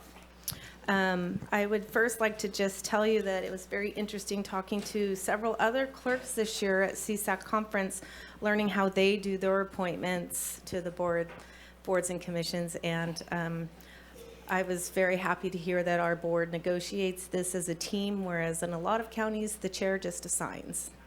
Oh, darn. Yeah, so I feel like this is a better process. It accommodates schedules and interests, and also allows for some longevity on boards and commissions. Supervisor Arroyo has stepped away for a moment, so if we would like to maybe start with that ad hoc list to go through, just to see if it's still in, those items still need to be looked at, still need to be in focus. So the first ad hoc is the fire service ad hoc, and we have a current member of Steve Madrone and Mike Wilson. I feel that that is something we're still continuing to. We tend to move that one where there's projects in people's districts or there's efforts in people's districts, and I think we're still working on our projects. So unless there's a high desire for folks to jump in there, we'll probably just keep it the same. Keep it as same, okay? Yeah. The next one is the ad hoc, which is the DHHS Tribal Governments to Government Communication, and this is one that we had combined to also have the tribal to tribal. There were two different ad hocs that we just combined into one, and so currently those board members are Steve Madrone, Supervisor Madrone, and Supervisor Bone. I'm sorry, Tracy, so on this, the ad hoc for fire services, it says Steve and I, and it's actually Mike and. I don't, is it on here? Appointed members that shows Supervisor Madrone and Supervisor Wilson. Okay, I'm sorry, I'm looking at the. Are you looking at ad hoc list? I'm looking at that. Okay, that's what's on that. Did you print it off of the attachment? Is that what you have? Yeah, it's on the agenda. I'm just looking at the agenda. Maybe I have the old list. I will circle back and check on that, but it is still active, so we'll continue it. The offshore wind, OSW, it says the default ad hoc for issues regarding combined interests of both offshore winds. That would be Supervisor Wilson and Supervisor Aurora. Longstanding, continue with that one. The workforce development, we combined that, and it's Rex and Michelle. I don't know if we've met, and I don't see anything happening in the next near future on that one, so I guess just leave it stay, because I don't... These can stay on if there's potential for them. It's an ad hoc that was formed at a time, or we can bring it back at a future date if something does come up as far as the... All right. Well, I would say if it's an ad hoc that doesn't meet and there isn't, We it's, should the only remove it. nexus is going to be with the workforce board anyway. I mean, I'm always into taking things off these lists. I agree. Okay, so I mean, if there's not an interest and we haven't seen it, then let's just Remove it. yes, just remove it. Would that be for the one we just talked about too, like the core hub broad scope? The core hub still meets, so we still go to those meetings. That is the broad scope for potential wind. Well, that's through the Humboldt Area Foundation, right? Well, yes, part of it, yeah. Mm-hmm. Yeah. Rex, you and I were the workforce board development portion for Yeah. wind on this one. And there's no work coming. There's trips, but no Yeah, we work. haven't met in a year or so. Yeah. So we'll keep the standing big picture offshore wind and remove the workforce offshore wind for the moment. I think that's reasonable. Okay. So the next one is the road fund ad hoc. And I know that we've passed the tax, but are we still? It's done. So we're going to remove we went to ad hocs, Supervisor Aurora. The next Through is the chair, before you move forward on that. Sure.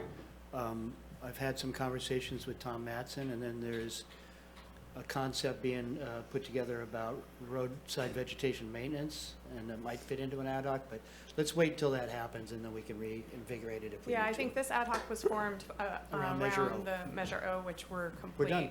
Yeah. Okay. Sounds good. So we'll remove this and revisit as needed. The next is the tribal ad hoc, which we combined with the one on the previous page. So both would be Steve and Rex are still sitting, or Supervisor Madrone and Supervisor Bone. The next is the Facilities Master Plan Working Group. Supervisor Aurora and Wilson, this seems to be an ongoing boards, or ad hoc, will continue that. Yeah, we anticipate bringing back that strategic plan at some point soon, so. Okay, at that point, we can discuss removing it. The Ill Russian River ad hoc continues to meet, so we will leave that. Supervisor Bushnell and Supervisor Wilson. The Sheriff Oversight Committee ad hoc was formed in 2024. It was composed of Supervisor Aurora and Supervisor Bushnell, CAO and the Sheriff. They're still continuing to be active. We will keep that. Do you guys meet? We need to meet again. It's a good reminder. We had some next steps from our first meeting, and that's a good reminder for early 2026. HLA, HCVB, review ad hoc. This was Supervisor Madrone, Supervisor Bushnell, CAO, ECDev, and Deputy Clower. Continue with this ad hoc. CAO, do you think there's, We never accomplished the HLA. Yeah, we're still working through the HLA okay. portion. Okay. Good to know. Last page was the aviation ad hoc of Supervisor Bushnell and Supervisor Wilson. This was review different goals for the committee and the director appointment. So we need to keep this because we have a new director coming in, and then we were gonna talk about the aviation committee formation again. Are you okay with that, Mike? Yeah, I think, yes, we need to sit down with the new director and So for formulate our calendar next year steps. 2026, we'll hold it. Sounds And then great. the last one was the tobacco retail ad hoc, which was Supervisor Madrone and Supervisor Bone. And I think there's still some work on that, so we'll keep Yeah, that. but not by me. So would you like to be removed from the, I don't want to offend anybody. pardon? If you would like to be removed, this is the time. All right, with, I think we could probably just dissolve it because we did our work, but I think that public health is still bringing back options for us to consider outside of the ad hoc. so we no longer need this ad hoc? I don't think so, but All I'll right. leave it to Supervisor Bone if he thinks we need it. Well, let's remove it. So we are going to be removing today from the ad hoc, the offshore wind development portion, the road funding ad hoc, and the tobacco license ad hoc. So there's 3 down. And I would say if there's more action or kind of a deeper dive by by supervisors after, on the tobacco, after the staff brings it back, then we can reconstitute a different ad hoc with a different Purpose, With a absolutely. different purpose. I think So we can, honestly, a lot of these, that's probably the case, so, Through the chair. yes. Could I, I don't see the one we just formed about the, I think Bone and myself are on it with Sheriff Hansel, DHHS, and What was your clever name on Oh, yes. The compassionate assistant. You're correct. Okay. I do think I did add it. It might have been added after I had already routed this attachment. so but that's the there. Yes, the Okay. compassionate. It was the housing on public land Yeah. that turned into the housing. Yeah, talking about public lands and no trespassing. and Yes. Steve had named it compassionate something. Assistance. Assistance. Correct. So you It- have that. It's on mine, so. Correct. It's on yours? Well, I Well, printed my. I'm looking at it online, so I'm looking what the public. can Sorry see. about that attachment. Hopefully you have the right attachment for the next, because this is much more complicated. So So that should take care. Before we move from this list, through the chair? I do not remember dissolving the transient occupancy tax ad hoc, where it says reviewing TOT revenue and expenditures, working with staff to bring back recommendations. We never actually did that. We were waiting for the county to develop a system to collect the tax and get data, although it was mentioned that we have, what do you call it, hotspots or whatever, mapping that kind of tells us where things are at. but This we- was around Measure J, and we did. This TOT ad hoc was around. Okay, well, we have a difference of opinion. I don't believe we ever brought back with staff recommendations for how we might change the revenue and expenditure process that we currently have, and I've brought it up every time this funding comes up. It wasn't just Measure J. I thought we were still gonna do that. Now, maybe we don't need to do it as an ad hoc, Supervisor Bushnell. Maybe it's just something coming back before the board.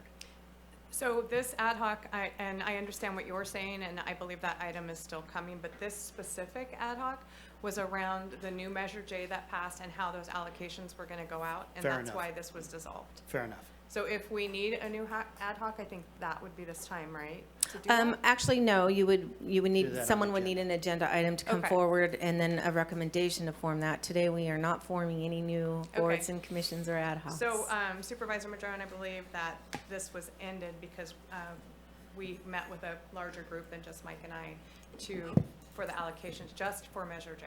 I'm in agreement with that, and I look forward to the agenda item coming back to discuss what data we have on how we might continue the existing allocations for what do we call them, gateway communities, et cetera, or if we might change that or whatever, I can just see that as an agenda item. And then actions associated with that possibly. So that's fine, thank you. Yes, and Supervisor Madrone, just to close the loop on that, that is part of our tourism asset assessment that's taking place right now through economic development. Very And they good. will be bringing that report back to you at the beginning of the year, and then we'll have a more long-term conversation about how those funds are allocated. Thank you. Apologize for the messiness with that attachment. I apologize that I was gone when you talked about the budget ad hoc and the cannabis reform ad hoc, but are both of those off the list? Yes. So, yeah, Love it. I love they've been eliminating things. That's Yes. really fun. So now we're going to go on to the longer portion of this show, which is the boards and commissions that you all sit on. If we start at the top, we're just going to work our way down. The first one is the air quality, which is currently members Rex Bone, or Supervisor Bone, Supervisor Wilson, Supervisor Madrone is the alternate. Would anyone like a change on air quality? Nope. Okay, great. Let's move forward. Area 1 on aging. We currently have Supervisor Madrone as the member, Supervisor Arroyo as the alternate. Any changes? Great. The audit committee is automatically set with the chair and the vice chair, so we will add those names to that category, predetermined. Congratulations, Supervisor Wilson. Humboldt County Association of Government, HCOG, we currently have member Supervisor Madrone and alternate Supervisor Wilson. Would anyone like a change to that? Moving right along. Cannabis Authority, we asked to leave that organization, so this will be removed as of next year. I typically keep it on for 1 year with the notation. The following is the CSAC appointments, which we already made those changes on November 18th. So those changes would be Supervisor Arroyo as member, Supervisor Wilson as alternate. The next is Caltrans North District External Advisory Liaison. We currently have Supervisor Bushnell as the member and Supervisor Bone as the alternate. Anybody would like a change to that? Okay, let's cruise on through. Disaster Council is the chair and a member. So we have Supervisor Mike Wilson as the chair. This could be the vice chair or it could be somebody else. The Disaster Council meets, I think, just on when it's needed. So would somebody like to be an alternate? I wouldn't mind being alternate. I haven't gotten the T-shirt yet. Sorry, to clarify, is this an alternate or someone who does, it's a member? So I think, So I think, is the chair the member automatically, or? The chair is the member. It says chair and member. So I'm not sure if they both have voting roles. I can find out for that. Yeah, I wouldn't, if the board is okay, I wouldn't mind being the member. Is that a yes, board? All right, okay? Yeah. Oh, everyone's shaking yes, we're gonna go with that. Redwood Coast Energy Authority, we currently have Supervisor Arroyo as member and Wilson as alternate. Any changes there? I would consider switching those if you had an interest, Supervisor Wilson. Yeah, do you want to do that? If so long as you're an active alternate, yeah. Redwood We're Coast on Energy Authority. Redwood Coast Energy, almost to the bottom of the first page, Supervisor Madrone. Let's do it. Okay, Yeah, we'll so we're switch gonna them. switch to Wilson as the member and Arroyo as alternate. Eureka City Council Roundtable Committee, we have Supervisor Bone and Supervisor Arroyo. I'm sorry, can we go back to RCEA? I just want to Yes. be clear about when the meetings are because it says a different time on here, and I want to make sure that it doesn't conflict with Coastal Commission. So it's the fourth Thursday, so that would never conflict, right? No, it would never. Love it. And we will update the meeting times for next calendar year because we know there's some other shifts, but we wanted to find our appointments before we start plugging into calendars. Well, sometimes I think people can't go if the calendar is a problem, so I just want to make sure. Yeah. Yeah, that one. I was looking. Okay. So the Eureka City and County Roundtable, it would be District 1 and District 4 as they represent the majority of the Eureka area. Can we leave that as standing? Okay. First 5, we currently have Supervisor Aurora as the member and Supervisor Bushnell as the alternate. They're both shaking their heads. Unless yes. you wanted to do it. I mean, if you want to lighten, I'm happy to swap back, but that's up to you. I'm totally fine with you there as well, but I'm willing.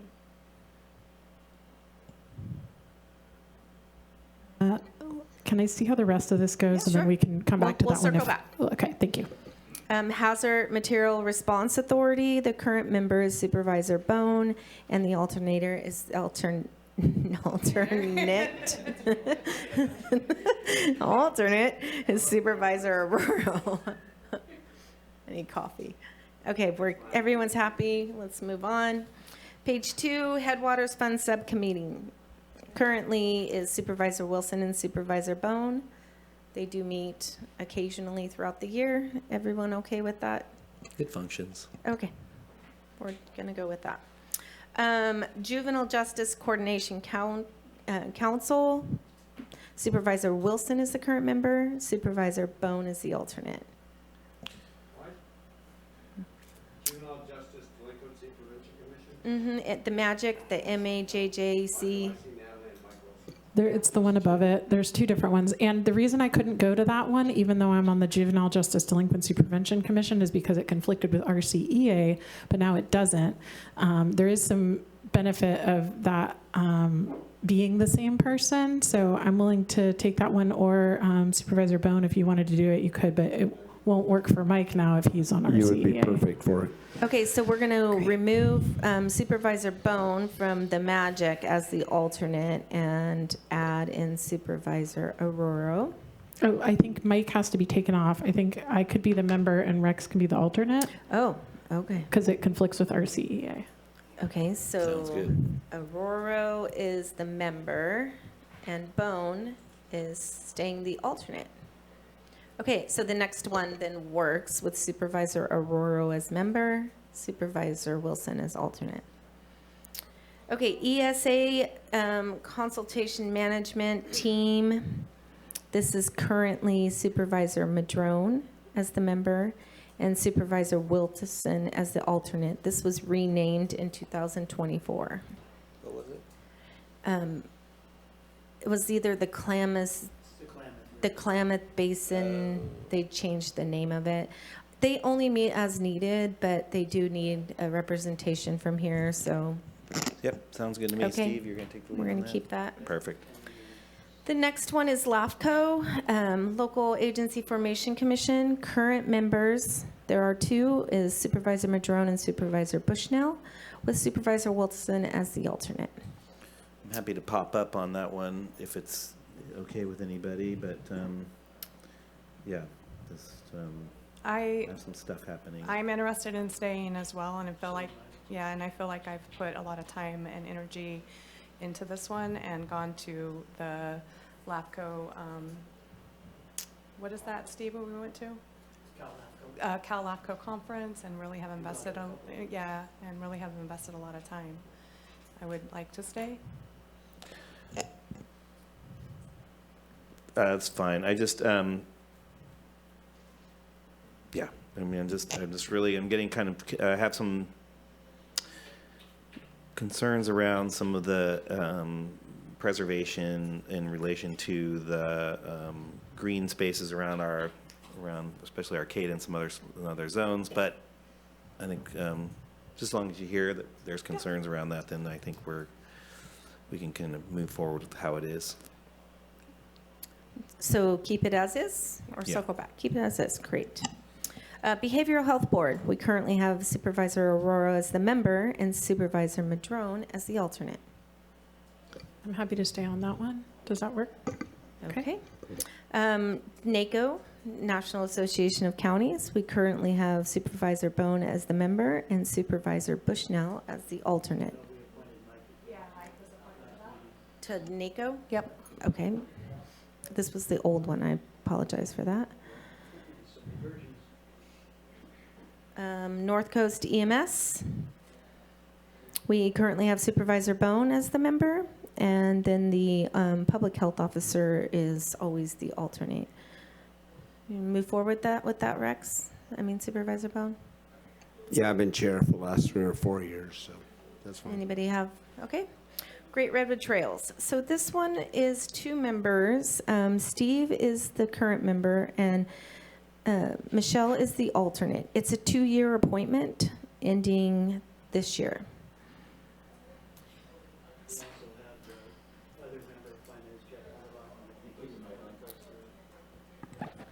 We also have a second member, and Jeff Hunterlock is currently that member. I think his term runs out in March. That comes back on the appointment, the at-large appointments from your board. But that is true. I do think he expires.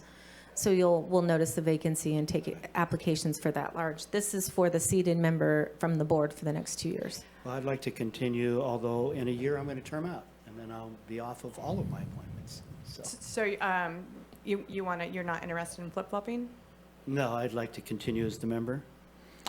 I also I have a couple of projects that are winding their way through. One's in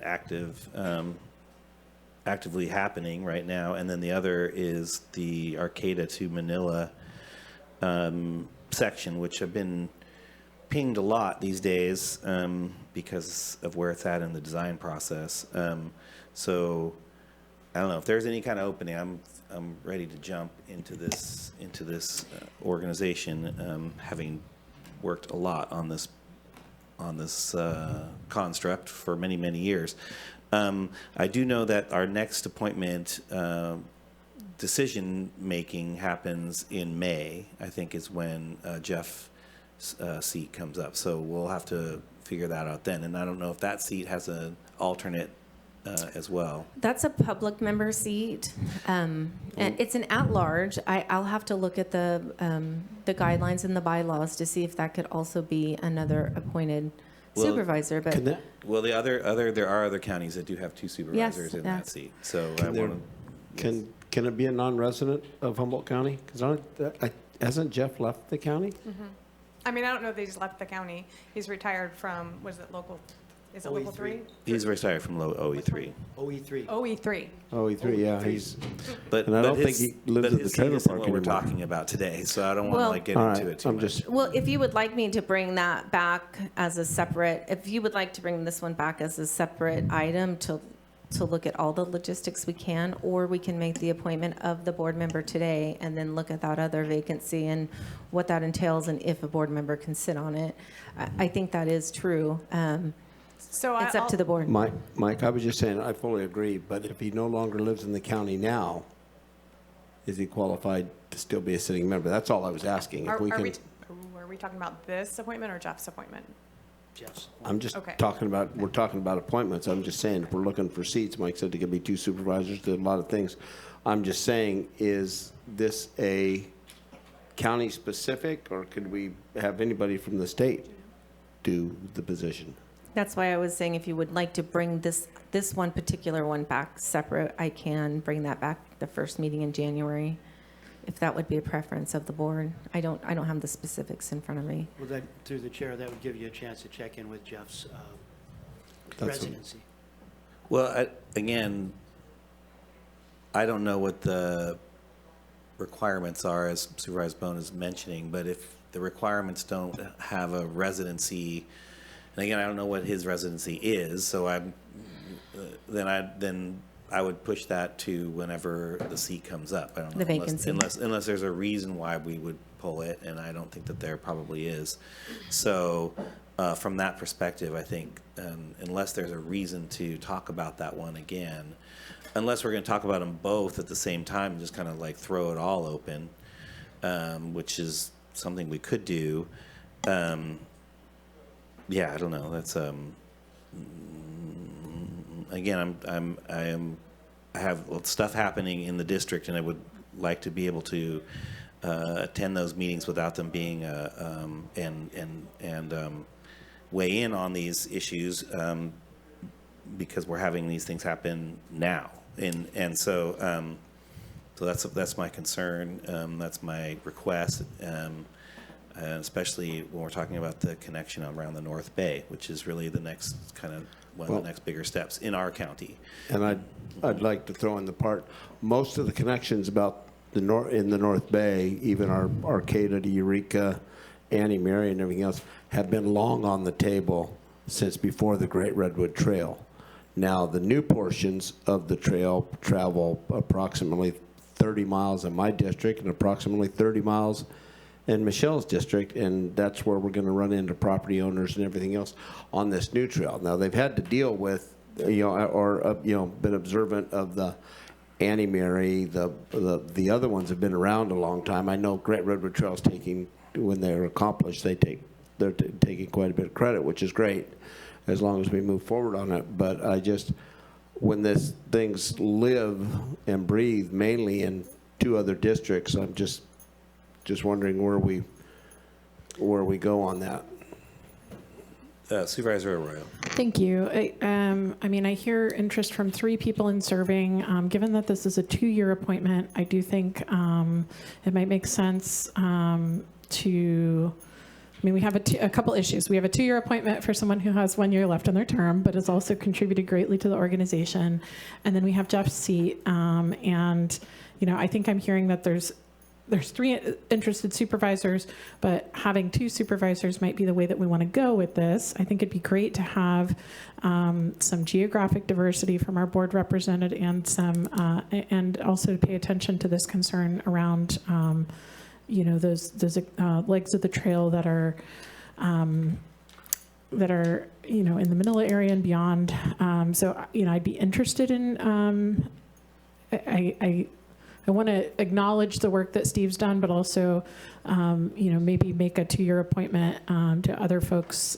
But I think I want to answer the Jeff question, because I don't know if he would be interested in stepping down early, given the changes in his life or something like that. So I would suggest that we recognize that there's a lot of interest in this and defer this one until after the first of the year. There's a meeting tonight, I understand. So this is for starting in January 2026. We bring it in December so that we can upload your calendars. Right. What I could do is bring back an item on the 6th regarding both appointments and give you the makeup of the entire appointment process for those 2 seats for Humboldt. If that's what the board is directing, that's fine. We'll skip this one today and move on. I think that would be good, but I don't. The chair doesn't look happy. So why don't that's my suggestion, but open to more discussion. Chair. Yes. Supervisor Mitro. So, I appreciate what you have to say, Supervisor Arroyo. So it is true that most of the counties appoint 2 board members. There's nothing at the Great Redwood Trail in terms of policy around that. Sonoma County has 1 board member and 1 citizen, for instance, Carol Hart. And other counties have done similarly in the past. But most of them have 2 board members as appointees. I recognize that I'm stepping down. I'm not running for re-election, so I can only give 1 more year. But given my dedication to this effort and my long-standing involvement in this project and trail projects, I would like to serve out my final year. And that opens up that position in a year. And then as far as, I do hear that there are 3 board members interested in the second position. I will tell you that my understanding is that Jeff has moved to Dixon, and he is no longer with OE3, which is why we appointed him, because we were following up on a tradition, not a policy, but a tradition of Richard Marks representing unions on the North Coast Railroad Authority. And so when we shifted over to this, we agreed to appoint Jeff from labor. But that's not something that's dictated by the Great Redwood Trail or even by this board. It's just tradition. It's not policy.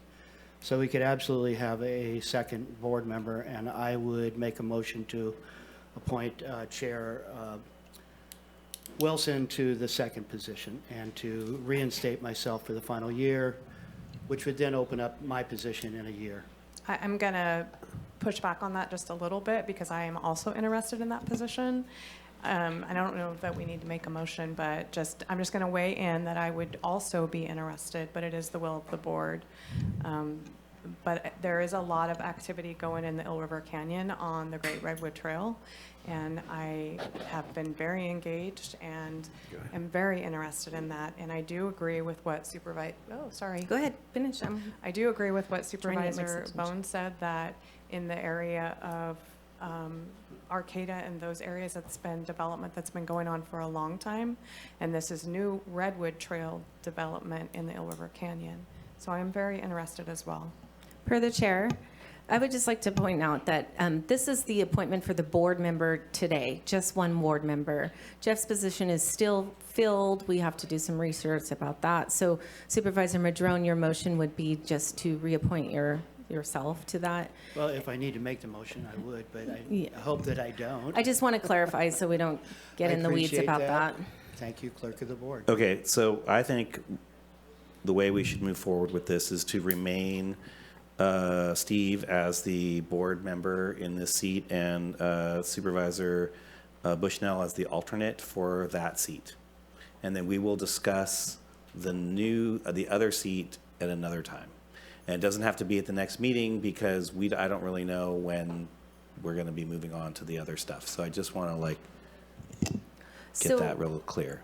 I will change this to reflect that the first year of the 2-year appointment will Yep. be Supervisor Madrone. The 2-year alternate position will currently be Supervisor Bushnell, and we'll readdress it next year when Supervisor Madrone And I would retires. emphasize that it's possible that even upon retirement, if we have another supervisor in the other seat, for instance, then in 1 year, the seat that Supervisor Madrone is in could become the citizen seat. I'm just, for whatever reason, we can get to that when we get to that. Yep, okay, so, okay, are we, any, Just a minor question. Usually, if something happened to Steve, wouldn't the alternate fill his position? So when he can no longer fulfill his term, wouldn't Bushnell become the permanent member? I think with changing the date for a 1-year appointment for Supervisor Madrone, that it would come back to this board. Is that correct? yes, because at the Okay. end of the year, Right. we'll be sitting here next year, and we can fill that spot at that time. Okay, are we good? Moving Well, on? it's good we had to have one that we had a little bit of, stuff Right. around. Okay, the next item is Redwood Region Economic Development Commission, and the current member is Supervisor Arroyo, with the alternate as Supervisor Wilson. I'm happy to stay on that one. I will say it's the best snacks of any of the boards and commissions. And it's also the meeting that goes the latest on a Monday night. It is. If anyone's really wanting to get on that board, happy to talk about it. The snacks are phenomenal. No, it's like a full dinner spread. It's always really, really good. They got a better budget. No, it's brought by staff through the love of their food. I don't know. Yes, it's brought by a staff person who just loves to feed us and make us happy. Okay, the next appointment is RCRC, which we have taken care of, and I will update that. I had routed this item with this attachment prior, so that's why we see some names. The next is the Supervisors Joint Conference Committee. Currently, Supervisor Bone and Supervisor Madrone are the members. They meet or try to meet quarterly. Any change? Okay. The next is the St. Joe's Hospital Advocacy Committee. Current members are Supervisor Bone. Alternate is Supervisor Madrone. Any changes? Seeing none. The next is HTA, Humboldt Transit Authority. The current members are Supervisor Wilson and Supervisor Arroyo, with Supervisor Madrone as the alternate. Any changes? Moving on, Northern California Resource Conservation and Development Council. Supervisor Madrone is the member. Supervisor Bone, first alternate. Supervisor Arroyo, is second alternate. Moving on. Waste Management Authority. So the current member, I have incorrectly stated on this, and I apologize, it's Supervisor Madrone with Supervisor Arroyo as the first alternate and Supervisor Bone as the second alternate. We made this change mid-year due to a conflict. So Supervisor Madrone, would you like to continue? I'm willing. Willing and alternates are both okay? Great. I don't know how often you need an alternate to go for you, but I would be happy to move into the second alternate position. I have made all the meetings since I've been back on. I was on earlier, I left for Okay. a year and a half, back on. So it doesn't sound like you lean on the alternate a lot, but either way, do you want to switch, Rex?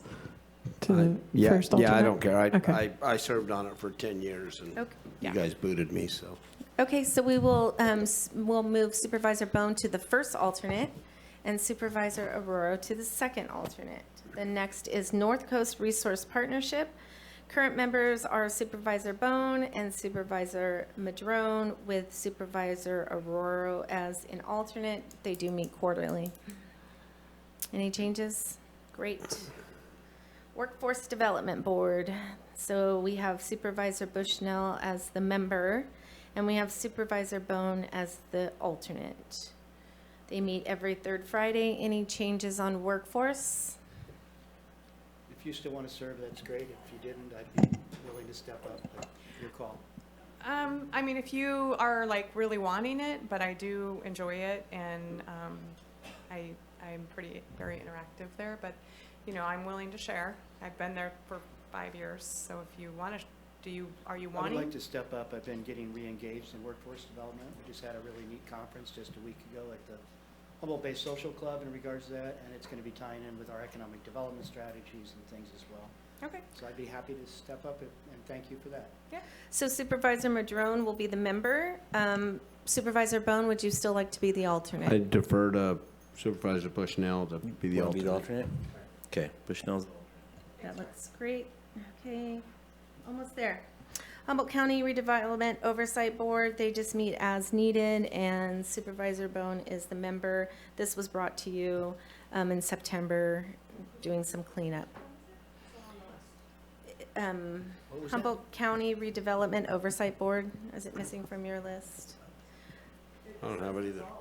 Well, there were 3 oversight boards, and they hadn't been meeting, so the AC's office had asked for us to get those appointments straightened out. So I brought an agenda item in September to point for the remainder of this year and 2026, and Supervisor Bone stepped up. Okay. Yeah, I don't have it either. And that's it, you guys. Any? Supervisor Bone. Oh, okay. That was in September. I'm sorry if it's not on your list. So this list, there's no alternate. This list will come back with these changes on the consent calendar in January, so we can look at it one more time and find the errors of my way. Any other comments? Yeah, do we need public comment, Mike? Can we just have No, them? we have to take public comment. Oh, okay. Can I make one more comment? We said we were going to come back to first 5, but I'm happy to stay in that position because honestly, passing off the primary for our CEA that's a very, that frees up some time. Okay, so we're going to leave first 5 with Supervisor Aurora as member and Bushnell as alternate. Sounds good. Great. Okay, so is there any public comment? Yes, Chair. Caller 7718, I will unmute you, and you'll have 3 minutes.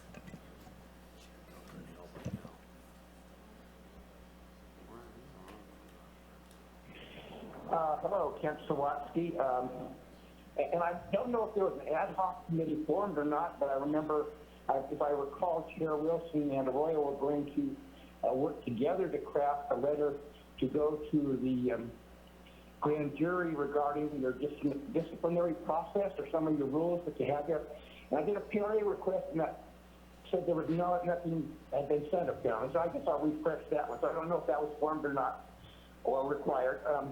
Then my comment regarding the GRTA, I totally concur with the fact that both Rex and Michelle have a good share of the trail that's going on.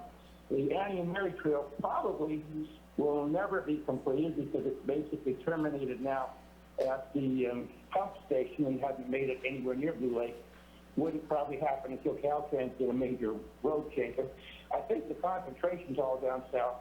And I can pretty well guarantee you that the chance of having willing participants from the ranchers, the timber company, and maybe even the tribe would be greatly enhanced by having either one or both of those people be a representative on the GRTA. And if, on the other hand, if the current chair was on there, I think you pretty much might as well just stick a fork in that because of lack of a desire to work. Kind of expressed, I won't speak to Thomas Mulder, but some people have the real attitude and some people don't. And when it comes down to negotiating and doing things, you pretty well have to have it to deal with those very important parts of that puzzle. Thanks for the opportunity to speak. That's all online, Chair. All right. We have it all written down and ready to go? There's a motion for the appointments and the changes that we discussed. Is there a second? I'll second. There's a motion and second. Is there any objection to unanimous consent? Seeing none, motion passes 5-0. We're on to the next item. Yep, we'll bring this back to you in January. Thank you. I believe it's the budget update.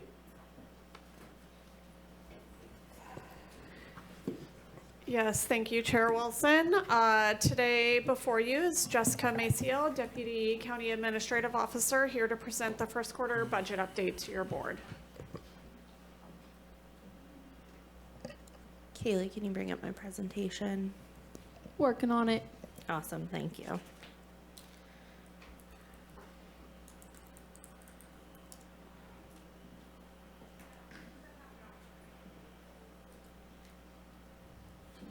Awesome, thank you. Good afternoon, Chair. I'm opening the public hearing. Sorry. No public hearing on No this public- one. You're next one. good. Okay, go ahead. Good afternoon, Chair Wilson and members of the board. I'm Jessica Maciel, Deputy County Administrative Officer. Today I'm before your board to present the first quarter budget report, which covers a review of fiscal year 24-25 estimated ending fund balances, an update on first quarter fiscal year 25-26 budget results, including a number of budget adjustments and a recommendation for your board's consideration, as well as an initial projection of the budget outlook for fiscal year 26-27. I did not get the clicker from you, Kaylee, sorry.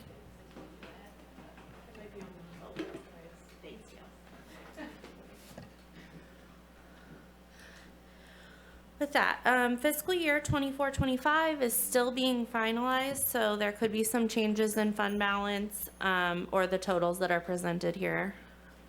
At the time of the fiscal year 25-26 proposed budget, the year-end fund balance for fiscal year 24-25 for the general fund was projected to be $27.8 million.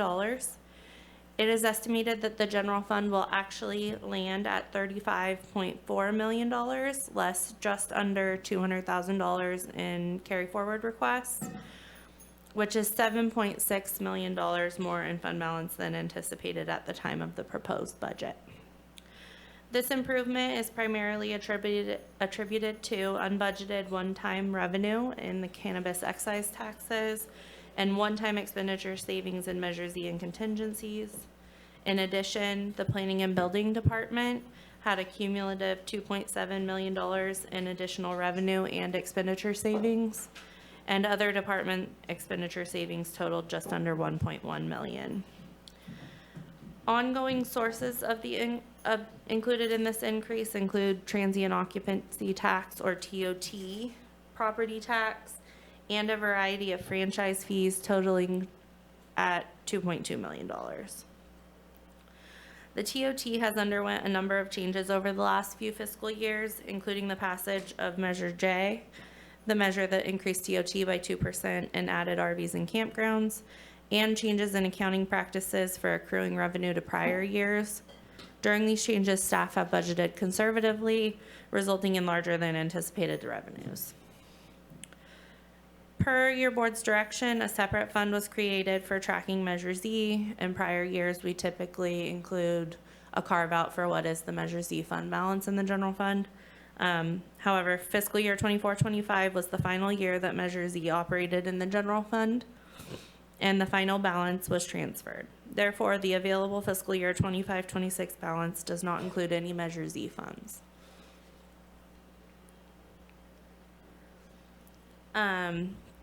Going on to Measure Z, in fiscal year 24-25, Measure Z sales tax revenues were just over $100,000 more than budgeted.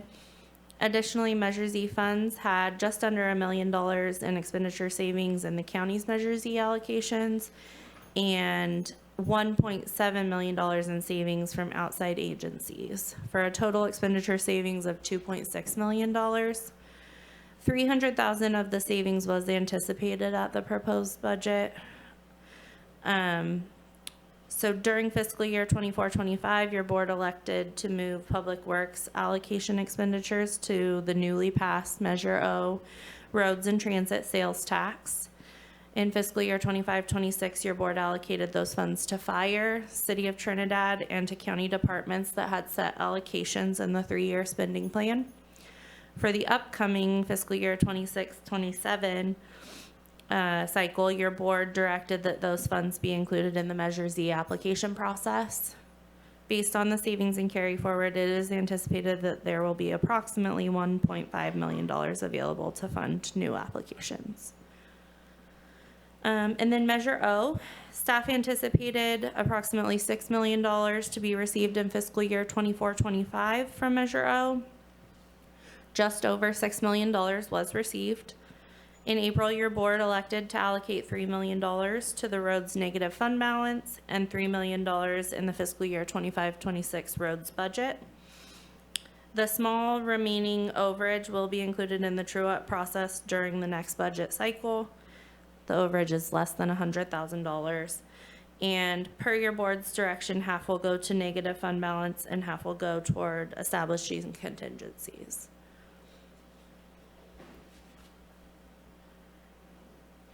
And then for Health and Human Services funds, in fiscal year 24-25, all of the DHHS funds had combined expenditures and other financing uses of $280.7 million and revenues and other financing sources of $288.1 million.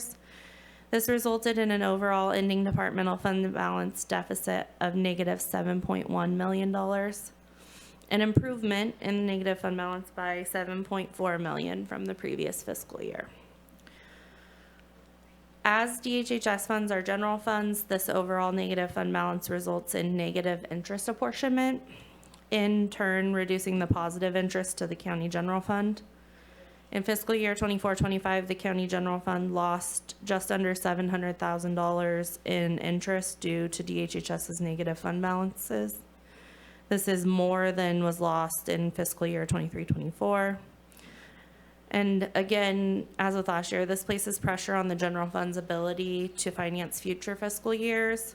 With fund balance as collectively, these funds must maintain an overall positive fund balance.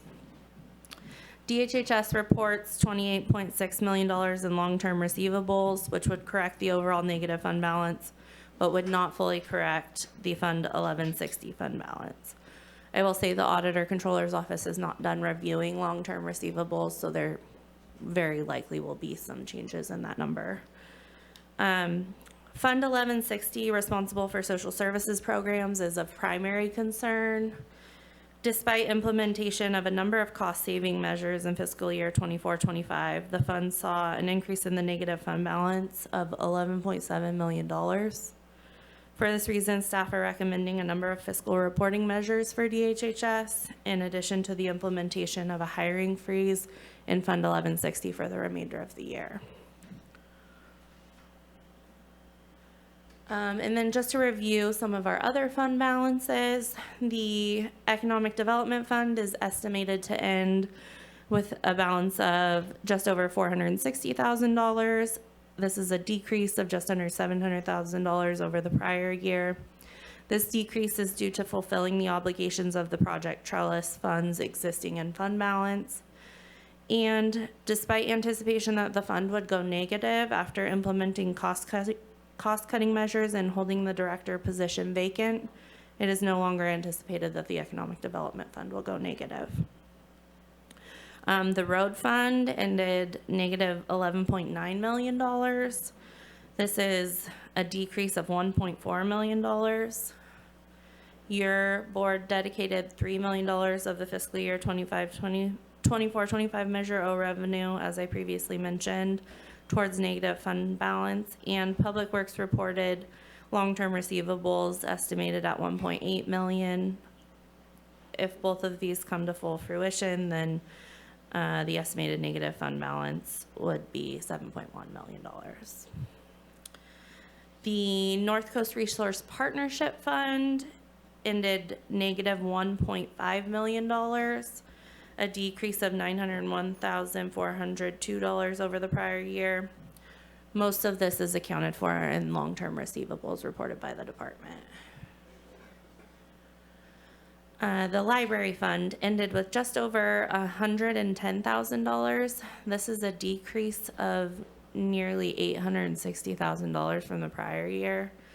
The fiscal year 24-25 budget reflected expenditures exceeding revenues, so use of fund balance, just over $535,000. So this, where they landed, is more than $300,000 more than was anticipated. This is primarily due to higher than anticipated use of extra help staffing costs. This unanticipated increase in the use of fund balance impacted the library's ability to fund fiscal year 25-26. And for that reason, there is a budget adjustment for your board's approval today to reduce expenditures and recognize additional revenues in the library. And the library is exploring cost reduction strategies. The aviation funds are almost $7 million negative overall. This is a decrease of $3 million due to additional aviation capital projects, delayed reimbursements, and project closeout timelines with the FAA. As reported last year, aviation is exploring opportunities for revenue generation. To this end, aviation brought on extra help staff with expertise in aviation contract negotiations, and many new revenue generating contracts are in the review process. Additionally, new routes in the spring are anticipated to increase parking lot and concession revenues. Finally, the 14 internal service funds ended with $25 million, an increase of $3.1 million over the prior year. This is primarily in heavy equipment and motor pool due to increased charges to cover costs of fuel and replacements. And just to circle back on the purchasing fund, which ended the prior year with a negative fund balance, with reconciliation and increase of charges, that negative fund balance has been corrected. And then just to look at some of the cost saving measures that your board has approved, you directed staff to develop a voluntary separation incentive program again in fiscal year 25-26. Departments designated 5 positions as eligible. 1 county employee submitted for the VSIP in the general fund, and it is anticipated that that VSIP will generate more than $400,000 of savings through fiscal year 27-28.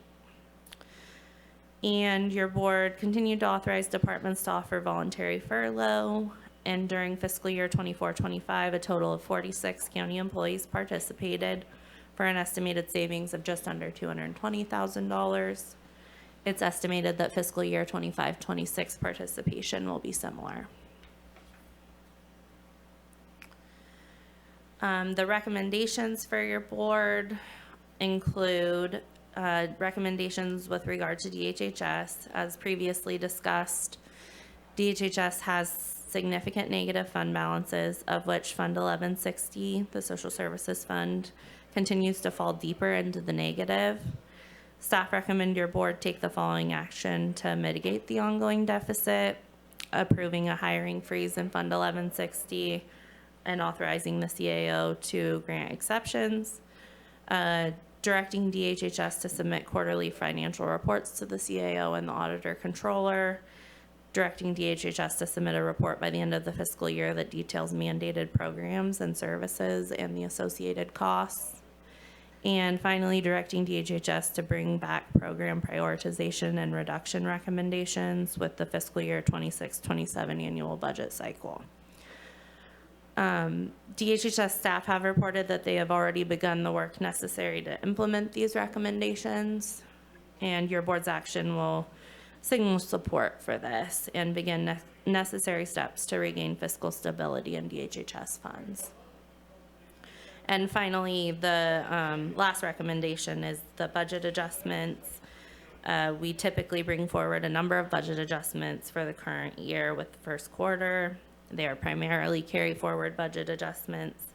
However, there are 2 budget reductions for the library and district attorney as a result of finalizing fiscal year 24-25, and fund availability was determined to be insufficient to fund the planned amounts in fiscal year 25-26. And just looking forward to a very early projection of where we are at for fiscal year 25-26 and 26-27. If the entire $20.8 million budget deficit in fiscal year 25-26, in the fiscal year 25-26 adopted budget is realized, $14.6 million will be available to fund 26-27. We anticipate that there will be additional savings in fiscal year 25-26. And that there will likely be more than $14.6 million in general fund available to fund the upcoming budget year. Upcoming in February at mid-year, we will provide a more detailed projection of fund balance.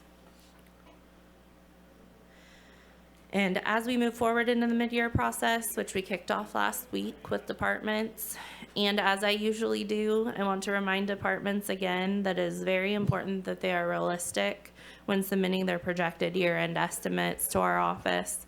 Representative data is critical for our office to provide recommendations to your board in February for fiscal year 26-27 budget development. And while the general fund has continued to make steady progress, the condition of the county's other funds are a strain on fiscal sustainability. It's important that we continue to work to develop a budget that balances ongoing expenditures with ongoing revenues. And with that, I'm available for questions. Okay. Well, let's first take it to public comment. Is there anyone on public comment? Yes, Chair, there is. Caller 7718, I will unmute you and you'll have 3 minutes.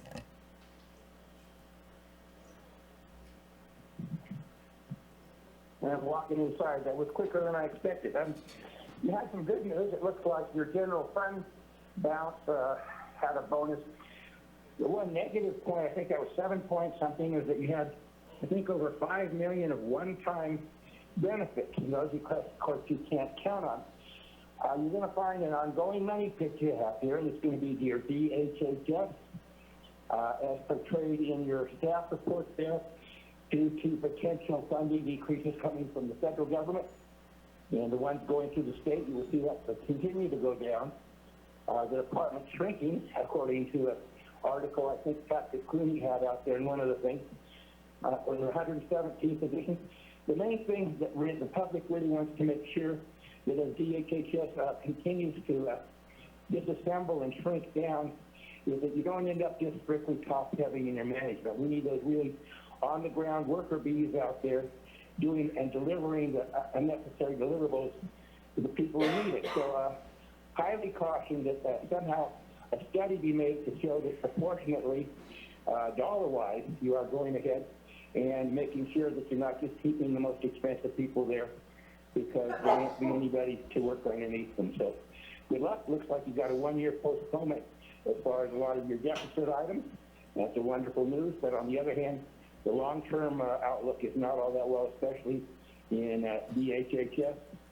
We hope there will be more revenue at the airport because of the airlines coming here, but unless we really make sure that those are used, those airlines will pull out just like the one did, and I guess we have 2 coming in, so that's a 2-to-1 trade there. So anyway, economic future long-term wise, I consider to still be on the negative side, and cost of things will continue to go up, including health care and all the other costs that go along hand in hand with all the rules and regulations we have in California. And between that and the lawyers adding insurance tax, which I called everything, I don't think the future is all that good as far as Humboldt County, so I'd strap down and get ready for a bumpy ride during the next 4 years. Thanks for the opportunity to speak. Thank you. That's all, Chair. All right, anyone in the room that wants to speak to this item? Seeing none, we'll bring it back to the board. Supervisor Brown? Well, it's nice to see a bright spot, and I really want to thank you for all the effort you put in, because I know you work weekends and everything else on this, and because I see you. But I like the clarity in which you deliver it also. So very much appreciated, and we'll see what comes of all this. All right. Supervisor Bushnell? All right, Supervisor Arroyo. Thank you. Yeah, I was intrigued by how I appreciate that due to measures around increased austerity and frequency of conversations about budget and some efforts of all of our team to really buckle down and do what we can to improve the outlook, we are in a better position. I'm always intrigued when this gets reported as like making it seem like the county does not have a structural budget deficit, like we're just somehow like we have money to give out. It's like, oh no, when I see the reporting kind of framed that way, like, oh, that is not the picture at all. And I was wondering if you could pull back up the last slide about the fund balance and then kind of articulate what that means for structural deficit and the outlook for that. I don't know if we have that I didn't see it as part of the slide. Yeah, Kaylee, if you don't mind bringing up the presentation. So I just included the adopted fund balance use for fiscal year 25-26, what we would consider ongoing expenditures or structural budget deficit in that amount. That's the 20.7 million up there. Is 12 million of that is the ongoing budget deficit that was budgeted. 8 million, we had a one-time contribution to the general reserve of $3 million, as well as the annual deferred maintenance contribution, which was around $700,000. And then we held $5 million in contingencies for labor negotiations.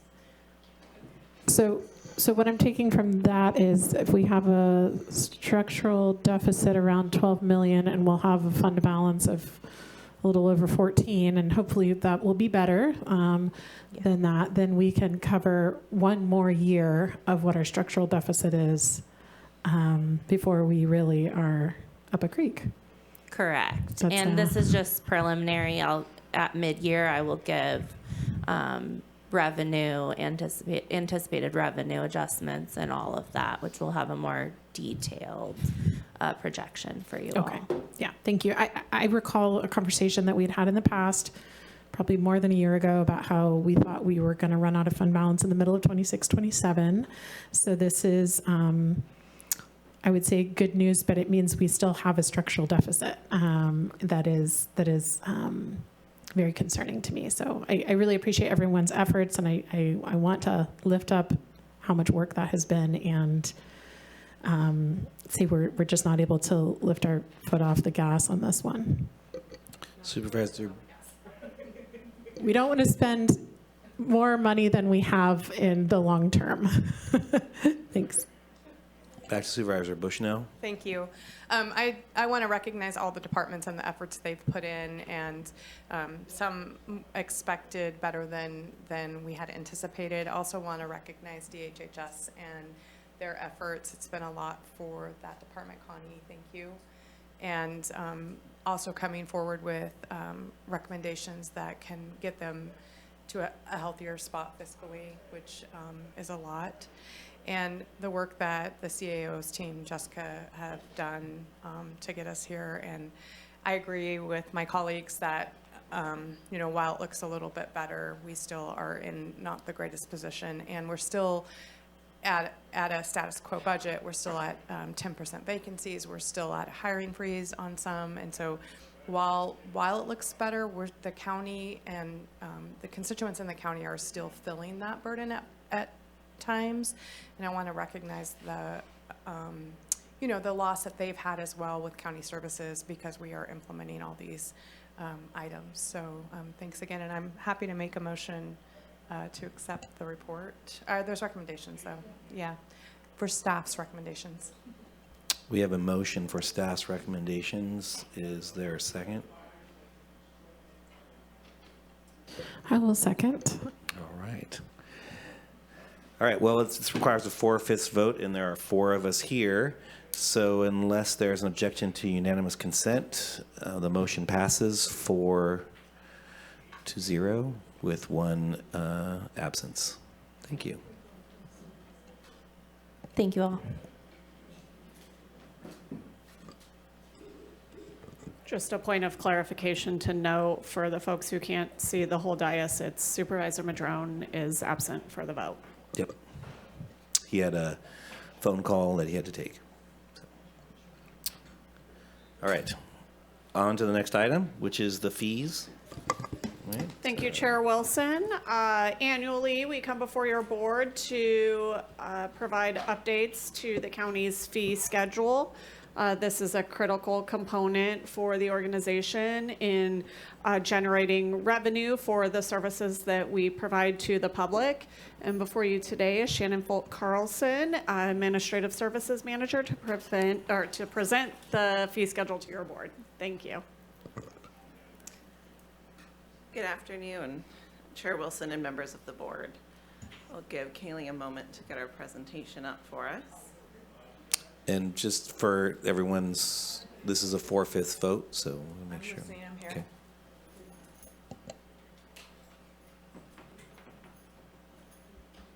You can start. I was waiting for One Kaylee moment. to get the Okay. presentation going.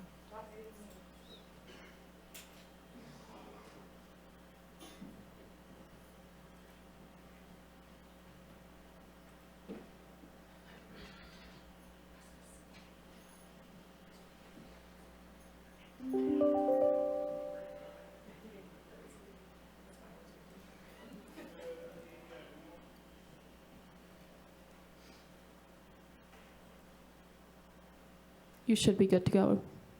Perfect. Thank you. Again, good afternoon, Chair Wilson, members of the board. My name is Shannon Folk-Carlson, Administrative Services Manager, and I am here before your board presenting the 2026 fee schedule for possible adoption. This first slide reviews the fee change authorization. Authority for county to establish, increase, or decrease fees and charges comes from California Government Code 54985, which allows counties to set fees and charges to recover the reasonably necessary costs for providing a service, product, or for enforcing a regulation. The authority to establish and update planning and land use fees comes from a different section, California Government Code 66016, but with a few differences in effective dates and process to challenge a fee or charge. It is similar in focus, is on recovering costs of providing the fee for service. The reason we are here today is because both government code sections require at least one public hearing.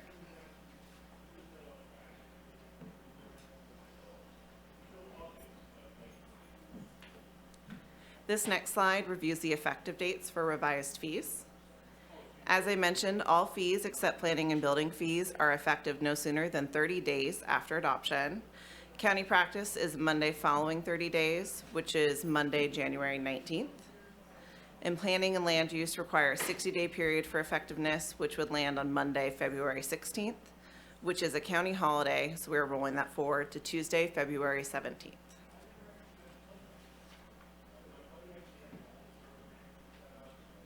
Can we just hold on for 1 second? So I think we're going to need a full quotient of the board to get this by. So I need to check in to see where Supervisor Madrone is in his, okay, in his other obligation that he had to jump on. He had to jump onto a call. And so we're going to hold. We're going to take a quick break, but then also you have a schedule. Okay. All right, we're going to take a quick break. Sorry about that. No problem. I want to make sure that we have the full board present for this important discussion. I appreciate that. Oh, no problem at all. The 10-minute break.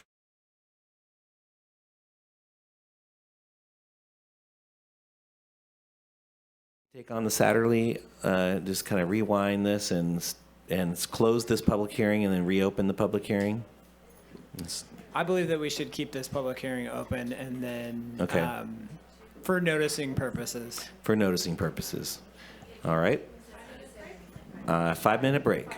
Let's do it.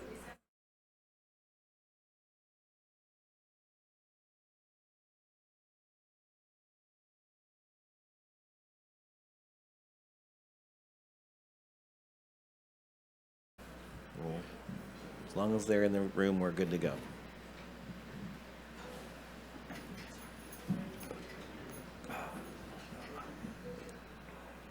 All right, we are back talking about fees, county schedule of fees and charges for permits and services. This is a hearing. The hearing has been opened. Great.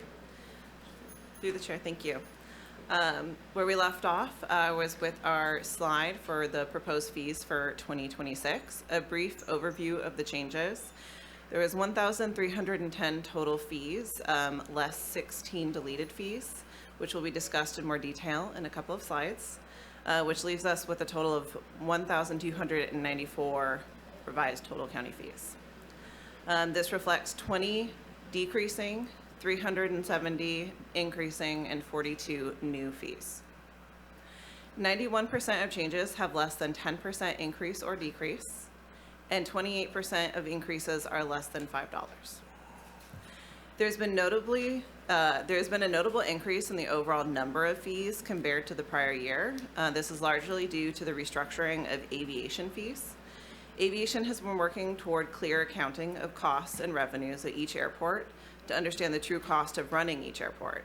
As part of this effort, the department established 3 additional fee schedules for Murray, Rohnert and Garberville airports.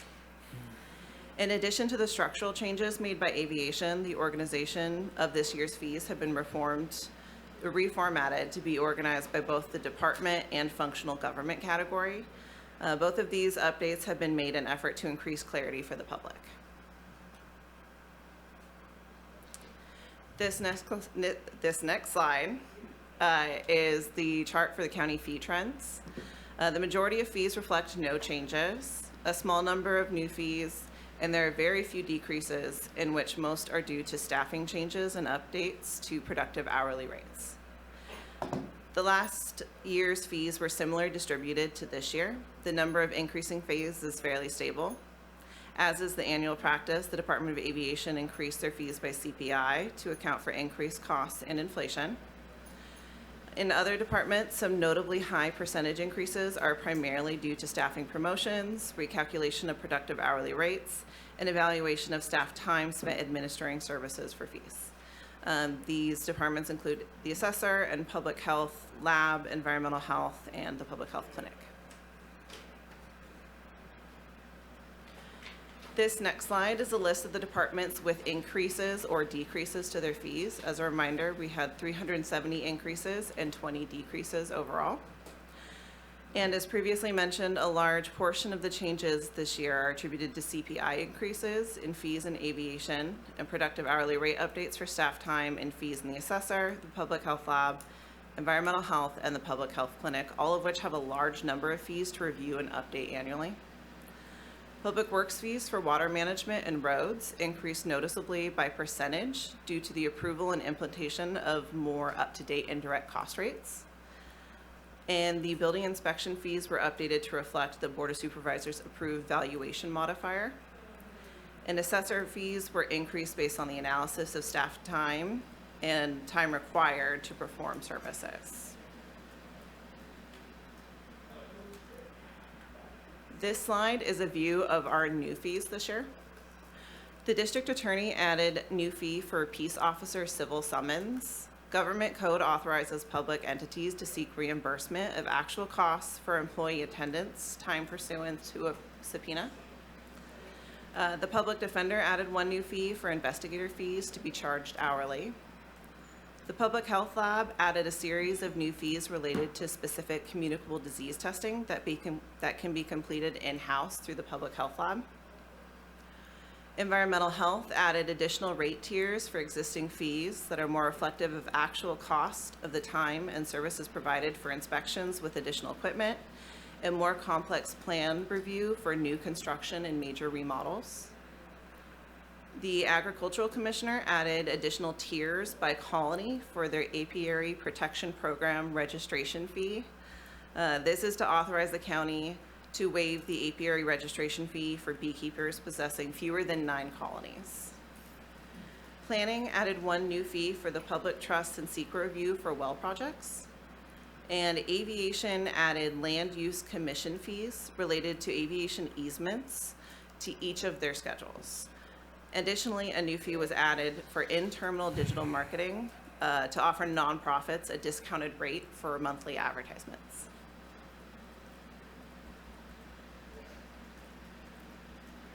This next slide is a review of our deleted fees this year. Deleted fees are typically a cleanup of obsolete fees. The primary sources of deleted fees this year is the Public Health Lab, Planning, and Aviation.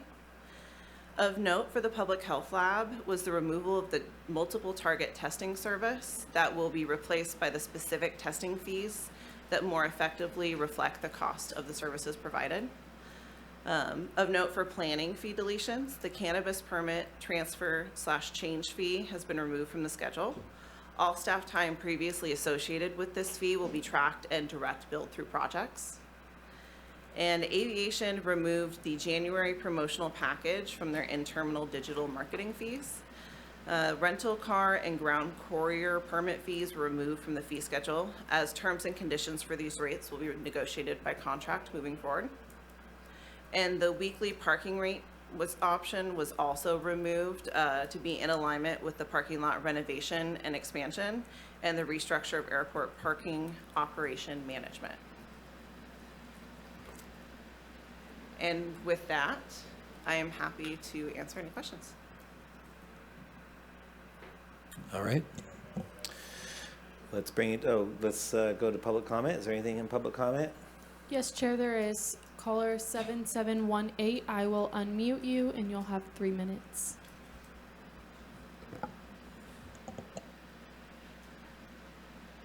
Public does appreciate you keeping your fees to a minimum.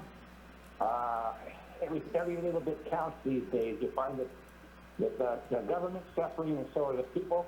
So that's greatly appreciated. The minimal fees going up are fortunate. They're not gigantic, and that's fantastic for the public and for everybody. So I did wish to, since this may be the last time I think, I'd move down to my beach house. 74 degrees, and I could throw a rock in the water from my back porch here. So have a good Christmas and a good New Year's, and we'll see you on the other side. I think the meeting's on the 6th, if I recall, the next meeting, and it should be an interesting New Year. Thanks for my opportunity to speak. Thank you, that's all, Chair. Okay, great. Is there any comment from the room? Seeing none, I'm bringing it back to the board. I think Supervisor Bushnell has some things she wants to talk about, so this is her time. Ready to go. Thanks. I just, the aviation fees, I'm not in alignment with. I'm not going to be voting for this, and it's based on that, and it's not based on anything else.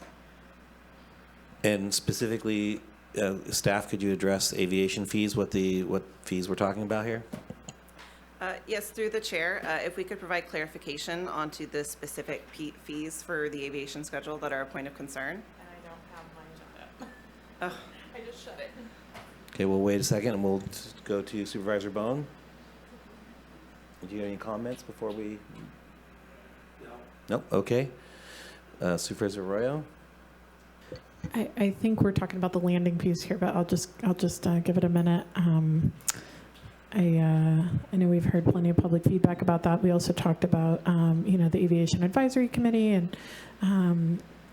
and getting, we received some feedback, quite a bit of feedback about this, but we also have a new director coming on board, and I would kind of want to personally work with them before making changes. That's my perspective. But I'm open to that discussion. I just, we implemented something based on a, study that we directed be done. So right now, given the fiscal presentation we just had around aviation, I'm inclined to stay the course, but I do want to crack that open in the new year just to have some additional discussion about it. I just would sort of want to. We just hired an aviation director, so I'd want them to be part of the conversation. And Are you, Supervisor Wilson? Thank you. Chair? Hold on. I just was, okay, I'm going to Supervisor Madrone, and if he has anything to say, then I'm going to take it to Supervisor Bushnell. Wait, didn't you already comment? No, well, I said no, but I'm confused on Supervisor Roy. Are you saying change no aviation fees till the new director gets on board? No, I'd say keep what we have until the new director. We don't have anything yet till we vote. That's what I'm just saying. We already have the old Are fees. you talking about the landing fees? I'm talking about aviation fees at all. You said you wanted to wait till the new director got on. We already have landing fees. Yes. That is what we're getting feedback on. Yes, and the landing fee is not proposed to be changed in the fee schedule today. So I think the question is, do you remove the landing fees altogether or change to 0 temporarily? Or do you move forward with the current landing fees in place? Either way, it is already our intent to work with the new director who's coming on January 5th and studying the landing fees, because it has been a clear message that that's the primary point of contention for the general aviation community. And just to follow up on that, you may think that's all, but a hangar, we talked earlier, but the hangar reliability and leakage and doors not working is probably, I've been hearing more about that over the last few years, to the point, I mean, the landing fees is something new, but the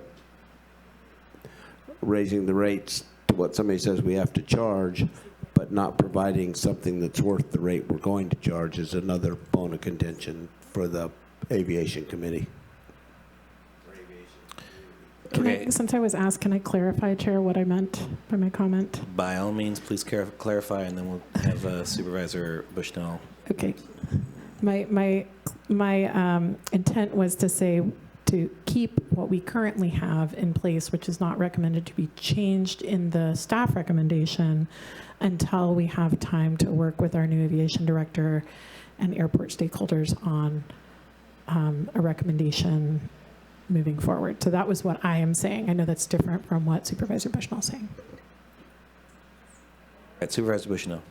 Thank you. So it is around landing fees and airport hangar, just regular increases with not, there's been a lot of promises of repairs and things that haven't happened. And I know that, and it's not a reflection where Karen is on aviation staff, there's been a lot of changeover there. But I am in kind of opposite mode of Supervisor Arroyo, where I think maybe if we cleared the plate and then when the aviation director got here, then we could talk to him, figure it out, because things take a long time. And so that's my thoughts. Through the chair. And can I add, Shannon, I'm sorry, can I add one thing through the chair? So the new aviation director starts in January, and then we would study it and do this and that. And so what would be the process? Bring it back? How, if, we were going to change things, what would that look like? And I apologize. No, that's fine. Through the chair, if the fees today were proposed to be adopted as modified with removing the aviation increases, I think we would have to move forward with that and then confer with council as to whether or not that meant we needed to return with a secondary public hearing.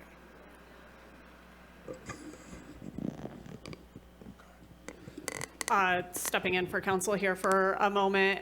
If you provide us very specific direction today on what the fees will be, then we can implement that and modify. If that's to clear the slate of fees and study it and return at another date, it will constitute an additional public hearing.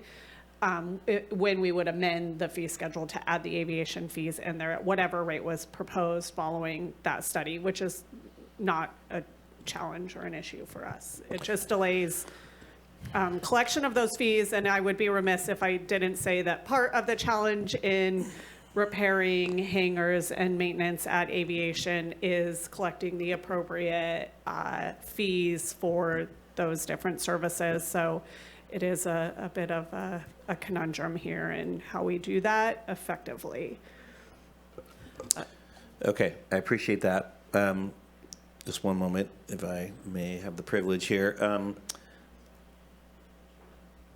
I add me to the list of folks who do not want to see a change in this current situation. We did a study. We made some decisions based on those recommendations already.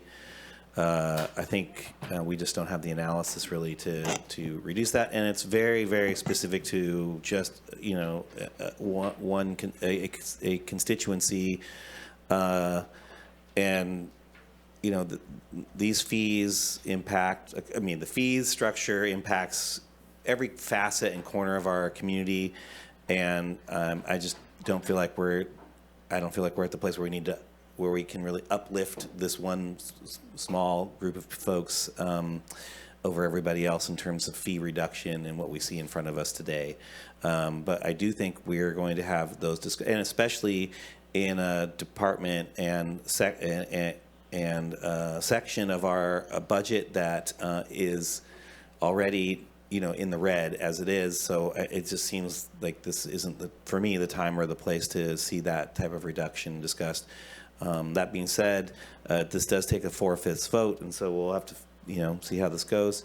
And I know that Supervisor Bushnell has something else to say, and I know that she's also trying to get out of here, so please, by all means. So the landing fees aren't it's not really the local population, because if you rent a hangar, you don't get a landing fee. And my concerns are around the landing fees for outlying area folks that have come in that I have gotten direct communication with, that I'm not stopping in Garberville, I'm not stopping in Humboldt again, and they continue on. It is a larger concern than just the local population that you're referring to. I'm just wanted to tell you my basis, because if you rent a hangar, you don't have landing fees. So.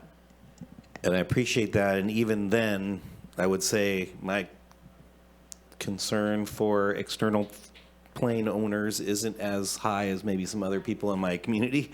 So, Supervisor Madrone. So, budget be damned, let's not have any fees, but let's do all the improvements. Wait, I'm sorry, that's the wrong page. I'm supportive of the fee improvements, changes. I don't think they're that drastic. I think we're just trying to keep up with the cost of doing the things that people are asking for. And I know it's complicated. There are various elements to this. I understand all of that, but I would be supportive of approving these recommendations that are in front of us today, because we've got to be doing something with our budget to be able to accomplish the things that people are asking for. And I think it's a small price to pay to be able to do all of those things. But yes, we need 4/5, and I understand that. I would rather see us go ahead and approve this. I appreciate the work of staff trying to, I'm sure staff don't sit there and go, how high can we jack it up? That's not how it works. Staff are like, well, we need these funds for these things. This isn't going to get us there, but it moves us towards that, making those improvements and taking care of all that maintenance that everybody wants to see. And we've made such great strides at our airports over the last number of years, and I'd like to continue that. I think, bringing in a new aviation director, it'd be really nice if he had the resources to be able to, move forward on some things and stuff. Now, this isn't going to change the budget situation dramatically either way, frankly. It's small incremental changes and stuff, but I'd rather see us go ahead and approve this today. And then if we need to selectively revisit some of these elements, let's go ahead and do that. Let's bring it back and talk about it, because there are concerns in the community about some of these elements, and I recognize that. But I would love to see us get this done, move forward, and then select out those things we think we need to revisit. That's just my thoughts. And before we close out, and I know Supervisor Bushnell has something else to say here, but I would say that there are many services that we provide that are undervalued on this fee list. Now, we try very hard to adjust these fees so that they actually can pay for themselves, so that people who need those services can pay for those, so that other people in the community don't subsidize everybody else. And we do our best to do that. And there are many, I know of many fees in here that are below market value in terms of what gets done and how much it costs the departments to do them. And we're slowly adjusting to try and even that out, because there are budgets that are affected by that, and we don't get other income to adjust for that. That being said, it's not just the airport. There's land use, there's permits, there's everything else that also we have trouble making up for in terms of the fees to pay for those services. With that, I'm happy to move. I'm hoping that we'll get a motion to move this forward and then and move on with the rest of the day. Supervisor Bushnell. I mean, I've already stated, so maybe, you know, if 4 of you are okay, then, and I like I said earlier, I recognize that it's more than just aviation, and that's why I said something to you when there was only 4 of us on the board. And also, I want to recognize that, you know, the folks have been paying for these aviation things for a long time, and there hasn't been increases, and I know it's funding. Fundamentally, I just have an issue with it right now, and so that's just my stance. Great. Supervisor Arroyo. Thank you. I'll go ahead and move the approval of staff recommendation with the note that we would like to bring back a discussion around some of the aviation-related items once we have our aviation director on board. To clarify on that, Supervisor Arroyo, is it just the landing fees and hangar fees, or all of the aviation fees in general? I'm hesitant to say, because it sounds like a conversation with some of the tenants and users is in order. I mean, I think it's a combination of maintenance approaches, fees. So some discretion can be provided to staff Yes. to bring back the fees that are contentious points. And align, yes. I'll save any other comments until that time, because it sounds like we're going to have a more robust discussion. Yes, discretion. Do you feel like that's helpful direction? I mean, I think a big part of it will be working with our new aviation director. Yeah, Assistant CAO Karen Clower is here, and I think she has some things to say as well. Is it on? I just would prefer clarification to come back with the landing fee. We've already done the study for the hangar fees. We came back to your board after fees were adopted last year in February because of the fees, and provided detailed information then, and the consultant came on to explain how those fees were arrived at that time. So I think from what I'm hearing, the biggest complaint currently is the landing fee. And we'd be happy to come back with the study and let your board select an option for those fees. I think we hear different feedback because I heard Supervisor Bowne say he's getting a lot more feedback about, you know, hangar perhaps. So I don't know that we're ever going to. With the lack of improvements to the hangar, but without the fees, we can't do the improvements. Understood. It's kind of a catch-22 for the department. Yep. And I understand the logic behind the landing fees as well. And I remember that presentation and the one about the hangar maintenance. This just keeps coming around, and it's a very vocal community, as you know. Yes. So. And just to clarify, the hangar fees, the increase was 2.94% this year, and they did not get charged those fees. Last year, those fees were supplemented by the general fund. If that's something that we wanted to look at again this year, we would be happy to do that as well. I think looking at that increase plan for the subsequent year and having a discussion centered around that makes sense in the remainder of this fiscal year. I'm comfortable with the proposal that's currently before us, as well as what we've already approved personally. But I think having more conversation about whether we're going to choose from a suite of options for the landing fees or the halt increases on hangar fees potentially is a worthy discussion. But I also understand this is an enterprise fund and it pays for, people are paying for a service. I think there's a lot of room in there for discussion about where people feel they're getting the service but I also feel that we need to charge them accordingly. Yeah. And through the chair, just one more comment. If we do not increase the hangar fees and we don't stay in line with fair market value for our hangar leases, that does subject us to possible decreases in FAA funding or no FAA funding at all for larger airport improvement projects. Understood. So do those categories of help with the clarity that you were looking for? Yes. Okay, thank you. Great. Was that a motion to accept staff recommendations? Yes, with that request for that information to come back at staff discretion as far as timing. So through the chair, to be clear, you included both the landing fees and a hangar evaluation of whether or not to delay those fees and or bring back a discussion on those, or could you clarify? I'm what the motion accepting the entirety of staff recommendation or making a motion for the entirety of staff recommendation with a conversation to occur after January 5th, 2026 about whether we have any modifications to landing fees or future increases on hangar fees. Okay, so approve everything here today, but come back after January 5th with a discussion on hangar fees and landing fees. And it's partly to let people know that we hear them and we understand that they want to have a conversation with the new airport director on board. And, we want our full team here to have that conversation in my mind. And we want people to know we've heard them, but this is also, we've already had presentations about what we're talking about here today. So with that clarification, I will maintain my second. Great. With Supervisor Bone. And with that, I fully agree. The rates are changed minimal, less than actually COLA for this year. So I agree with all that.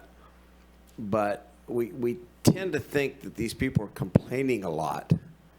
And the problem is they've been paying fees for 20, 30, 40 years. It doesn't matter whether they're, what they're doing. We have not kept our end of the bargain up. And somewhere in there, we're going to say, hey, we got to charge more money to keep our end of the bargain up. And they're going to go, where have you been? So, I mean, we do owe a certain amount of, I guess, a viable place to keep these things. So, and we haven't done that. I mean, I can remember sitting up here 7 years ago and being told, go ahead and have them make the repairs to their door and their roof, and we will take it off their rent. And that's what they were doing. Just to be clear, to staff or to council, do we have a statutorial obligation to be in the business of maintaining hangars? No, Okay. and aviation is an enterprise fund, which is one of the few funds in the county structure which is intended to function like a business and generate a profit. Right. Okay. Yeah. I just wanted to clarify. Okay. With that, there's something on the board here in terms of voting. I'd appreciate if we vote now and moved on to the next item.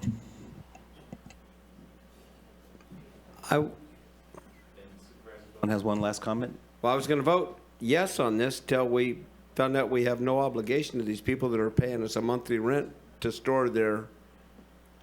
What I'm saying is we don't have a legal obligation to be in the business of airports is all I'm saying. That's it. They have a legal obligation to pay us then if we're not in the legal. Could I make a final comment? Could I make a final comment, please? So through the chair, I very much look forward to the discussion after January 5th. I think if all of us put our heads together, we can figure this out, because everybody agrees we want to improve our hangars. Nobody's disagreeing with that. Everybody agrees we need to raise funds to be able to do these things. Everybody would agree, I would hope, on what was just told us, that if we don't take care of certain things, then we're going to be ineligible for the other funds we need to maintain the airports. So I don't think there's any disagreement on that at all. And I very much look forward to the informed discussion that we can have after January 5th and figure this puzzle out going forward. We can't squeeze blood from a turnip. We've got a budget that's still in a mess. As we just heard, it's getting better, but we've got to balance that. We've got a lot on our plate. So let's have that discussion in January and see what we can do to put our heads together to try and figure this thing out in a reasonable way. So that's all I have to say.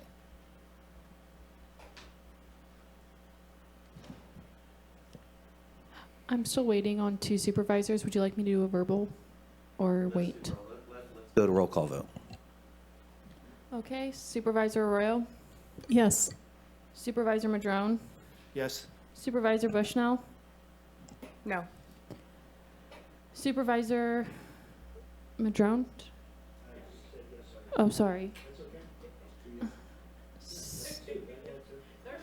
Okay, Supervisor Bone.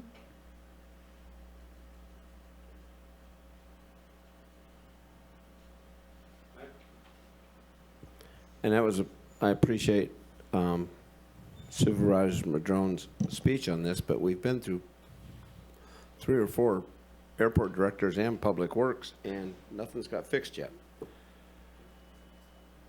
I'm going to vote yes this time, but if we don't do anything with these things, then we have just completed a kick the can down the road, no matter how well we presented it. Motion carries 4-1. All right. Moving on to the next item.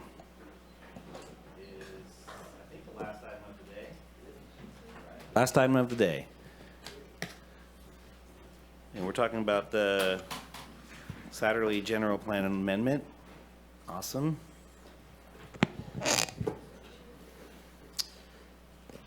Good afternoon, Chair Wilson, John Ford, Cliff Johnson, and Alice Desterling to present the Satterley General Plan Amendment rezone and Williams Neck Contract Amendment, and the County Council needs to read this in. Thank you, Director Ford. Currently before the board is an ordinance amending section 311-7 of the Humboldt County Code by rezoning property in the Fort Seward area, PLN-2025-19168, Satterley, Fort Seward Ranch. We are opening the public hearing.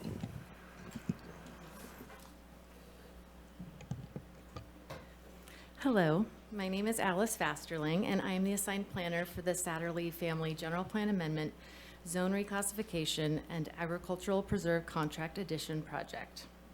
This project is located in the Fort Seward area in southern Humboldt. This project involves 17 legal parcels, including 19 assessor parcel numbers, and in total includes 1,652 acres. 4 of the APNs are requested a general plan amendment. 16 APNs are requesting to have zone reclassification to TPZ, and 1 52-acre parcel is requested to be added to the existing over 24,000-acre Fort Seward Class B Williamson Act Agricultural Preserve Contract. The subject parcels within the application are adjacent and contiguous to the larger working ranch and are intended for the expansion of their cattle and timber production. This application's purpose is to afford the landowners the reduced tax benefit associated with the TPZ zone district and the Williamson Act.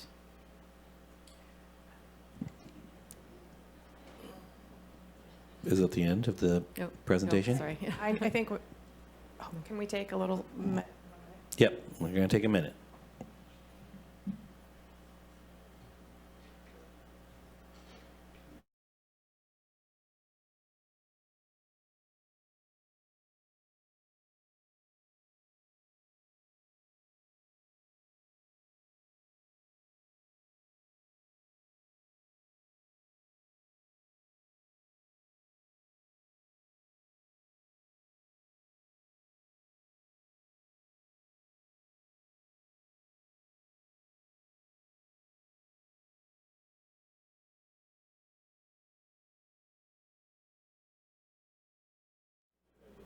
Oh, All right, we're back, and Supervisor Bushnell has a disclosure. yeah, whatever it's called. I just, my land touches their land. There is no financial interest to my husband's land or my land in this proposal. All right. To disclose that. Okay, and council's okay with that? Okay, sounds good. Thank you for that. Appreciate it. Moving on, staff. Sorry for the interruption.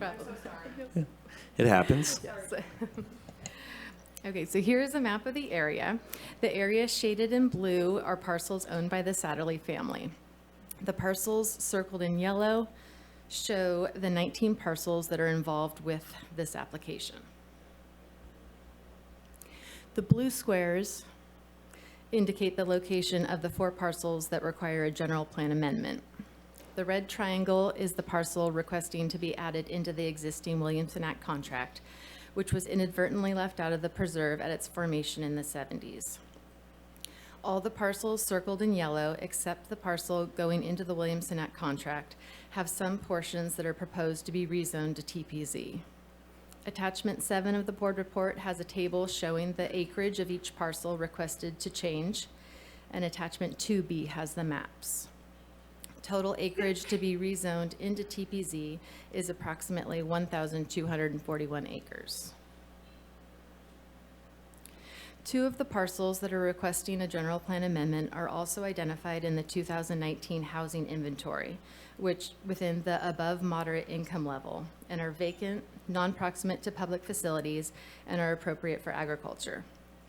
According to the housing element, the projected fair share housing needs within the above moderate income category is 583 units, and over 3,000 potential sites for these units have been identified within the county. By removing 2 sites from the inventory, there will continue to be sufficient locations for the required above moderate income category housing needs. Therefore, the findings can be made that the remaining sites identified in the housing element are adequate to accommodate the county share of RENA numbers. The general plan amendment, zone reclassification, and agricultural preserve contract can be found in the public interest and is consistent with the California Timberland Productivity Act and the Forest Resources section of the Humboldt County General Plan, which states the county shall provide tax incentive programs to maintain large-scale land ownerships for commercial timber production and to protect forest ecosystem services. This project has been reviewed and recommended for approval by the Forestry Review Committee, the Williamson Act Advisory Committee, and the Planning Commission. And therefore, staff recommends that the board make all the required findings for approval, recommend that the board approve the general plan amendment and zone reclassification, and recommend that the board approve the addition of the 52-acre parcel into the Fort Seward Class B Williamson Act Agricultural Preserve Contract. Great job. I make a recommendation that we adopt staff's recommendation. Okay, thank you for that. Is there a second? Second. And then now we're just going to go to public comment if that's all right. So is there anything online for public comment? There's not, Chair. Great. Is there anyone in the room for public comment? Seeing none, is there any comment from the board, starting with Supervisor Bushnell? No, just appreciate the Satterley family and the Fort Seward Ranch and their investment in our county with what they do with their land. Okay. Supervisor Arroyo, anything? No comment. All right. Supervisor Madrone?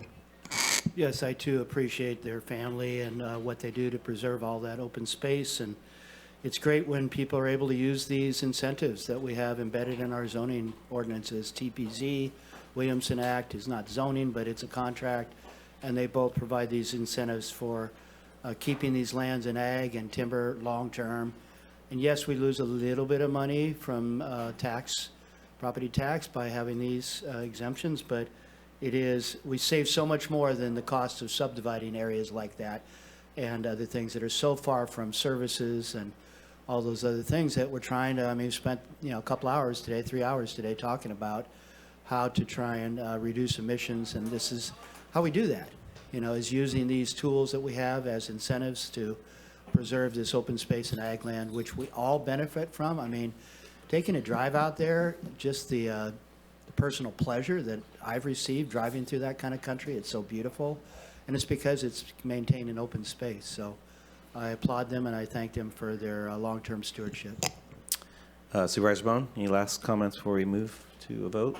I'm just glad to see they're not going to build 563 homes out there, and we'll have to deal with the arena numbers, I guess. I just want to say this is a beautiful piece of the county, and it's and stewarded in a really conscientious way, and so I'm just very grateful. I do know that some of these folks went to South Fork High. I remember that name coming through there, and actually one of my first tank removals, which is the underground storage tank removals on the Satterley property years ago when I worked for the county, and is one of those wonderful experiences where we went out there and it's the owners doing it all themselves, and it was it was at one of the better afternoons on my job as the county was hanging out with the Satterleys removing a storage tank. So with that, I'm glad that we're moving forward with this. And I think unless there is any objection to unanimous consent, we have a 5-0 vote and we are moving on. Thank you for everybody doing their job today. And Michelle is out of here right on schedule. Good job. Thank you. Oh, there you go. Done.